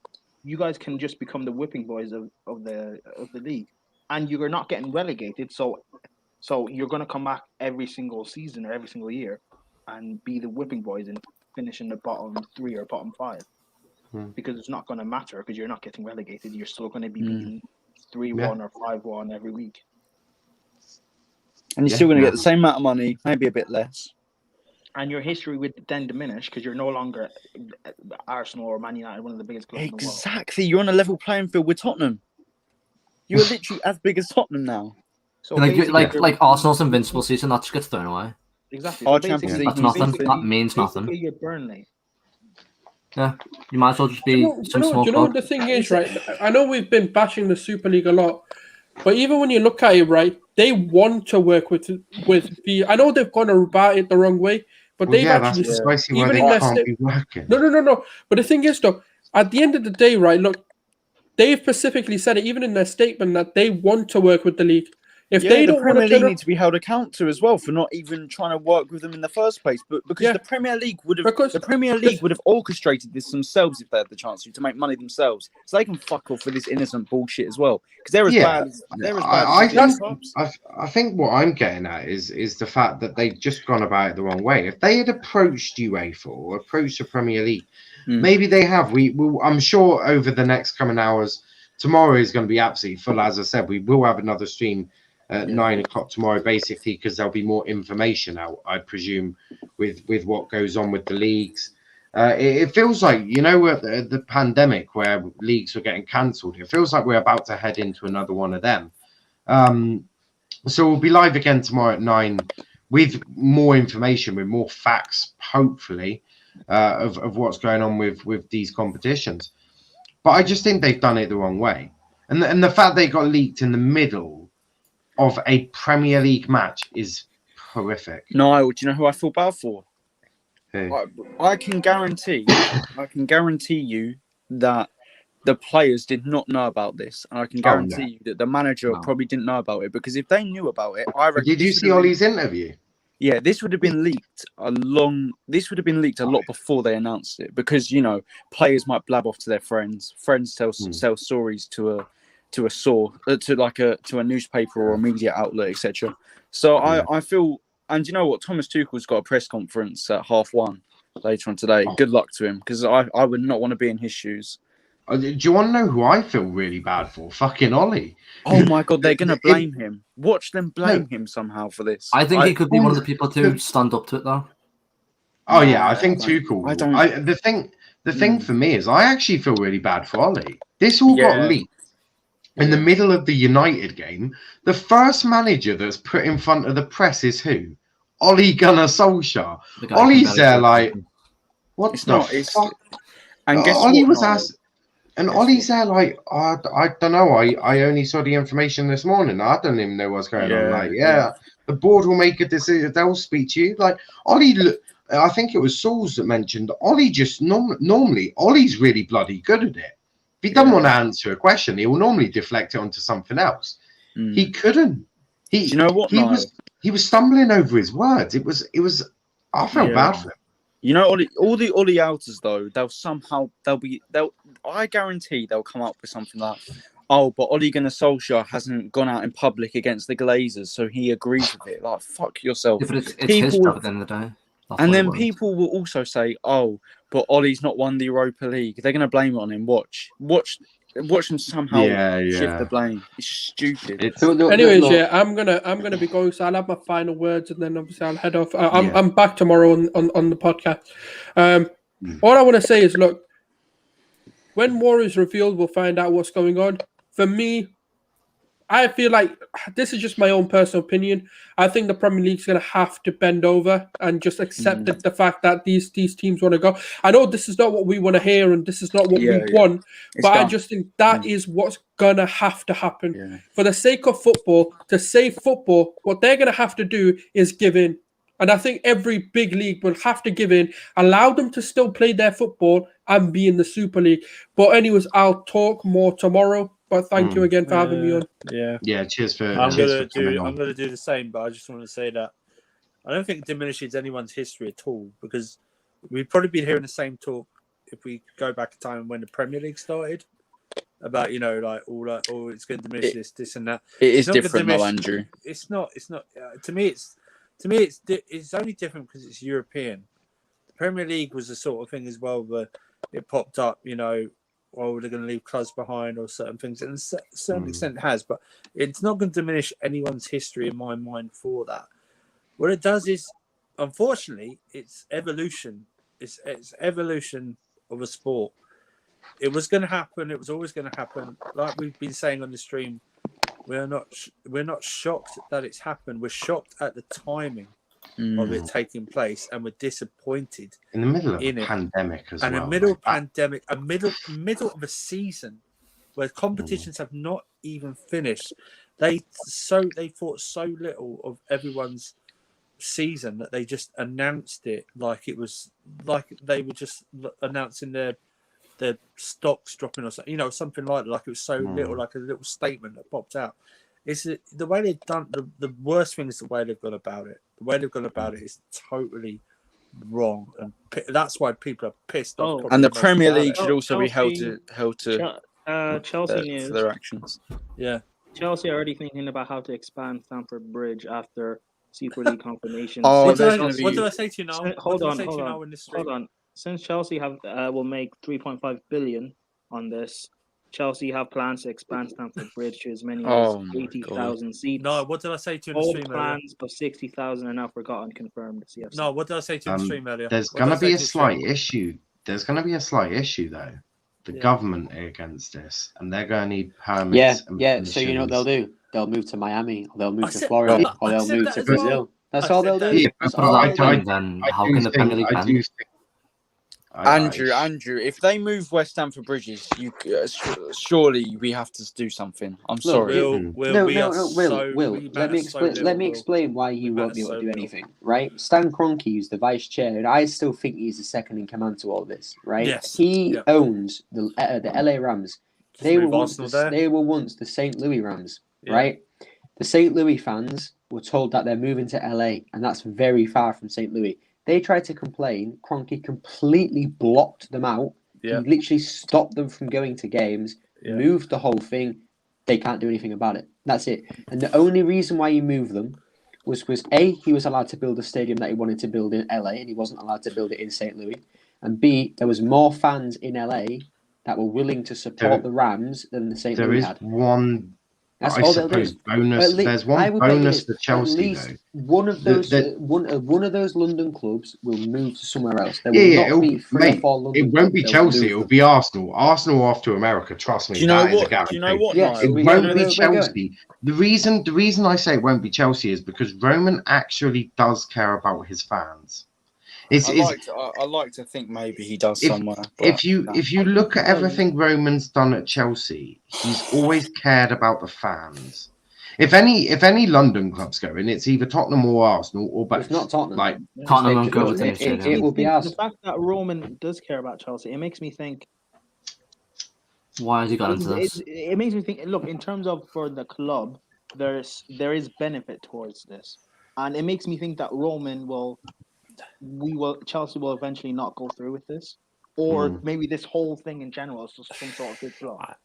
Because guys, can I just say there's one good thing from this, yeah? We know now for sure that Tammy Abraham is going to end his career with more Premier League goals than Erling Haaland. That's the only good thing about this. Jesus Christ. But then the argument can also be made, Alex Iwobi's got more Premier League goals than Erling Haaland. And Mbappe. We're talking all about this here, but we're forgetting that Matt Ryan got a pre-assist today. So And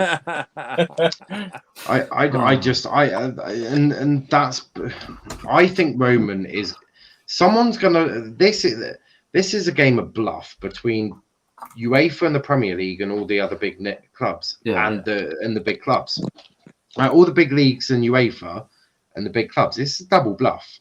Yeah, it's going to be who blinks first. Yeah, it won't be financial chicken. That's what it is.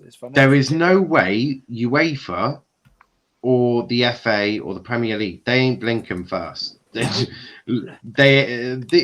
owners are bottlers. I think it was Gary Neville that said it, right? Do we all remember Big Picture?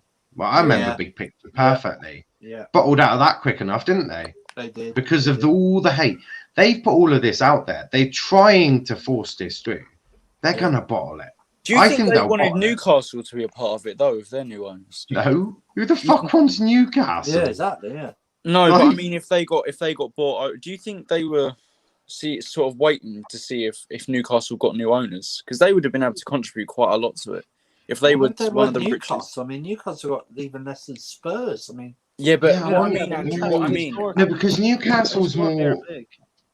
If they got more bought, local, though. I'm not talking about now. I'm not. But they're not. Yeah, but Newcastle aren't really a global fan base. What he's talking about was what he's saying is if the big Saudi bloke who was going to buy him and pump in £250 million a year and buy Mbappe this and that, if he was there, they would include Newcastle because he would bring in fans. Do you reckon that's why? Do you reckon that's why he got blocked from buying them? Probably. That's a shout. Oh, to be fair, I just feel like my whole life's been a lie. If I'm being honest, I'm an emotional wreck right now. I'm saying things I probably don't mean. I'm just pissed off. At the end of the day, what if they want the Super League to succeed? Because it can succeed. It will take a lot to get the fans on it, but it can if they do everything right. I think what they need to do right now is, like Sulz said, get the leagues involved. And but if they get the leagues involved, surely they have to promise every single team. There's one thing they cannot do. The one thing they cannot do is undermine the Champions League. And what I mean by that is, what you should do is when you talk about the history of a team. So when it comes to winning the Super League, you add that to the existing European trophies. You don't make it its own thing. You don't say, oh yeah, we've won one European Super League. You say, we've won 2 European trophies, 1 Champions League, 1 European Super League. Like, look, for example, you look at the Premier League. You have the Premier League titles, but a lot of clubs don't. The fans don't forget the Division 1s they won. Yeah. They can't forget. Wait a minute, it's been news. There's been news. What's the news? Apparently, at the moment, it's unlikely that the founders still involved in the UCL will still be will get knocked out. So apparently the Champions League could still go ahead. Yeah, that was reported. We reported that on the terrace like an hour or so. I didn't watch the terrace. I apologise, Brian. No. I don't know if there's been any news since then. Has there been any news? I know that there was a meeting with UEFA soon. Here you are. Yeah. So they've just waited. The rest of the Premier League clubs would have accepted the invitation without hesitation if they were invited. Yeah, so this again shows to me that this isn't about creating a league for everyone. This is the big boys deciding to go into their own league and not look. Arsenal, they want Champions League football. They can't get Champions League football because they're shit. Whether that be because they run shit, bad poor manager, whatever, right? I think they've decided to try and cover their own backs and make lots of money. Look, Kroenke's famous for it, isn't he? Really great. I'm gonna jump off. I'll see you guys in a bit. Yeah, I'll catch you in a bit, mate. I just think that Kroenke has done this to make himself lots of money. I think it's a double bluff. I think it's a game of chicken, really. It's whoever blinks first. It won't be for it. The only thing I can see is if UEFA might crumble. Might not have a UEFA, but we. You know what Bray Wanderers FC tweeted? Yeah, I saw that. We won the same amount of Premier Leagues as Spurs. Some comments here. Real Chris saying Super League will be better than ever. I hope you're joking. No, Chris actually Super doesn't League. mind it. Chris is Oh, on board. And the thing is, I understand why some fans don't mind the Super League. Like in terms of for your own club, I get it. I get why it will help us, and we'll have an elite squad, and everyone will have an elite. We'll probably have our best. We have with the money, we have the potential to buy our best squad potentially ever. What? Where's the fun? Where's the fun in that though? But the thing is, everyone else has that money as well. Exactly. So it's going to be. It's just gonna at that point it cancels everything else. So so all the teams have 3.5 billion. They can all go. Every team can go buy the best player. So then it doesn't even matter at that point. There's no difference to what's going on right now.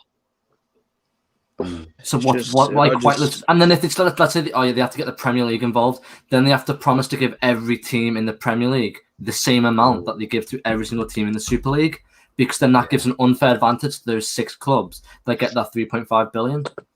And then what's that going to do to the Premier League? It's just going to kill the Premier League anyway. To be fair, a lot of what I've said tonight, it's in a few weeks or so, I'll probably look back on it and I probably have overreacted.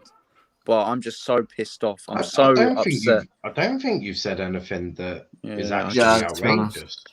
Like, I think when I told every owner to go buy a 20-inch dildo that's really thick and shaped like that, I think that may have been a bit more extreme. Yeah, I guess. You know the fact Spurs built their new stadium and haven't named it yet?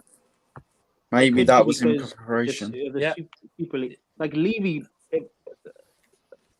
Levy knew about this for time, so it makes sense building a new stadium in preparation. And Roman wanted to build a new stadium for Chelsea, but the planning permission got denied or something. So he knew about this. Levy also knew about the NFL and how the NFL fan base is growing in the UK, and he wanted to host matches there. He wanted to host other tournaments for other sports as well. That's just all Levy is. Levy, everything is about to be sponsored like it wasn't before. The naming rights to the stadium.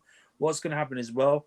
The final of this thing, like they do in the Super Bowl or whatever, it'll be Jesus halftime show. Christ, Andrew, guess what we're going to be? It'll be bidding for it. The final of wherever this tournament, wherever this league ends, they'll be bidding for it like they do every year. For the Super Bowl, they get more money for that. Trust me, it's about to be Americanized like you have never Andrew, we're going to be seen called a football competition before. Stamford Bridge is going to be called the Fortnite Stadium. We're going to be called.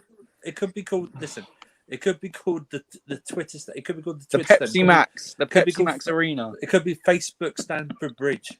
Something like that. At that point, it wouldn't be Stamford Bridge at that point because you'd be moving to America anyway. And then at that point, what's the point of Premier League again? If all those 6 clubs are moving to America? I'll probably be named after something that, because for example, Roman doesn't necessarily have to sell the rights.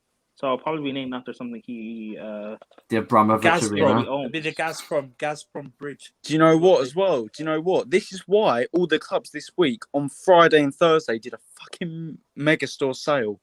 That is why, because they knew a few. Well, not I wouldn't say a lot considering the amount of fans we have worldwide, but a percentage of our fan base will not buy merchandise, me being included. That's why they did a sale when we didn't know. I bought a Chelsea shirt this week. I stupidly bought a Champions League Chelsea shirt, and we're never going to play in it again, most likely. Yeah.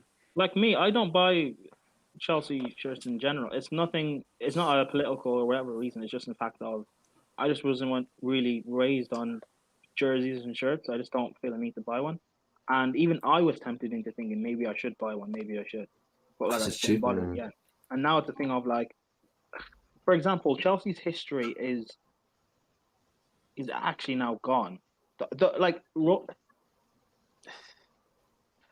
It's the thing is, even if they say they do want to work in tandem with the domestic leagues and stuff like that, it's impossible. They just jumped this announcement. I'm sure this announcement was coming anyway. The fact they jumped this announcement to maybe undermine UEFA, who were trying to revamp the Champions League anyway as well, it shows that they don't want to work together. Guess what, Prime? Guess what? I'm just going to put all my money now that I spend on Chelsea merchandise into Phil merchandise. I know Kevin Feige will never screw me over like this. I know he's actually the love of my life, not Roman Abramovich. Very sure it will. Wait until the Eternals comes out and then tell me how. Actually, yeah, okay, maybe not, but yeah. Oh, Jesus God. I just think that the news has just been quite shocking. What I'll do is I'll let everyone have a final say on this before we wrap up, because it's nearly 3 a.m. and look, we'll have another stream tomorrow. I haven't even assembled the panel of that yet. I'll be asking around tomorrow morning. Basically, at 9 p.m. instead of the weekly review show, because to be frankly honest, that is now so far down on the list of priorities, it's unreal. We're going to have a special debate, whatever, so be it.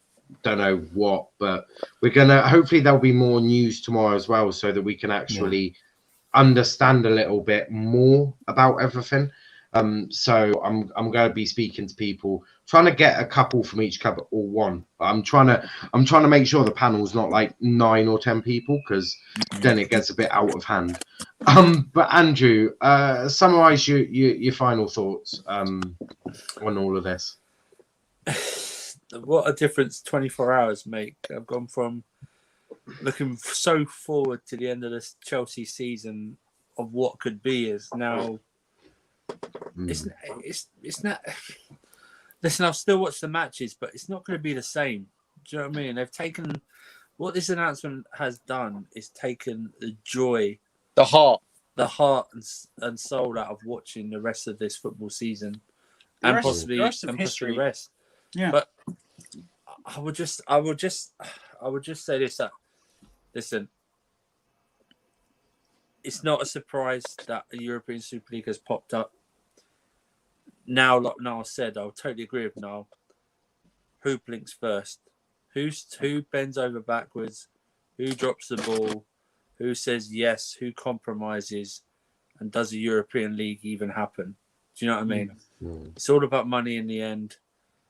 But for me, I think a major part of the season ended today, joy-wise for me. Now it's just as simple as just watching matches and getting through it. We'll if we have somehow get to win a Champions League, it's not going to be the same as in 2012 or even. It's just not going to be the same because the circumstance would be the last ever Champions League, and it's Andrew. Can I say a crazy thing? Hang on, mate. It's under these rules and or under this situation. I need more time to digest it, but I'm just disappointed. Just disappointed. Yeah. Sorry, I finished. Yeah, Will, you want to jump in? I would rather win. If we stay in all our competitions, if I had the choice of winning, I'd rather win the FA Cup than Champions League. I'd rather win it. I'd rather win the last FA Cup that we compete in. That FA Cup trophy to me means more than the Champions League. The most prestigious cup competition not the most prestigious, but the longest running cup competition in world football. I'd rather win that. I think it'd mean more. I don't think so. The FA Cup's been diluted so much, it doesn't mean anything. True, Andrew. But at this point, if we win the Champions League, we've already won it before. It meant more then. It won't mean the same here. It will mean nothing in the year's time. So, fuck it. Try and win both, isn't it? Some comments before we get everyone else's opinions. American innovation here to save football. They don't see it now, but give them time. I'm going to politely tell you to fuck off, right? So, yeah. I keep your American shit in America. I don't mean to be rude about this, but you're ruining our lives. So, you have the American football, leave us to us. Yeah, everything else is cool. You can bring over whatever American technology you want. I mean, we'll probably buy it from China or something, but that's normally how the UK runs. But leave our fucking sports alone. Like we didn't need football saved. It was fine. Yeah, it was absolutely fine as it was. So yeah, I'm politely telling you to fuck off. Shits on the foundation of Football League, born in the working class of this country, the pyramid structure and competitiveness absolutely gets bummed. We'll talk a bit about that tomorrow because I've got some things to say about the foundations of this leagues. I won't overreact to this. I've seen people have. I don't think it's overreaction. I think they're upset, which they're entitled to be upset. I can fully support anyone that is protesting against any of their clubs. I fully back and support them. They have an absolute right. It doesn't matter how much money they've pumped into it before. Everyone has a right to be annoyed and frustrated. 100%. Yeah, 100%. Someone saying our kids will end up like American fans at games. Dead. Oh no. Oh, God. I don't watch enough American like sport. Is it that bad? Is it? Well, they follow players instead of teams, really. Yeah, and the chants aren't the best. Like instead of like like when you're like a diehard game and everyone's hailing abuse, they'll just call someone a like a bastard. That's the most they'll ever go. It's like the atmosphere is not as good. What? So when a northern team comes down to home park and we chant about like them being from the north, getting drunk and smashing up their wife, they don't do that. No, wankers. Like we have a proper chant. I won't say it directly because it's one of them in-game things that you say. But dirty northern bastards. We've got so many for. No, their fans sit together. Oh fuck! Off. Yeah, that's yeah. Like the way on videos, the worst thing I've heard them call like players is stupid. Oh fuck off! Yeah, I've definitely called. That's disgusting. The bit that upsets me more is that they sit together. Yeah, no, that's disgusting. It's the fact that they don't have to be separated says something about their sport. Yeah, you need separation. If not, there's going to be a punch up. Didier Dickhole. I mean, that's a bit rude.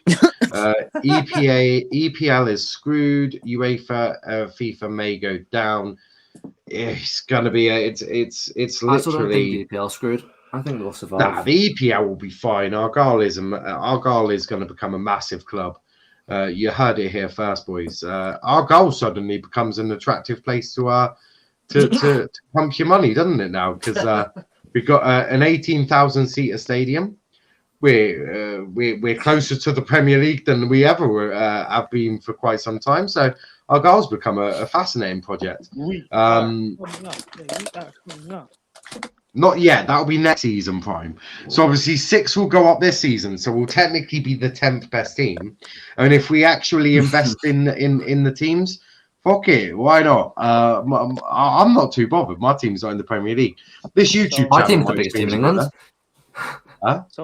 My team's the biggest team in England now. I've got no. So you're telling me you're waiting for 10 years so Plymouth Argyle are invited into the Super League? Nah, fuck that. If Argyle ever go to a Super League, me and my chairman are gonna have words. Matt saying, saying lads are gonna gather at stadium grounds come Monday morning. Oh, absolutely. There's gonna be people. I wouldn't like to be anyone that's security wise. We won't give up. We'll eventually get our game back. It's gonna take a long bloody fight, but yeah, we will. Champions League is getting diluted. Europa League is now 3rd tier. Yeah. You and relegation teams are celebrating. Well, we were not getting relegated this season. I wouldn't say celebrating. Like, I understand that from a point of view of Argyle, if I ever want to see him in the top division in my lifetime, well, there is a strong possibility of that. Especially with the amount of money that's not going to be within football. But no, I'm not celebrating because I do like the history of what we've created. But Joe, what about you? What's your final thoughts? It's mine's like I'm two mindsets. Like obviously there's the happiness of like, well, my team are finally gonna get like European football. We're gonna somehow I think we might thrive under this with getting the European exposure through UCL competitions and stuff like this, becoming possibly Premier League champions. But then there's also the fact that what do we really have anymore? Liverpool have gone off to the Super League. If they don't come back, what rivalry do we have to look forward to every year?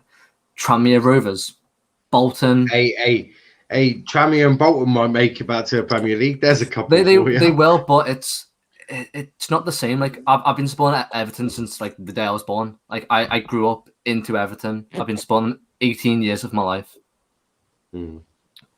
I've never been to a derby, never got to feel that atmosphere of a derby, and knowing that I never will get to feel that, it's kind of like, what's the point? But then there's also obviously European nights. It's I'm on fences between it. Well, think about it. Think about this. Merseyside is blue now. Yeah, we are blue. But yeah, I mean, fuck the last Liverpool. ever time Liverpool will be in the Premier League and you beat them. Yeah, we the last derby we won was the last time the last ever derby we won. Technically, they're better than Liverpool in Premier League history. Exactly. To be fair, I prefer Everton over Liverpool anyway. But Prime, what's your final thoughts on this? Again, I don't know. Do I agree with this? No. I guess from my personal point of view, but from a club's perspective, I get it. I guess. But again, in terms of the Super League itself, it's selfish, and if you want to do this just to make money, there are much better ways you could actually do it. But it seems like especially the way they're announcing it now, all this talk of they want to still work with the domestic leagues and stuff is bullshit. They don't really care. Yeah. So. Yeah, I mean, if they wanted to work with the domestic leagues, they would have approached this in a much better way. I think what it's about you? Impossible to do that. Well, they could have had at least open dialogue instead of chucking it into the media. But the fact that they had a domain name ready says quite a bit for me. It also, did you notice it's .com, not .uk? Like, yeah. I noticed that. I was like, American. .com's American, right? Yeah, it's international. Of course, it's fucking American. Yeah. But what about you? The website Professor? looks cheap as well. Looks like a cheap website.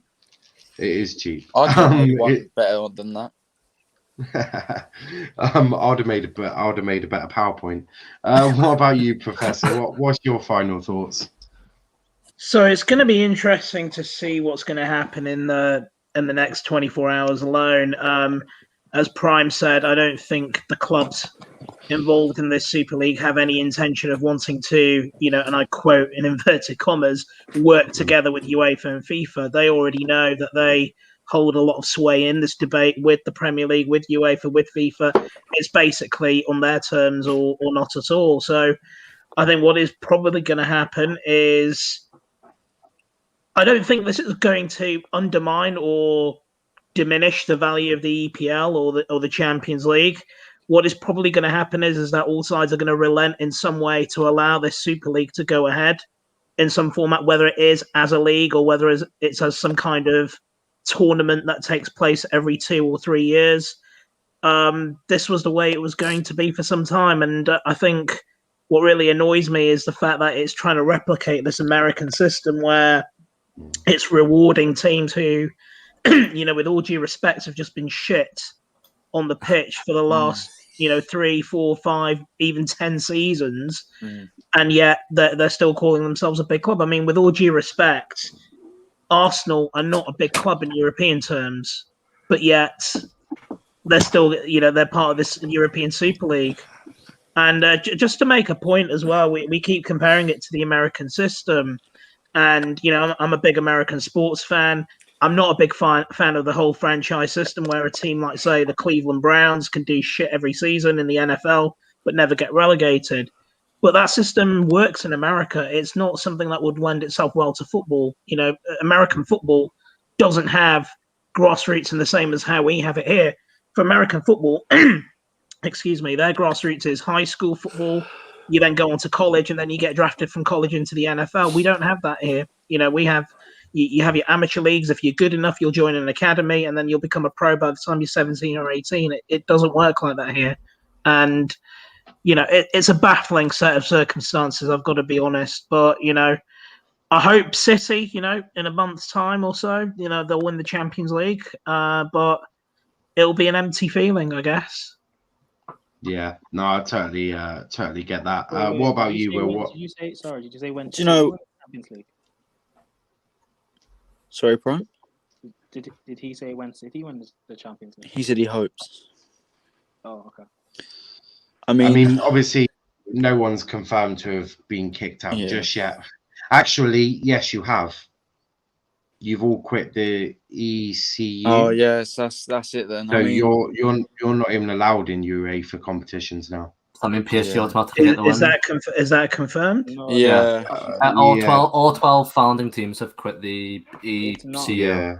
It's not confirmed that we're kicked out because Champions League games will still go ahead, or the Europa League games, the European competitions still go ahead. So.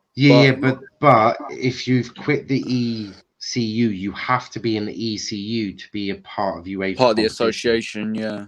Okay, I know, but again, they're all meeting within the next few hours. Yeah, we'll find more information. That's why tomorrow's stream is going to be more informative, more factual, because we'll know more tomorrow. Probably less subjective as well. People can, like myself or other people, can calm down. You know. I mean, what I think is probably sorry. No. I was going to say what I think is probably going to happen is that this announcement from UEFA confirming the new format of the Champions League is going to be again postponed, because we were speculating whether teams or officials knew about this, weeks ago. I think that is also the reason why UEFA didn't make their announcement about the Champions League format. I think they were meant to have done that 2 or 3 weeks ago, but then postponed it again, and I think it was for this reason. But clearly that's going to be top of the agenda. Let's say. I think UEFA have got quite a bit on the agenda tomorrow whenever they're meeting. I hope they're all early risers, because I feel like their meeting's going to be starting quite early, especially if any of the English, especially if there's any English ones. But Will, what about you? What's your final thoughts? I mean, all I want to say is I've said enough about Chelsea, but any supporter that got to be there in Munich, I'm happy when we won the Champions League. I'm happy for them, I'm happy to every Chelsea fan, for every Chelsea fan that got to experience the 04-05 under Mourinho, because moments like that probably won't feel the same ever again. So I guess I feel happy for them, but it is what it is. I feel a bit deflated about the whole situation, but as Andrew said, we'll still watch, but it'll be a bit of an empty feeling. And I agree with what Prime's saying about, I'm going to call it business-wise, because club-wise, I think the fans are the heart and soul of the club. Football, I guess you have to be objective when making key decisions about, let's say, managerial decisions, etc. But at the end of the day, football is about emotion. It's about supporting. It's about being part of a collective that we can be proud of. And if I'm being honest, I'm not proud to be a part of this so-called family, which they claim to have. So, it is what it is. Roman Abramovich and the rest of the board can do what they want to do. I hope that it works out. I hope that they can build a nice stadium elsewhere that that other Chelsea fans worldwide can visit. I guess that's good for them. I guess that's the only positive I can really take out of this. It will give more opportunities of foreign fans to see us live, but it's the end of football as we know it, and we'll just have to learn to deal with it. Yeah, 100%. Look, it's nothing. Well, there's been confirmations of some things, but I don't know what's going on. Truly, Matt saying, "Let's talk European Super League." I don't know if I have enough fans for let's talk ESL. Now, just so you know, that YouTube name has already been taken by me. So.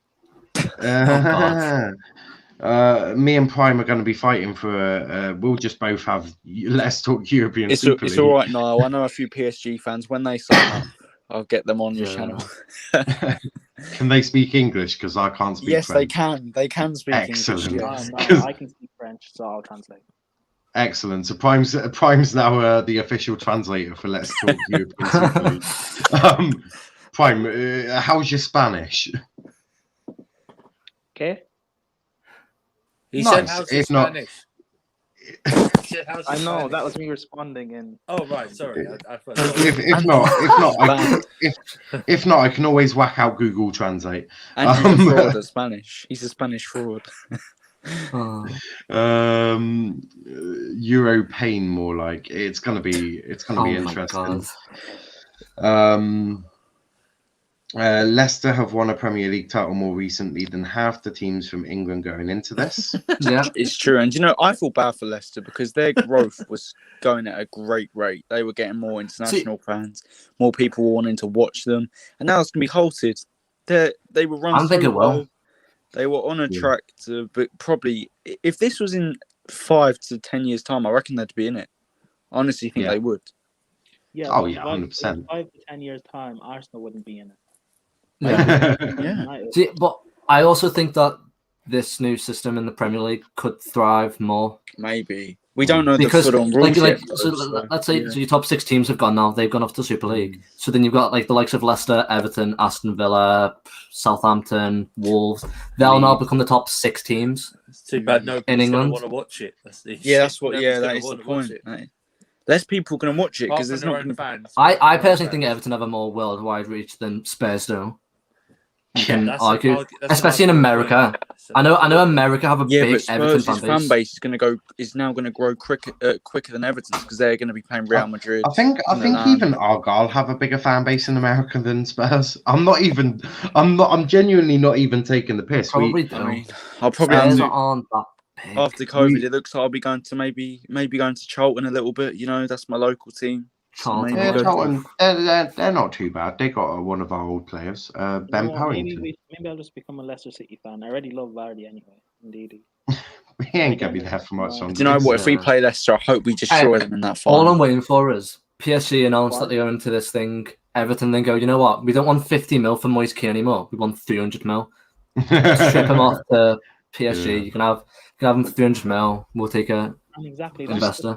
That's the fear because if you can't buy within your own Super League and you want to buy Moise Kean or Declan Rice or Ndidi or Maddison, it's gonna be harder. You already have to expend an extortionate amount because it's English players. Imagine having to buy. Imagine having to buy Maddison or Declan Rice. But this is also why I don't think the Premier League would die, as people are saying, because they'll be getting this influx of people buying from the teams buying from the Super League to these teams. It's like the Declan Rice team with Keane. That won't kill the Prem. Well, maybe money wise, no, but in terms of people watching. Oh yeah, in terms of people watching. The Premier League might turn into? The Premier League, I think, might turn into like sort of what like viewers wise, what the French league is worldwide now. Because if you think of, I don't know if this is going to work because legally, they might not want to do transfers, but the Premier League could be sort of like the league of talents, if you get what I mean. Let's say, for example, Super League teams can loan their players to the Premier League, or they could have young players coming through, which could be. Do you get what I mean? It could be. It could be similar to that. The people call the Premier League, the French league, a farmers league. So. Yeah, we'll start having Liverpool fans calling us farmers, and then we'll just go egg their stadium in America. Couple. Everton could finally move back into Anfield. We don't want to spend 500 million on this new stadium. We'll just take Anfield back. We'll just take Anfield and expand it. Yeah, we'll take it all below. 12 teams got suspended from UEFA competition to next season. Yeah, so that means Everton will have a better atmosphere. That means Everton are guaranteed UCL football, if I'm not correct. Congratulations Wait. Does that mean so? The 6 teams from the Prem, are they still playing in the Premier League next season? No.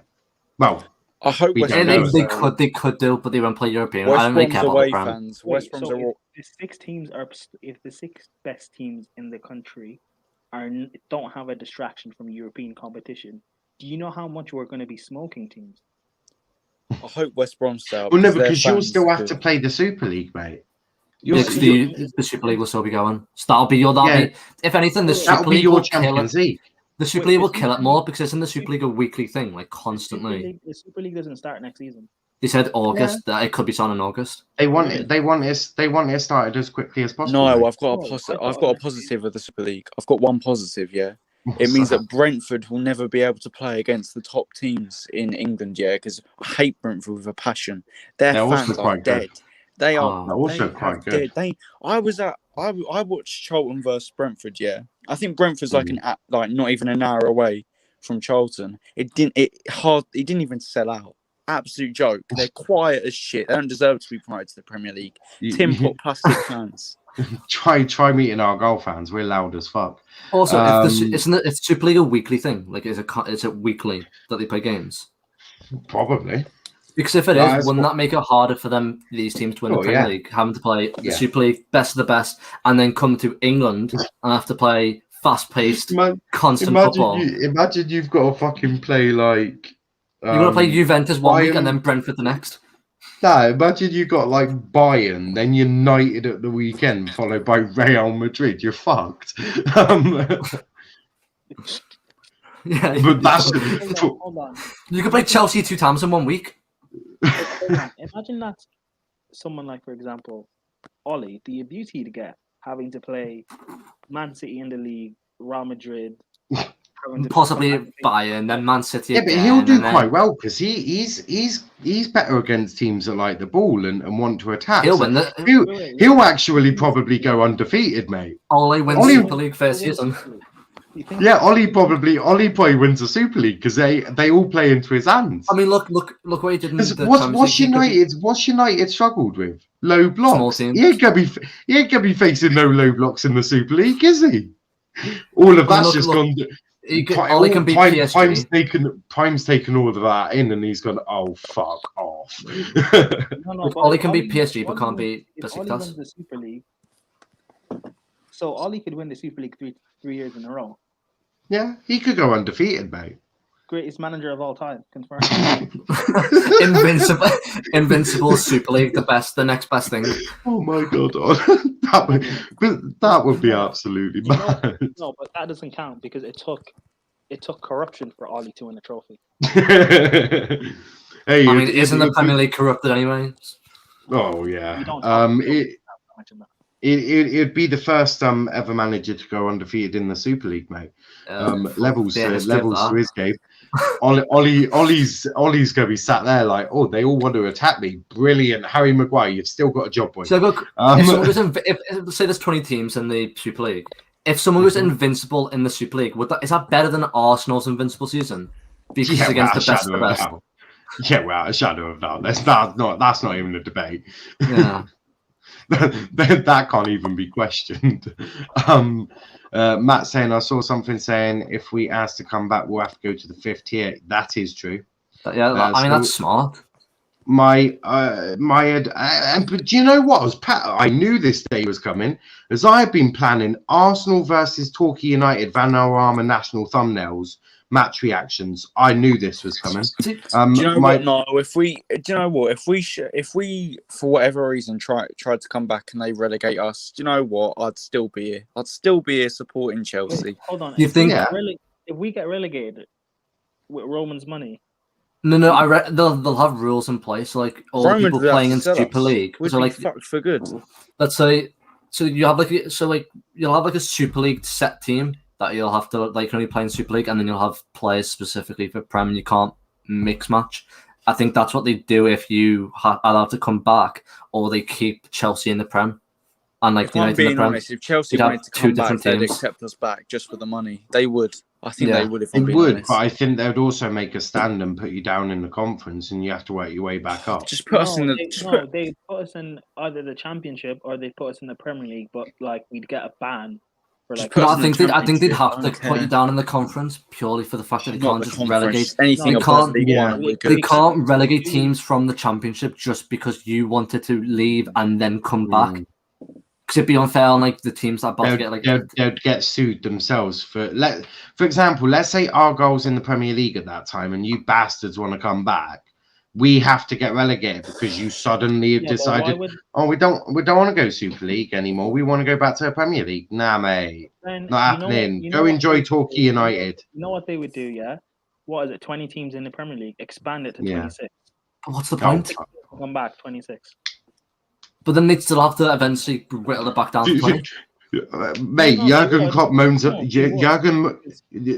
Mate, these foreign managers moan about fixture congestion with 20 teams, mate. 26 teams going to kill them. 26 teams, FA Cup, Carabao Cup, UEFA competitions, you'd be fucked. All you have to do is slowly whittle it down, so you'd have one season where... But then that's still unfair. That's still unfair, because Plymouth could, let's say Plymouth were in the Prem, they could have survived if you didn't come back, and then you had to slowly whittle it down. Yeah. Yeah, but if we didn't leave to join the Super Leagues, Plymouth wouldn't have entered the Prem anyway. But that was your choice at the end of the day. Looks like we'll just have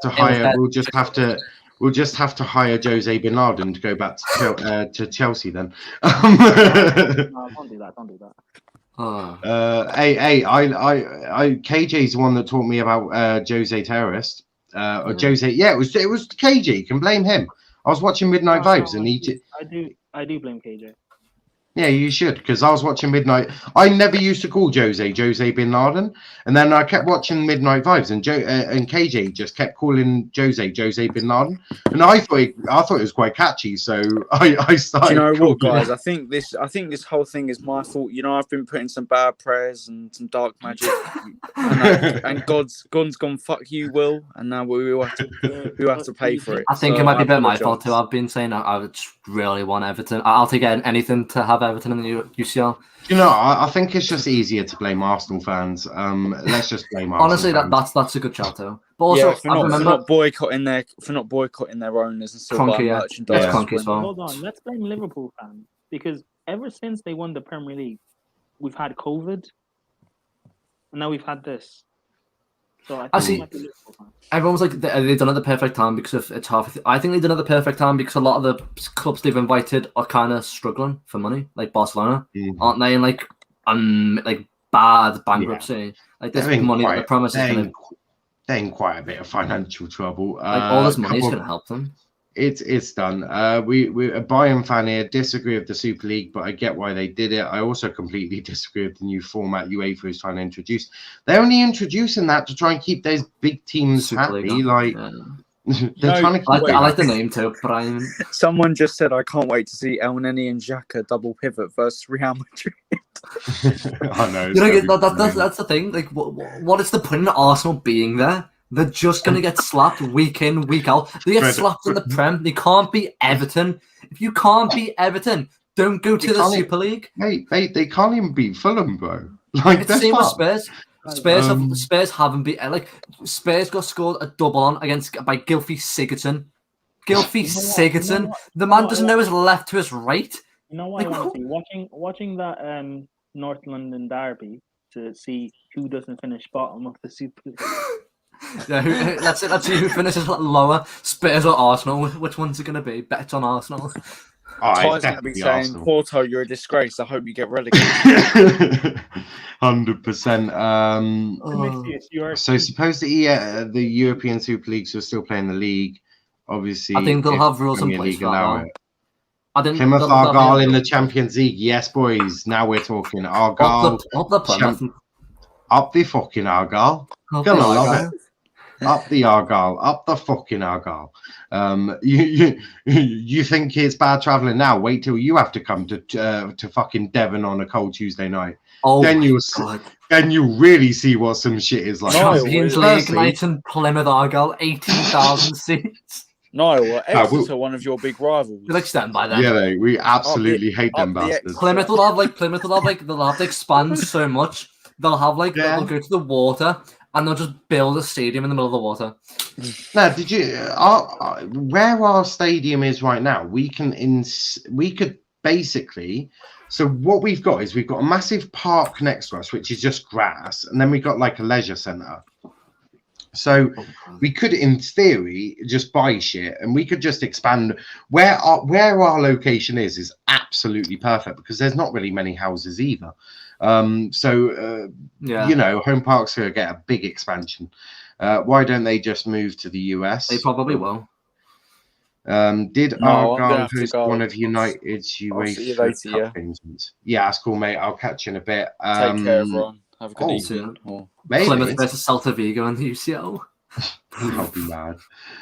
For me, the worst thing about all of this is the fact that likes of Arsenal, Spurs, and AC Milan who are piss poor on the pitch will now qualify automatically. Yeah, I think Everton are bigger clubs than these teams.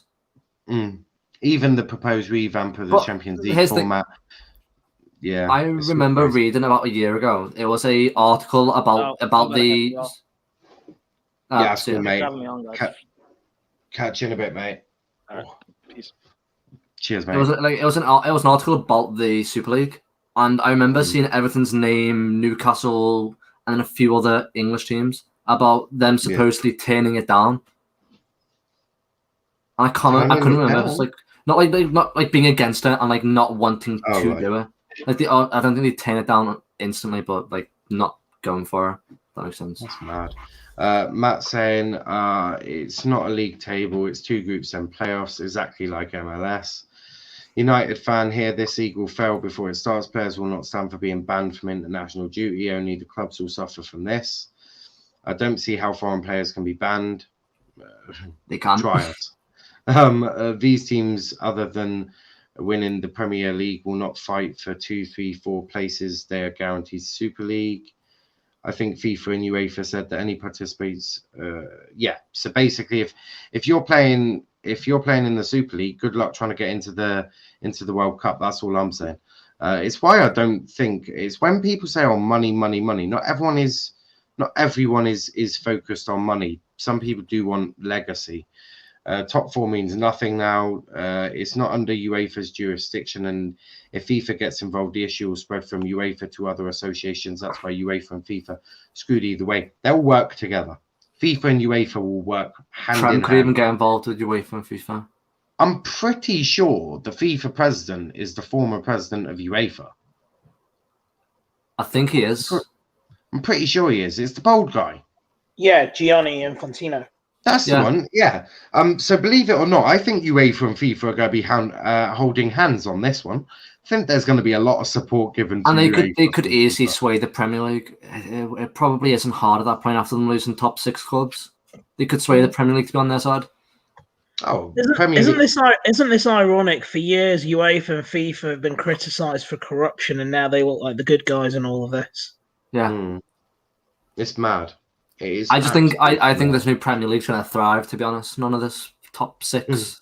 I'll be honest with you. I'm actually optimistic that this isn't going to go ahead, or certainly not in the way that we think it is. Because if the threat of players being banned from taking part in the Euros or the World Cup, is a legitimate one. I mean, they've got to weigh up the risk. The players will definitely fight this when they find out. Because I don't think it's clubs. Because who's the Perez, the Real Madrid president, said that he just make his new World Cup. It's like they don't have any problems about doing other things. I think it's at this point you just kind of have to wait for the players to wake up, the players to figure out what's going on, and then for them to make a decision on what they want to do. Yeah, no, I think the players are going to hold a lot of power here, and everyone's very dismissive, thinking, "Oh yeah, but they're just money." Footballers aren't just whores. Marcus Rashford, I don't think he'll be okay with this because him going purely for money is kind of against everything he stands for. Yeah, and he's never going to go against the fans. Same with Mason Greenwood. A lot of the boys from the academy, Phil Foden, he won't do this. Homegrown will not be happy of this. Because it'll be all the English players. They'll be the ones to fight for. Like Edison Cavani, he won't care. Like what's he got to lose? He's a 30-something-odd-year-old man. Thiago Silva, he won't give a flying shit about it. But even a Sergio Aguero, I don't think would care, to be honest. Yeah, I mean Sergio Aguero is out the door at this point. He can go to any of those clubs on a free.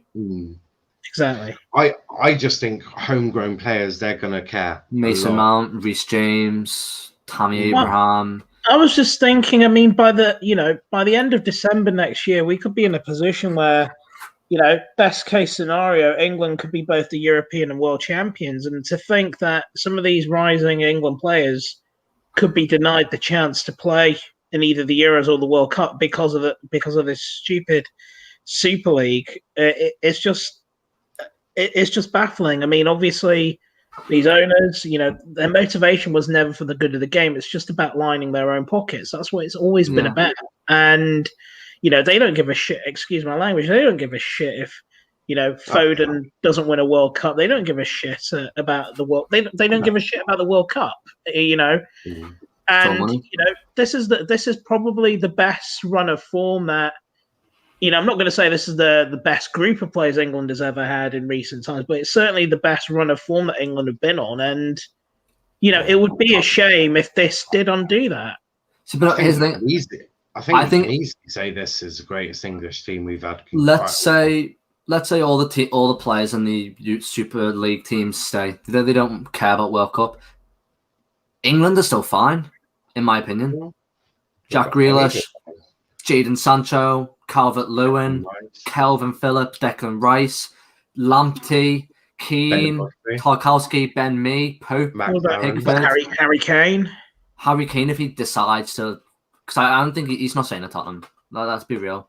He said, I want to leave Tottenham because I want to win trophies. He's not going to win trophies in the Super League.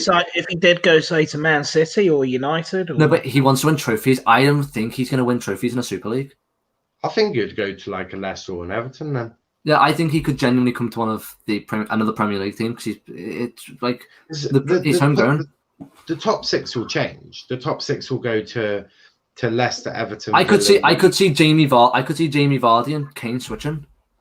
Vardy's getting to that point where maybe that could be the good switch for him to make a bit of money while he's on the Real. I think the Super League could turn into a bit of a retirement home, which is quite funny. Like the MLS. Yeah. That would be hilarious.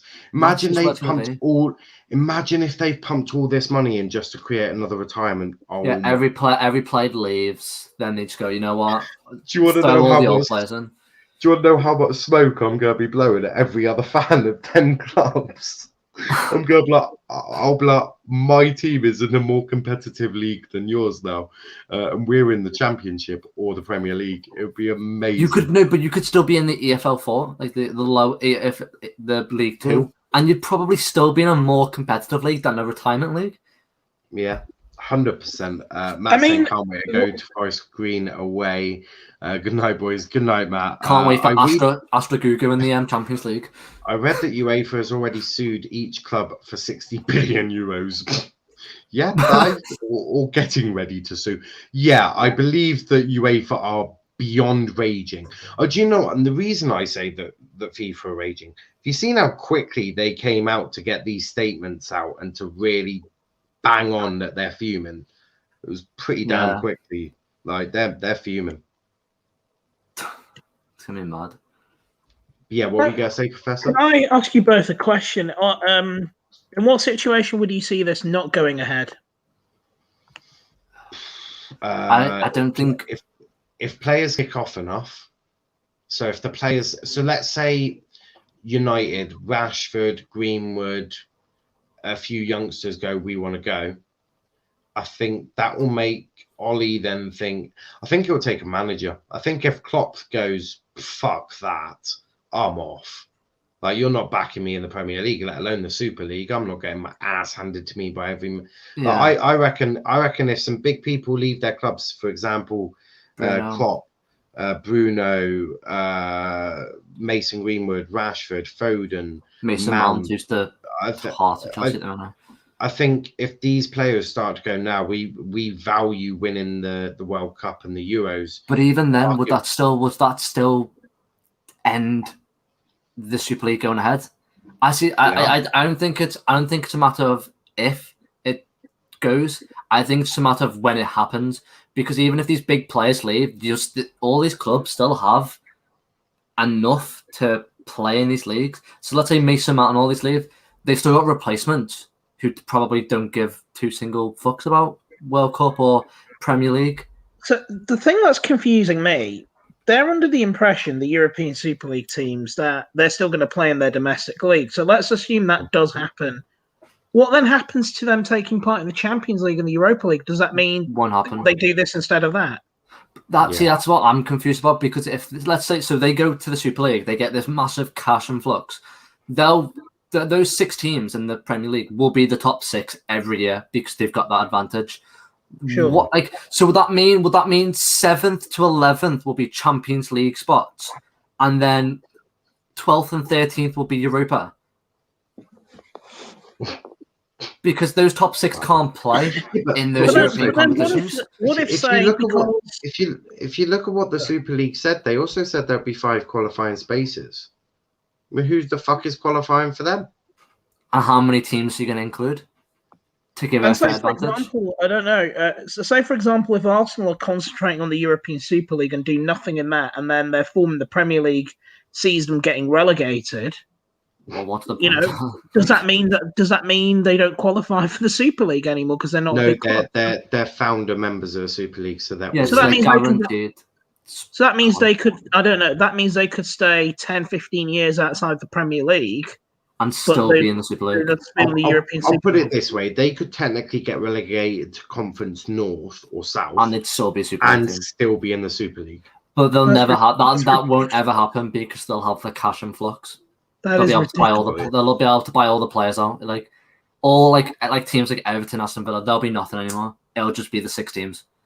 And of course, and even if with the amount of money they'll get from the Super League, if they're pumping that back into their teams, they will still finish in the top 6 every time. Anyway, and they'll also raid teams like Everton. Like Everton won't have a team; they'll be just a team of youngsters. Why I don't think the Premier League are going to allow this? They won't. I think it's either you do the Super League and you're gone, or you don't. I think the best thing the Premier League can do right now is bin those top 6 teams off and then turn around and go, okay, you know what? Financial fair play for the next few seasons, gone. Nothing. Can't happen. Let every team, every somewhat reasonable team, go out and buy all these big name players to bring more watch to back to the league. If Everton, let's say Everton start winning the Premier League, and people go, fuck it, we'll go to Everton. Yeah, because you've already got a very good team. Because after a while, all these homegrown talents in the Super League will be like, okay, I'm bored of this. Well, it's 20 teams fighting for one trophy every season. That's all it is. What's the point? Then those teams, then they'll be like, okay, I'm going to force a move out the team. Either you can pay the same amount, or I think it's going to become stale very quickly. Exactly, because they go, okay. I'm already bored of it, to be honest. Because they're doing it because they're bored of the Champions League. What makes you think you're not going to get bored of the Super League? It's the same concept. I mean, the only reason they're bored of the Champions League is because they're not winning it, because they've realised that there are other teams in Europe who are becoming as good as them, if not better, who are potentially going to win it. The fact that Leipzig could have potentially won it last season would have pissed off, excuse my language, pissed off the likes of Real Madrid and Juventus and AC Milan, who, let's be honest, UEFA have always had a bit of a soft spot for Milan and Real Madrid as their teams. The fact that AC Milan have not been in the Champions League now for what, 10 years or more, it pisses them off. I think they also think they have their God-given right to still be classed as a big club, but also there was a documentary on the BBC Sport website a couple of months ago that shows that the San Siro is in complete disrepair. AC Milan are just, both the Milan teams are a shadow of their former selves. That nobody has a God-given right, and that includes, Liverpool, that includes Real Madrid, that includes Barcelona, Man City, Man United. Nobody has a God-given right to play in the Champions League. That's the beauty of football. You earn your right into it, and if you get there and you win it, you've done it on merit. Okay, transfer fees aside, but there is something to be said that you go out there, you win your games, and you earn the right to win that trophy. This is not rewarding success. It's like the comment I made earlier. This is like a really thick student getting into Cambridge because their parents made a £5 million donation. Yeah, it's mad. Last couple of comments. I read the UEFA suit. Oh, I read that one. FIFA and the rest released all these statements so quickly. Is it too crazy to think that they knew this was coming? Everyone knew this was coming. I bet you they had a code word or Operation Dickhead. Right, let's just call it Operation Dickhead for sake's purposes. I reckon they just went, Operation Dickhead, put them statements out there, ring that person, ring the Premier League, get La Liga on the phone, sort area. This was done to a fine tooth comb, and it made me laugh when people saying, yeah, but their argument, their threats, their plan isn't enough. I think their plan's more than enough. It's you decide, you go Super League or you stay. One of the two. Yeah. You either go now or face consequences. What would you like to do? I think they've done it very well. They will forego Champions League and Europa League for their own league. That is true. The owners knew this backlash would lessen with no fans in the stadium. The timing couldn't be more perfect. Towards the end of the season, no fans, perfect timing, isn't it? In an ideal world, what I think would happen is in those last 5 spots, those last 8 spots that they've got, teams like Sevilla and those types of teams will go into the Super League. We'll get rid of those main targets. And then in other leagues, who is there really to compete with teams like Everton, Aston Villa, and Leicester in the Champions League? If teams like Sevilla and those teams go into the Super League, there isn't anyone. So those leagues are just going to die, which honestly, I could care less if La Liga, Liga, and Serie A die. I don't think they will. I think we'll just have new big teams. So over here we'll have Everton, Leicester, Villa, Leeds. They'll rise to the top, and in Spain it will be Sevilla, Villarreal, Valencia. They'll rise to the top. Atletico Bilbao. I think Sevilla will eventually join this Super League. I mean, potentially, even if they do, you've got the likes of Villarreal, Valencia. I mean, I bet you guys remember of Deportivo. Of course, They can make a comeback at some point. Are they called Deporte Alves? The team Liverpool beating. Got other big teams. There's big teams that will just rise. Dortmund will finally win a Bundesliga. Yeah, if they don't join. We don't even know if Munich have joined. I know there's reports of Munich have joined, but there's not been anything confirmed. I think I saw something about Bayern Munich being. Yeah, but for bits. Apparently, I'm hearing that. Because of the Qatari government's involvement in PSG, that without wanting to upset FIFA ahead of the World Cup, they will agree to join this Super League after the 2022 World Cup.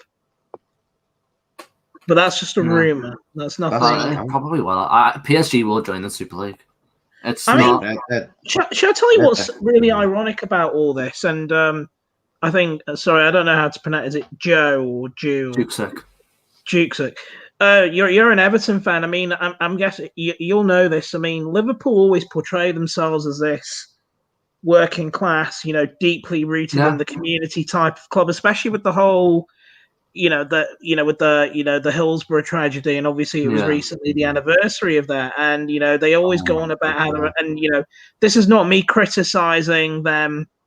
About that. Obviously, that was a tragedy, and they've always, it's commendable what they do every year in supporting the families. But I just feel that what they've, particularly Liverpool, the way they've announced this and agreed to this, it's a real shot in the face to everything that they've stood for up to that point. But they portray themselves as like a working class club. They're really not what they say they are, in my eyes. Like, if you come to Liverpool, a majority of Liverpool is Everton. We're the working class club in that city. Yeah, they're all foreign, worldwide. That's Liverpool for you. They're worldwide. They probably have more fans in Asia than they do in Liverpool. It wouldn't matter about the fact that they're foreign. What I'm saying, the point I'm trying to make is that they portray themselves as this loving, lovey-dovey sort of a community team, but what's going to happen when they join the Super League? What they've done today, well, yesterday technically now, what they've done yesterday is just basically going against all of that. Exactly. And it's the same for Man City as well. One of the things about Man City, and still very much is the case now, the vast majority of Man City's fans have some sort of a connection to the city of Manchester. That everyone's like, we're all bundled up into this one spot. Exactly, and especially and with that, it's always to do with a particular area of Manchester as well. So, this just doesn't make sense in that way. Man City have always prided themselves, even in the recent years after the takeover, of being a club that's still deeply rooted in the community. And, I'm just wondering, how does this vision of them being a part of this Super League fit in with all of that? How do they answer to their supporters clubs and, and even stakeholders, who are going to raise these questions, come the morning, at the open of business hours, say to them, how did you reach this decision? And I can understand the money aspect is one big part of it, but with the way Man City's success is going, hopefully if they do win the Champions League, and if they're still playing in it next season and the season after that, and they continually build on that success, how much more are they going to earn from this European Super League that they would have not earned being successful in the Champions League? That's a valid point. I'm, as a City fan, I really want to know that. How did they? Why did they reach this decision? And what is it about this that's going to give them more financially, or even in terms of a club, in terms of a legacy? We keep mentioning the word lots of time, legacy, that they would have not got winning the Champions League over and over again. Yeah, you make valid points there. Matt saying my Twitter's been locked for 7 days. What have you done? What the hell have you done to do that? I don't understand. I've just been out. On Twitter, I just got asked to verify I wasn't a robot and verify my mobile number, which was weird. Apparently, they do that occasionally, and I'm like, right, okay. Yeah. This is another reason why I think. If United or City pull out, the House of Cards falls. Bobby, you'll never walk alone in Super League. Hybrid PES 22 ESL edition. I have read these teams may earn an extra £200 million a year with this new league. Good on. And then obviously added on the 3.5 billion for joining into it. Yeah. Let them. That's how I would do it. That's why I think Everton won't join it. And everyone's like, oh, Everton will, they'll pounce at the money. But like, what people have to realize is Everton have survived in the Premier League long enough to like not need money from the actual league. Why would you go to the Super League when you can dominate the Premier League every year? Exactly, but like people go, oh yeah, the money in the Prem won't be as much. Everton finish mid-table every season. We don't see that much money from the league as it is. So what's really going to affect us? There'll still be money. There'll still be money. It's like new stadium, more fans coming in, more ticket sales, bigger outreach. Yeah. If they want to buy a player, well, sorry, you want to buy Jordan Pickford? That'll be £500 million, please. Yeah, why? Juventus, you want Moise Kean? 600 million. We know you've got 3.5 billion, so give us thank you. Exactly, that's the way it will go. But we're going to end it there. We've been going for about 4.5 hours, which is. Do you know what? There will not be another YouTube channel that went for 4.5 hours. So you lot watching that have had this discussion for 4.5 hours. You can thank me later by leaving a subscribe on the channel. Make sure you are subscribed with notifications on. We'll be back tomorrow at 9 p.m. With another basically edition of this, but with more facts. Hopefully, we'll just have another update on all of this. It's big news. There's going to be news stuff coming out every single bit, and that's the way it will be. But before we go, Joe, where can they find you, mate? Jukesick on Twitter and Twitch. Absolutely, and check him out. And Professor, where can they find you if you want to be found? Well, I don't really have a social media presence, but you can follow me here on Twitch, and who knows, I might launch my own stream at some point. Absolutely, and you can find me at Niall_PAFC. You can also find our YouTube channel at Let's Talk EPL and our Instagram at Let's Talk EPL _. All links of everyone that's associated with a channel is in the description, because I didn't know who was coming on, so I chucked everyone in. But a big thanks to absolutely everyone that has come on and had their say. Last comment, I think they're removing national identity from teams to create brands easily marketable to create a European fantasy league to get more money from China. Yeah, probably. There's so much going on. But yeah, we'll be back tomorrow 9 o'clock with another edition. There's more facts, more ideas of what's going on. But until then, thanks